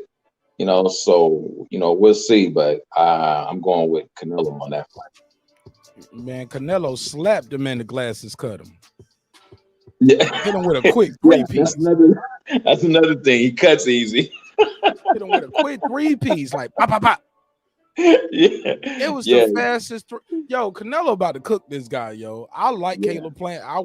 Look, I'm rooting for him. Just because he's an American. I like to see upsets. I love to bet on underdogs, but I don't see a path to victory for him. Based off the competition and being in under these big lights. I think this is Canelo's era right here, man. And some guys are trying to fight to make it their era, like Bud Crawford. Loma was trying to make it. He took some setbacks, and it's clearly not his era. And I think these guys are trying to make their way. And Canelo's that dude. Say what you want to say. Right. He put asses in seats. He gives you and he's ending fights for the most part in dramatic fashion. Win, lose, or draw. Or actually no draw. But his only loss is to a guy that beat everybody. Right. You know, they haven't tabbed Plant as a great white hope. I don't know if it's because of the type of swag that he has from hanging around brothers, but he doesn't have that great white hope tag like Fury. He's married to a black lady. Let's keep it a bug. The media ain't got behind him and label and gave him that push because he married to a black lady. Right. If he was up there with the Becky with the good hair and the blonde hair and the blue eyes, I'm sure they would be putting them up on front of everybody. Right. I know it sounds fucked up, but that's my opinion. I could be wrong. Yeah, I agree with you on that. I definitely agree with you on that. And I just don't think they're gonna, you know, if he's not gonna win a close fight, they're not gonna let him disrupt the Canelo train. So who is they? People say that. Well, you know, you got the boxing commission and that whole, you know, the whole organization, you know, behind boxing. They're not gonna let him disrupt. But so what they already told the judges what to do is what you saying? Hey, he's not gonna win a close fight. I'm asking you, open, direct, because you made that statement. It was a poignant, bold statement, right? Because the commission ain't judging the fight, right? The promoters and people and judges are selected. Right. What are you saying when you say those things? Because your favorite fighter wins tough fights sometimes too. Yeah, but we've seen robberies also. You know what I'm saying, from clear fights where fighters we felt should have won and got robbed. So I don't like I said, I don't think they're gonna let him disrupt that Canelo train. Who is they? The organizations. but what about the judges? Have they? We're going back in the loop because hey, look, I can't let you off the hook with that. So have they? In your opinion, Champion Heart, do you feel? How do you feel it works? Where you saying they won't let it happen? Right. They already told the judges what to do. Have the judges all the judges already been bought? All these fights are predetermined before they step in the ring. We've seen quicker judges. You know, we've seen judges that have been bought. But they definitely. So are you saying all judges are bought then? Because you're saying they won't let it happen. I'm saying, you know, in this particular fight, you know, if it's a close fight, don't expect Plant to get it. Because the judges being paid. Yeah. And the judges are being paid by the commission or the promoter, in your opinion? By the commission. I mean, who has the best interest in Canelo and this whole Canelo train? You know what I'm saying? What happens when it's in-house fighting? What do you mean when it's in-house fighting? You mean when they're So basically the commission pays them extra money to say, hey, make sure you go with the favorite. Right. Close fight, you go with the favorite. If not, you won't get the ref no more, judge no more fights. Right. Exactly. And where do you get that from? What made you feel that way?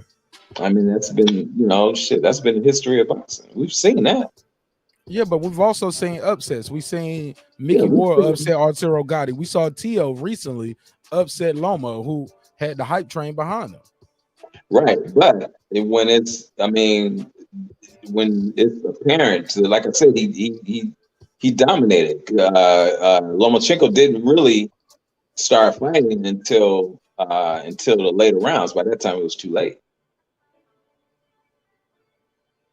You know what I'm saying? So unless like I said, unless Plant dominates, I don't see them giving him a close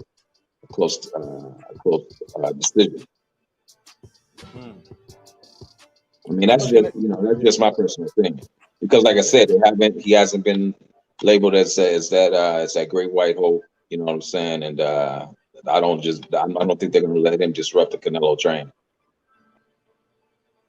Why did they let Tio or not Tio? It's been other fights where guys dominated though and still didn't get the nod. Michael Fox dominated, got a knockdown and everything. Got a knockdown and still lost. Right, and still lost. You know what I'm saying? But they wanted their boy, you know what I'm saying, in that position.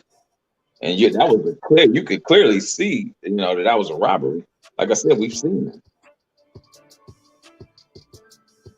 Yeah, but why they look? That's what they do. I don't know. But you get what I'm saying? But some of those things right there, we can't explain. Yeah, you know what I'm saying? Yeah.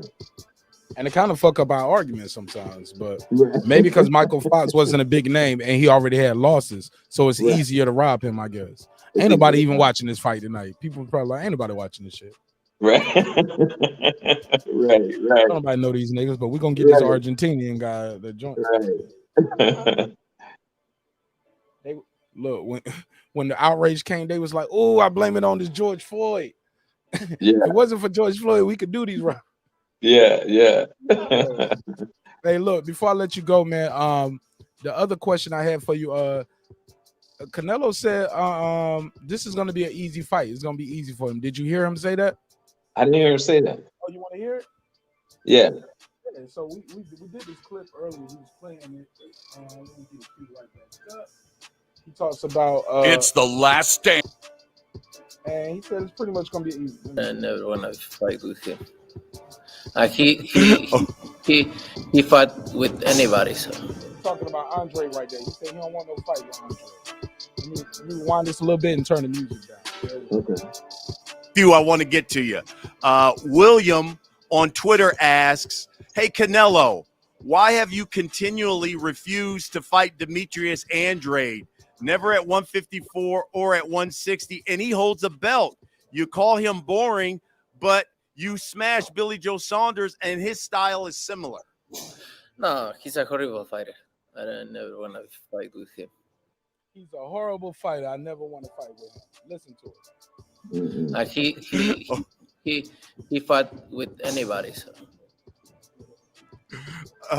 Lewis on Twitter says, "What's your take on that?" Yeah, that's telling me that's the style he don't want to deal with. If he's such a horrible fighter, then it should be easy to beat him. That's telling me that's the style he don't want to deal with. Because he said he's a horrible fighter. He said I think it's a break in translation when and I call him my brother because I care about him and he is my brother. Whether he accepts me or not, I know I love him. Right. He says, I think it's a break in translation when he says he fights anybody, because the way his body language is almost like he fought nobody. Like he fight anybody to get a check almost, but he ain't fighting nobody with no substance, i.e. Triple G. I agree. These guys need to fight each other. Charlo, Andrade, Triple. Right. You know what I'm saying? All y'all keep chasing the cash cow. Fight each other. Right. Make public outcry for y'all to get the fight. What's your take on that? About the best fighting the best? Some would call it that. Some would say stop chasing the cash cow. Fight the other guys who got the belts in your division. Yeah, I think that was the mistake that what's his name, AB made. You know, instead of dominating, you know, his division, he wanted the money fights. You know, chasing the money, and he went up there and fought. What's his name? Not Margarito. Shit, the cat that because Floyd fought him twice. God damn, you know what I'm talking about? Madonna, yeah, Madonna, and he went up there and he got whooped, and I really think it made him gun shy because now he won't let his hands go when he fights. Oh, I think that's definitely what it is. He see ghost of Madonna every fight. Yeah, and he'll rather survive. Right. And be able to say I ain't getting knocked out than go in there and really give it his all. Really give it exactly. If you don't back down from AB and you pressure him, he'll put his hands in his pockets. Yeah. So you know, and this is and you can outwork him. Right, you can outwork him. You know, and he's uncomfortable. He don't want to fight in the pocket. He wants separation. He wanted to be like the gym. Pick off my shots. Pop. Jab, right hook, step in and do. He wanted to be like the gym, and it ain't about to be like the gym. I'm about to headlock you. I'm gonna hit you on your kidneys and everything real quick. I'm gonna hit you low, hit you behind the head. I'm gonna rough you up, elbows, everything. He ain't good with somebody trying to rough him up. Right. And I agree with my cuz on that. You know, we definitely need to fight the best in boxing. We need the best fighting the best, and this is one of the reasons. You know why MMA is so big, because you know we get the fans get the fights that you know that they want to see, whereas boxing it's always that marinating and business, and you're not getting the fights that you know, like you said, these guys should be fighting each other, man. All this boxing business and the marinating the fights, that shit shouldn't be going on, man. You know, the fans really need, you know, to get the fights. And we got that. What he's saying about MMA, what my cousin's saying about MMA. Maybe a little easy for boxing used to be like that in Vegas, but it got away from that.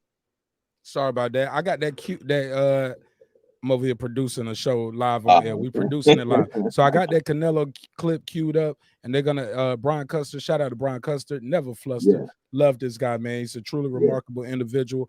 Asks tough questions in a respectful way, and it's something that should be admired. Let's go. After 5 rounds, I'm gonna because he asked him about the prediction. It's time. Now I like Brian Custer, but it is times where I think he could push more on this show. Right. And I gotta applaud him for being his candor, but I think he should have he should follow up on some of these questions more. That's what I like about Max Kellerman, because he will follow up. He will in real time. Like, okay, let me give you some pushback. So what about this? Like, he's gonna ask that question because he didn't answer the drug cheat. He just answered the part about being called a motherfucker. Right. I think Max would have pushed him on that. But here's Brian Custer. Problems like Mayweather, like Lara. Oh, okay. So they're gonna say Plant presents trouble because of. I'll let them say it. Here we go. What he do, I'm gonna be in the ring with him and do my things, and I have more experience. I have skills, and I'm gonna show that. You know, I thought at that press conference it was funny because you told Caleb, you warned him, you said, look, I'm going to break your jaw. And I guess Caleb Plant told the media now he needs to prove that to me in the ring. What do you say to that? And I will soon. I love it. You know, Caleb also says that in his opinion, he says boxers have given Canelo problems like Mayweather, like Lara. He says the difference is he cut him off right there. He said long time ago. Yeah, he says the difference is I have more power and I'm capable of providing more offense than those guys. What do you say to that? We'll see. We'll see. But that's a long time ago. Long time ago. But I'm a way different now. Way different fighter now. So we'll see. November 6th. I love it. He said, "We'll see." I'm a different, and I think he's a different fighter now than when he fought Laura, Mayweather, and Cotto. He don't get hit as much, and if he does get hit, he already knows he can take your best shot, and he's just walking you down. Go ahead. Right. Now, he says he's better, but did he really fix that problem? You know, I look at it as, okay, well, he just stopped fighting slick guys like that. Jacobs is a slick guy, some would argue, right? Yeah, but Jacobs fight to survive, man. I don't like that about Jacobs. I think he could do more, man. He gets in there and he seems to just start getting lackadaisical and just say, okay, I'm just gonna fight to survive. And it's not like because he fights like he's not trying to win. You know what I'm saying? Yeah, man. I get what you're saying, but I have seen him go in there and try to, like, when he fought Luis Arias, I thought he was in there trying to win. Yeah. And I thought Luis Arias stayed on the back foot and was trying to survive. And when I interviewed Luis Arias, he was like, hell yeah, I wasn't ready for that shit. You know what I'm saying? And he had a reason and he told his story, but some would call it what? Making excuses. Right. He would call it explaining his position at the time. You get what I'm saying? So it's all about your perception. One guy you might call it explaining your position and what was going on. Somebody else will call it excuses. So it's all about your perception of the individual, in my opinion. But this is what Canelo had to say. And you say you're a different fighter. Different fighter in what way? Tell us what. In what way is Canelo different? See, he gave him a follow-up on that, but he didn't give him a follow-up on the drug cheat shit earlier. I didn't like that. Oh, I'm more mature. I'm more strong, more complete fighter with more experience. I'm a complete fighter now. I'm in my peak. I think a lot of people agree with that. You know, also at the press conference, you said, I'm going to knock Caleb Plant out in less than 8 rounds, easy. Tell me why. Why you think this is going to be easy? No, it's the first round is going to be difficult. He said the first round is going to be difficult. You hear him now. Like, he said he going to knock him out less than 8 rounds, and he's sticking to it. He going to tell you why. Let's go. No, it's the first round is going to be difficult because his style. But I know how break down that style. So maybe after 5 rounds, I'm gonna do my things. He said, so yeah, first rounds are gonna be a little difficult because I know a style, but I know how to break that style down. And after 5 rounds, I'm gonna do my thing. Listen to this. I kind of got a sense, Canelo, that this fight will be kind of like Billy Joe Saunders. You know, he used some He said, yeah. Some movement. And you got a sense like you were just waiting him out. Like, okay, you can't move for a long time. I'm going to hit you with these body shots and slow you down, and then I'm going to get you. Yeah, same but different because same but different. This is the Billy Joe Saunders is southpaw and Caleb Plant is orthodox. So it's gonna be what? He gonna say easy. He thinking about it, but he just trying to get the translation, but he know what's up. Yeah. I think maybe a little easy for me. He hesitated, but because I knew he knew the words, but he's like, should I say it? How do I say this? This is gonna be maybe a little easy for me. I think maybe a little easy for me. I don't like that. It makes me a little nervous. Don't take Caleb Plant lightly. Don't take him lightly. Don't take him lightly. He might be taking Caleb Plant too light. What you think? You think so? I don't know if he's taking him lightly. You know, if go ahead, you got the floor. I go back to I think what he's saying is, and that goes back to me saying that Caleb really hasn't been battle tested, and he's not going to be able to, there are going to be points at a fight where he's not going to be able to use the boxing slick style. He's going to have to stand and trade.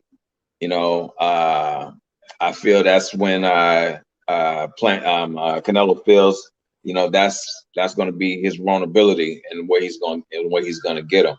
It's going to be more episodes of that as opposed to Plant being able to be slick the whole fight. And I think that's what that's what he's saying, because Plant really hasn't been able to. He's never been in a position where he's really been been able to withstand that type of punishment. We shall see, man. We shall see. November 6th is around the corner. Which one of these fights? This will be the last thing I ask you about, and I won't take too much of your time. Shout out to Rob G. He said, never been sold on Caleb Plant. Never been sold on Caleb Plant. He said he's all right, but I see what he say? What is that? I see Canelo winning this, so he might be doing talk to text. Yeah, I see Canelo. Yeah, he might be talking. Yeah, I see Canelo winning this one. Yeah.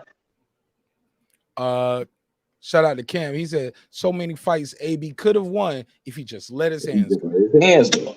Yeah. Yeah, man. Break my heart, man. Because I was a huge AB fan. And, I know. But that just tells you and shows you what one fight can do. Yeah. One loss, how it can change a fighter. And he didn't slept. Did get dropped twice, once with the head, once with the body. Ironically, when he went down from the body shot, he looked the same way as Wilder looked when he went down from a body shot. Yeah. And the second fight, how it just hit him and it shook his whole body. It shook his whole body. And he backed up and dropped. Yeah. Yeah. I talked about this on Kyle's show the other night, man. That kid, you remember David Reed? Absolutely. He was a gold medalist. Yeah, when they put him in the ring with Trinidad, he was no more good, man. That ruined him. Yeah, he never was the same after that. Yeah, he was never the same after that, And some are saying, that about about Wilder. They're saying that second fight, and he's never been the same because of the lack of defense and the constant being hit with the same right hand all night. And I reacted to being hit. They're saying he's not the same, but I don't know. I think Wilder got, he's got a few more fights out there before he hangs the gloves up. Yeah, man. Even if it was fights that might not be championship fights. Yeah. I believe he can put asses in seats, man. Right. I believe he has a large fan base, and they're gonna support him because I love the fact that I saw so many people rallying behind him and taking this. They took a certain stance on their channel that I didn't take. But they were, if you posted memes and stuff about Wilder getting knocked out, you can unfollow on their Instagrams and Twitters. I'm like, like I'm not telling people what they can and can't post on their shit. You know what I'm saying? And whether or not it determines if I follow you or not. I ain't gonna go that far. You know what I'm saying? It is what it is. Like it's part of the game. Right. Yeah, it's that kind of love for Wilder, man. Even with constructive criticism, guys feel a certain way about it, Oh yeah, man. Yeah. Oh, I had somebody tell me it was like I might have said something about the road work, the lack of seeing the road work. You know what I'm saying? Whether you do it or not, that statement is out there by his own words. His face is saying it, talking about he prefers to do the pull-ups off the boat and he goes swimming and but people still want and I know he does road work, but people want to see it sometimes.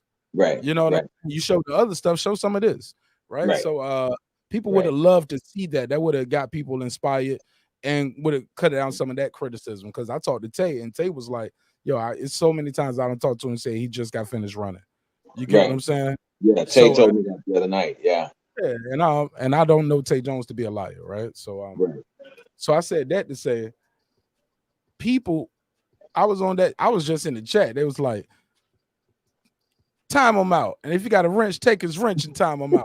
I was like, nigga, we ain't got to do all that. I just unsub, homie. Like, my name is my name. I got a show, homie. Like, I'm over here showing love and support, sharing your link. I'm just, and y'all don't let me on the panel. Like, it's like, but it's all cool. They got a tight panel, however they do their thing. But like, we ain't got to do all that on the live, homie. Like, because you disagree with me in the chat. You know what I'm saying? Like, hey, look, low key, I might have made a fucking outro for that show. Right. You know what I'm saying? Time them out. Take his wrench. And they did it. I was like, damn, man, because I had an opinion. Right. I was like, I talk to niggas in the camp and have an opinion with them face to face. Right. And tell them I love them, and I'll still critique them. You know what I'm saying? Yeah. Yeah.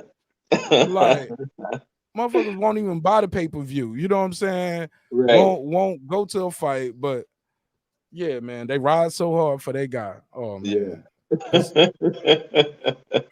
I ain't talking about them per se. I'm just saying people in general. I'm like, bro, like you know, I'm vested. I'm locked in, right? I do this. Right. Like it's crazy, man. So yeah, I get it though. These are hardcore fans. And but they fans of a fighter sometimes more than being a fan of the sport, because when that fighter leaves the sport, within X amount of years, you're not gonna watch boxing no more. Because I know guys like that who didn't watch basketball, from Michael Jordan to Kobe, and then from Kobe to LeBron, they took a break. You know what I'm saying? Or like they didn't fuck with LeBron or Kobe, like they didn't come back to basketball to Steph Curry. They don't know nobody. Motherfuckers don't have whole careers, and they coaching now. Yeah. They like, who is Tyronn Lue? Right. I'm like, yo, he used to play for the Lakers. He wants to run. I'm like, oh man, I ain't watched basketball since Michael Jordan. I was like, oh shit. I was like, I was like, yeah. I was like, he was like, that's travel. I was like, no, that's called a step back. Right. They let him take that step now.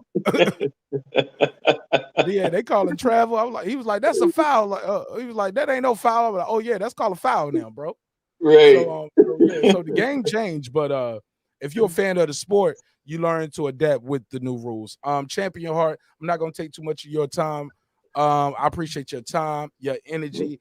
It's much love and respect on this side. I am so sorry. My cam went down halfway through the show, but y'all know me. I'm always cam up, shawty over here, man.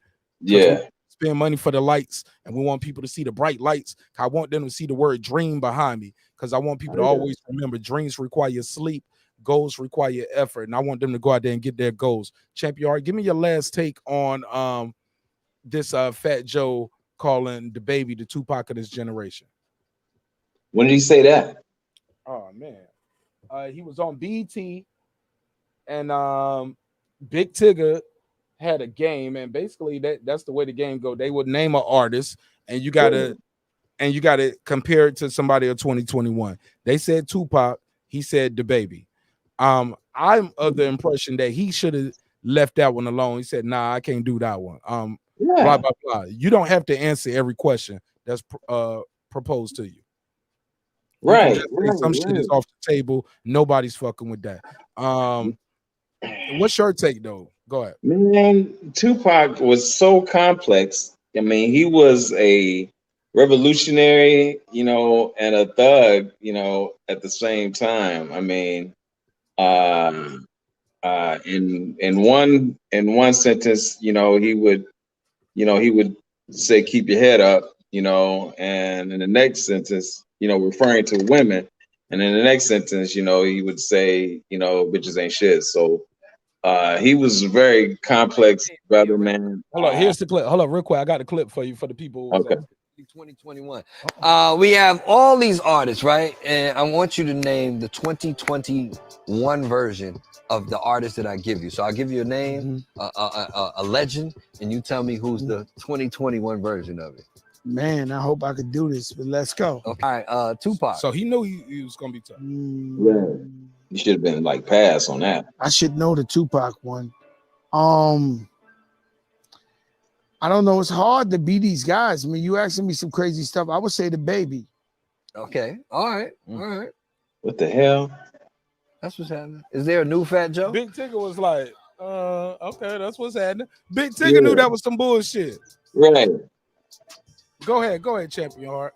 Yeah, I mean, I wouldn't put them cats even in the same realm, man. I wouldn't put them on the same song.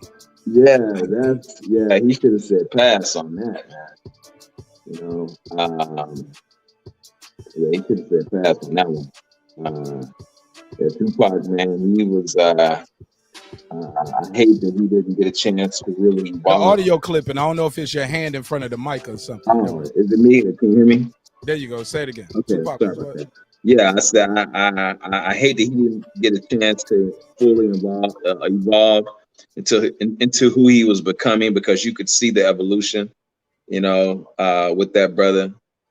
But there's no way I would compare. Yeah, that would be a good comparison. Nipsey would be a good comparison to Tupac. I wouldn't compare DaBaby to him, but yeah, Cameron, that's a good comparison.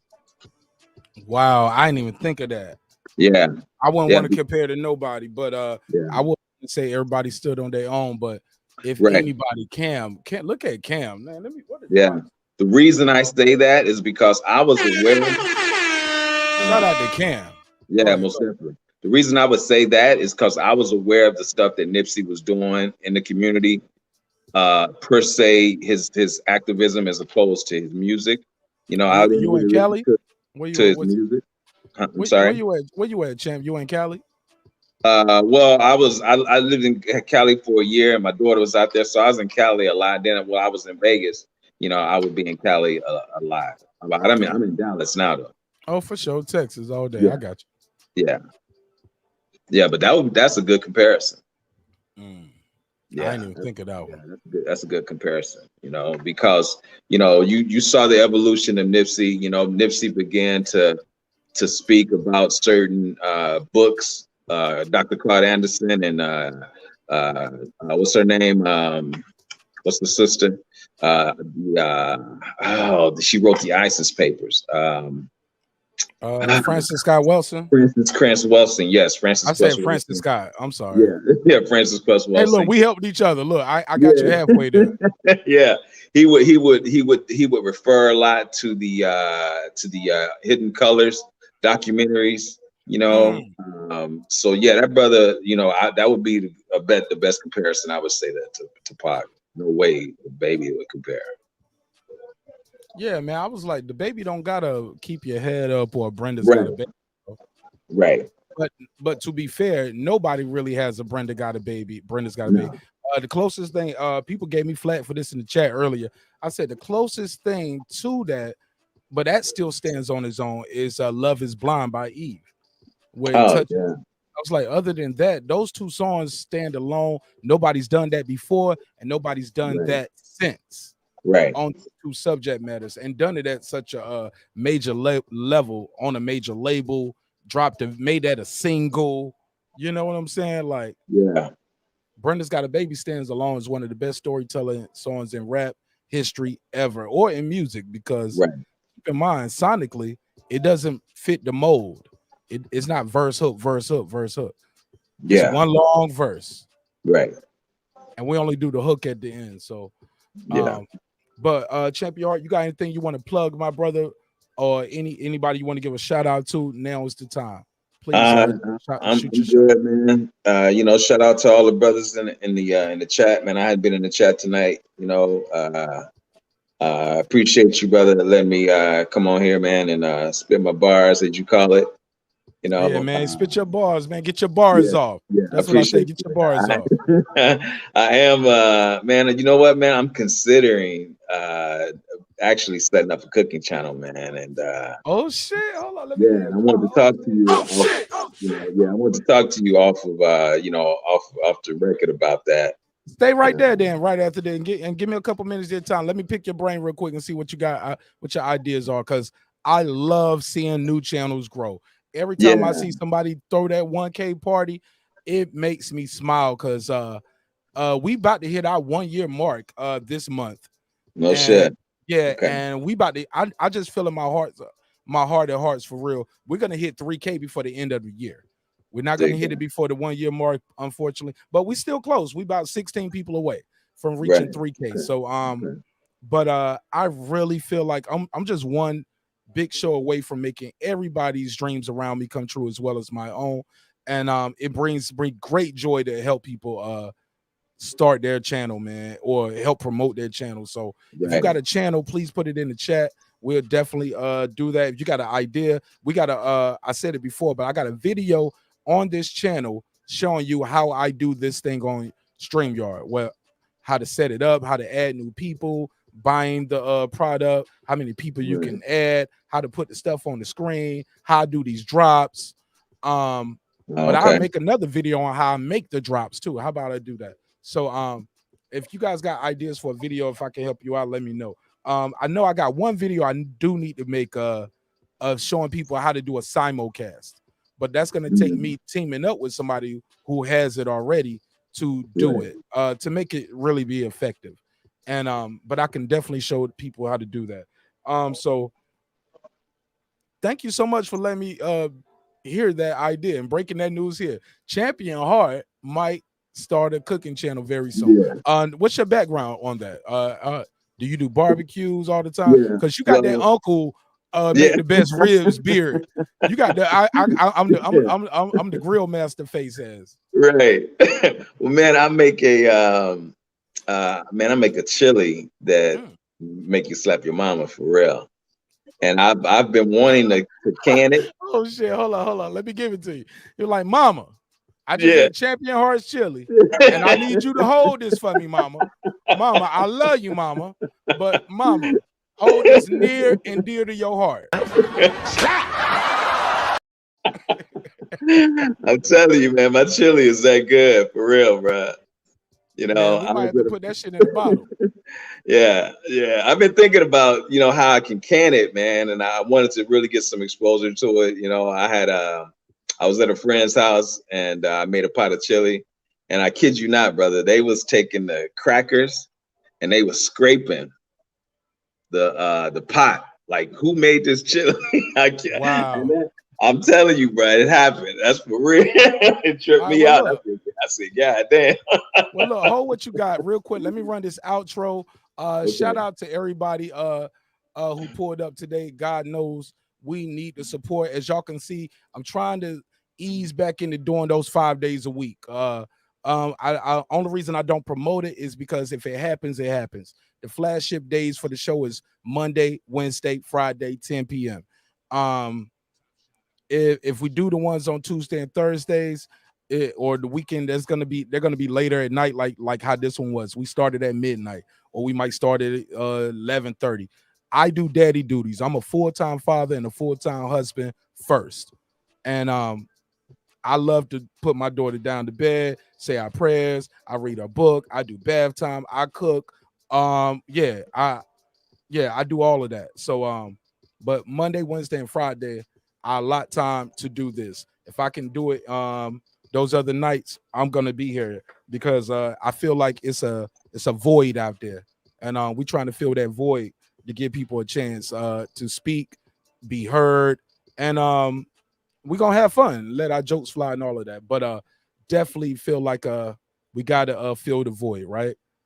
So with that said, let me run this outro. Let me share my screen real quick and show this artwork for Nicholas. Nicholas sent me in some graphics. He wanted me to show some of his artwork on the screen. So let me see if I can get that done for him while I'm running the outro. Thank you for your time. Thank you for your energy. You've been watching. Oh man, for some reason it's not working. It's not even working, Nicholas. Oh, wow. Nicholas, I need a better file. The file isn't pulling up. Let me see. Hold on. Stay right there. Let me.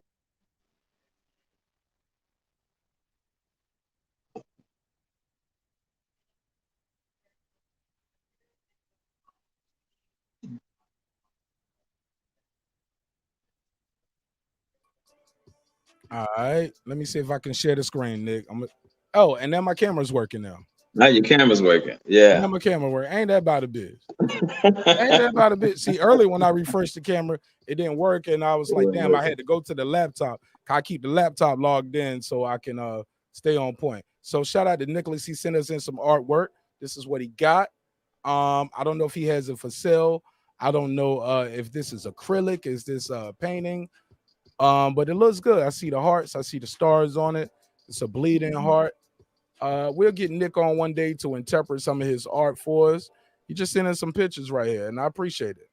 And I guess he does tattoos. Or did he draw this up here? These don't look like tattoos. Are these tattoos? I don't know. Yeah. They almost Was like that was the cat that was on tonight, right? Yeah. Shout out to Nick. And Nick has I see what he's doing right here. Okay. But shout out to Nicholas. I appreciate your time, energy, but more importantly, I appreciate the donation. A $50 donation yesterday. Big donation, keeping the lights on over here. So I appreciate it. And we're gonna give you a chance to speak. Just communicate with us, man. Like watch the show. Sometimes before guys beam into the show, rewind a little bit, see the last 30-40 seconds or the last minute to see what we're talking about, so you can catch the vibe and read the room properly. With that said, let me run this 30-second outro. Champion your heart, stay where you at, my brother. Remember, dreams require sleep, goals require effort. Yes, you rocking with the best. It's your man Marq Nash. We will be back tomorrow, today, on our flagship time at 10 p.m. Eastern Standard Time. That's 10 p.m. Eastern Standard Time. It's a hip-hop political sports show with a comedy twist. We're going to let the jokes fly because life is serious enough. Breaking the beats, break down business, entertainment, art, technology, sports, and pretty much anything else you feel like squeezing into those letters. I love y'all. Thank you for your time. Thank you for your energy. Thank you for your support, whether it was click and like, click and share, or dropping a couple dollars. God knows we need it all. Thank you. This that squad sound.